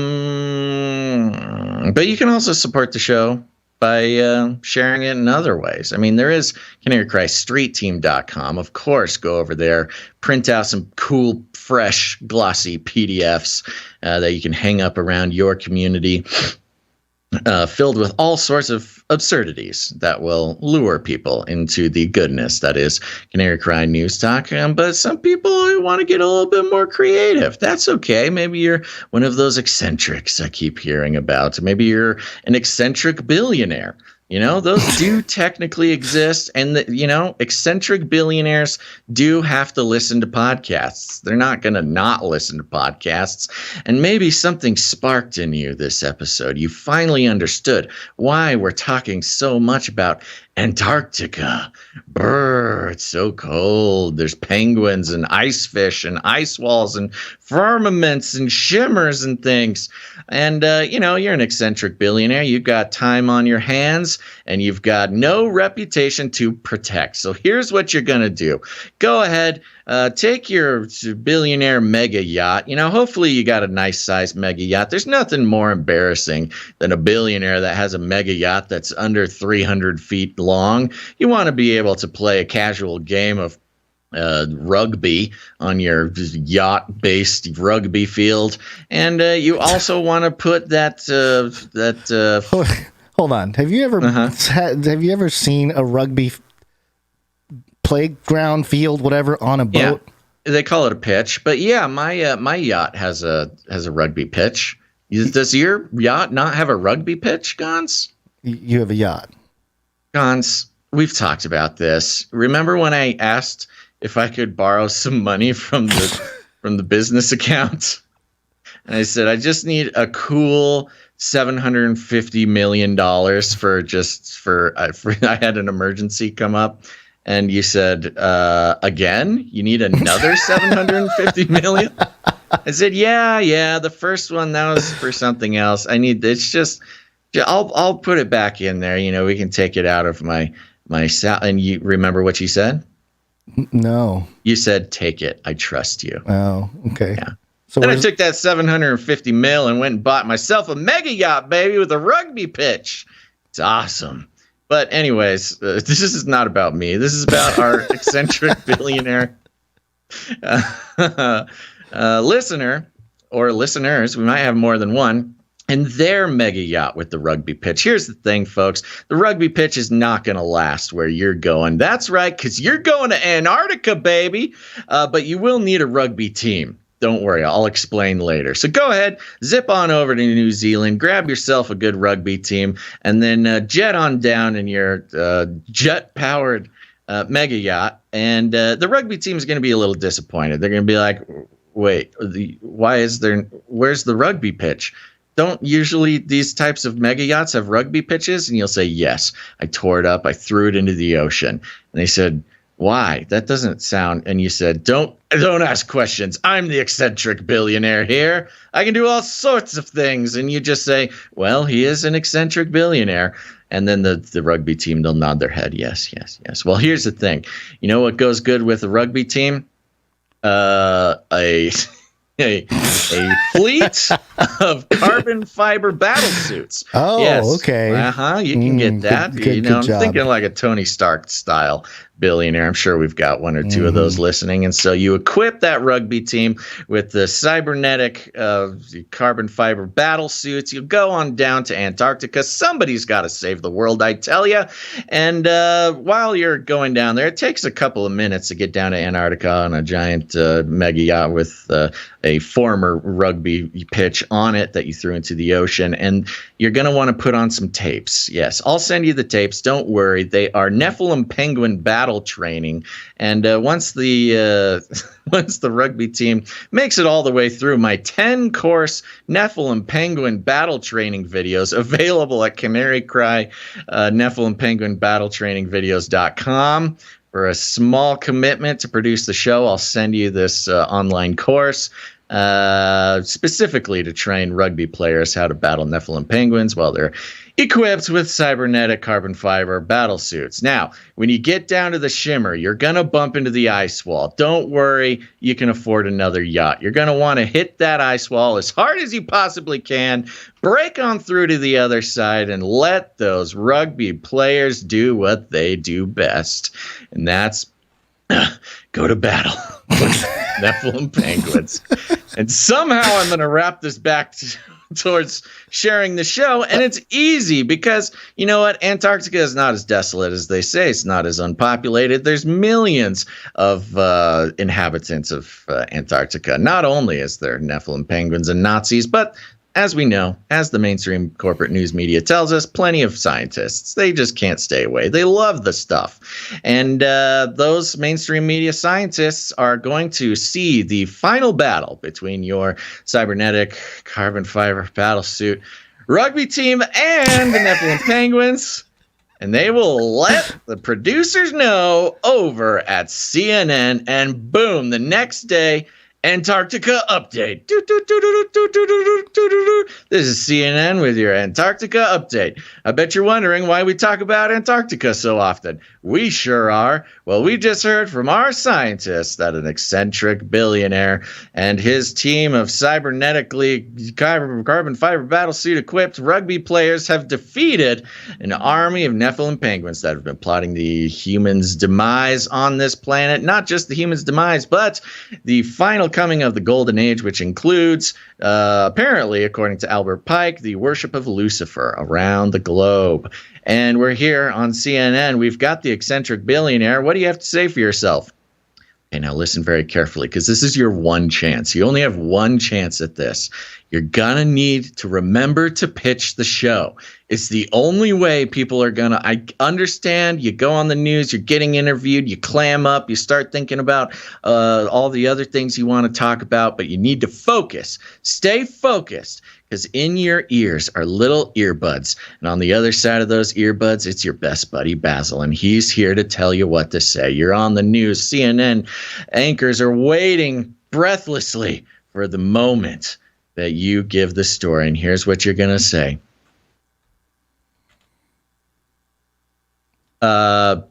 Go listen to Canary Cry News Talk. It's a really, it's a good podcast. And actually, this whole Nephilim penguin thing was this guy Basil.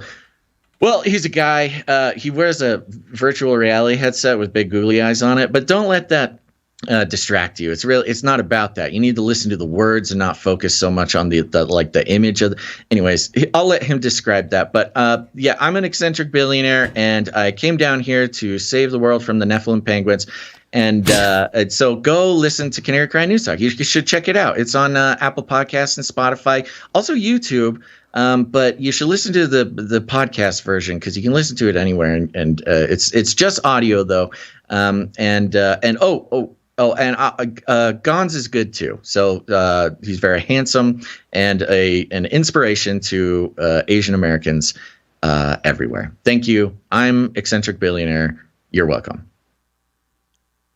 That's just one way you could do it. You don't have to do it that way, Gonz. I know you're stunned into silence. I'm just trying to give examples of other ways one could spread the news about the show. So if you're an eccentric billionaire, go try it out. We call it rattling cages. And if you need any more instructions, here's what you do. You are going to walk right up to him, grab him by the cage, and then shake it. The end of the world occurred pretty much as we had predicted. I want to shake things up, stir up some controversy, rattle a few cages. Hey, stop that! You'll never silence me. I'm the last angry man, a crusader for the little guy.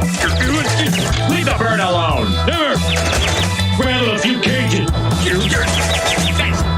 Rattle a few cages. The human race will have every opportunity to improve. And if they don't? Ask Noah. Just ask Noah. Gonz, I think it's becoming a real sort of law of physics that if the show's going long and we started late, that I'm inevitably going to get completely lost in my own mindscape of the outro. So we just need to expect that in the future. Because I was trying to time how long the thing was, and trying being the key word. It's a good amount of time. We're like, all right, we can keep this under 4 hours. How many minutes? How many minutes? I don't know. I need to know. It's at least 10 minutes, though. I need to keep my... no, it could be 10 minutes. I need to keep my audition I think your reels. whole pitch when you started talking there was like 10 minutes. Well, that's different. That's different. Some of that can't be avoided. But Gonz, we're getting off track here. What's really important, what the people want to know is, do you have any last words? No, not after that. Oh, that's God bless everybody. That's what I read your Bibles. Read your Bibles. All right, everybody. Pray for Basil. Please do. Thanks, everybody, for listening to this episode of Canary Cry News Talk. Make sure to tune in next time. But until then, think outside the cage.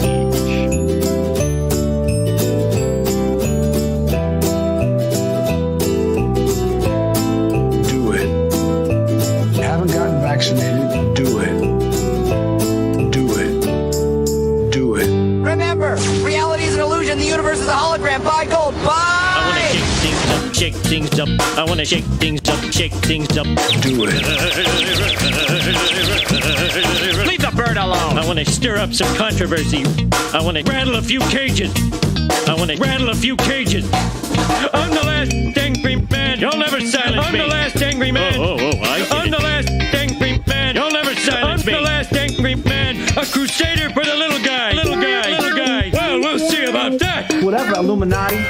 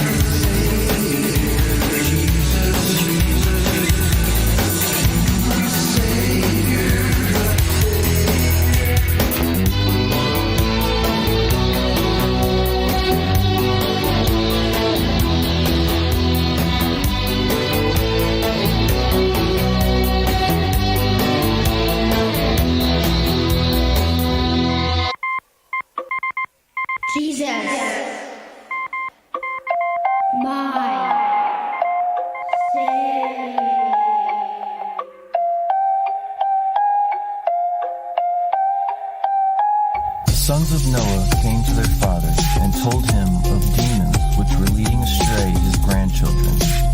And so Noah prayed before the Lord, and he said, God of mercy, who has saved me and my sons from the waters of the flood, who has not caused you to perish, as you did the sons of perdition.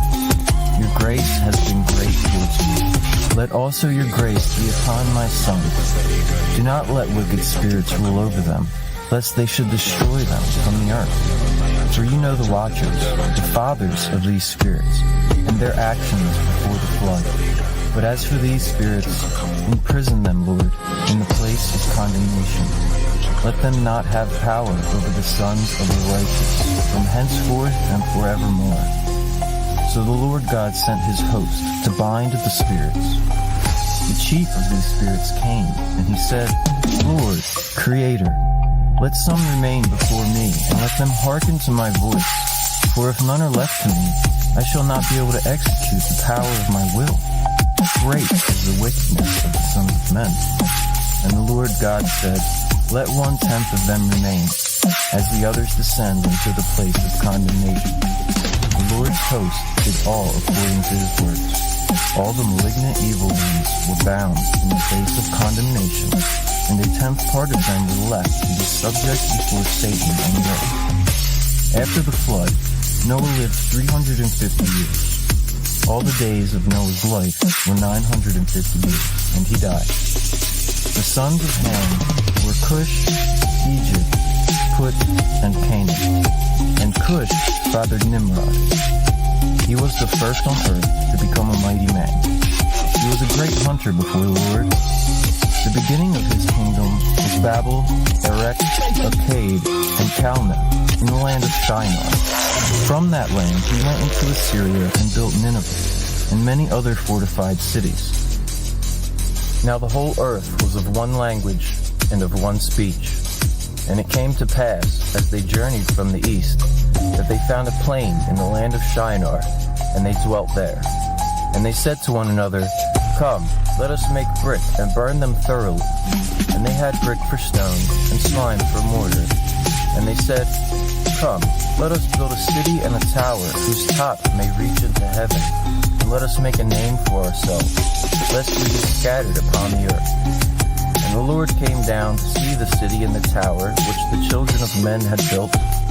And the Lord said, Behold, they are all one people, and they have one language. And this is only the beginning of what they will do. And now nothing they imagine will be restrained from them. Come, let us go down and confuse their language, that they may not understand one another's speech. So the Lord scattered them upon the face of all the earth, and they did not finish building the city nor the tower. Therefore the name of it is called Babel, because there the Lord confused the language of all the earth, and from there he scattered them across the face of all the earth.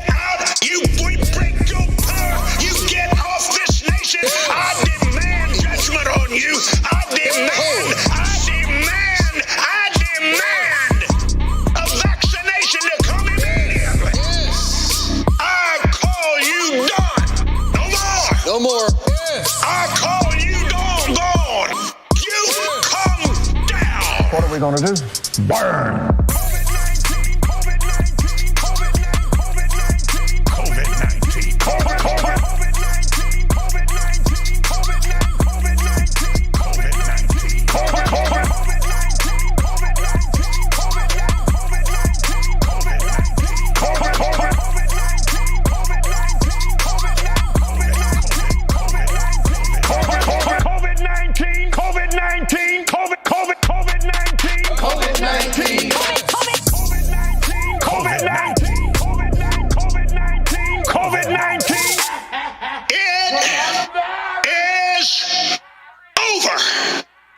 keep you warm and safe in my people's zoo. Do not come back, you Nazi psychopaths!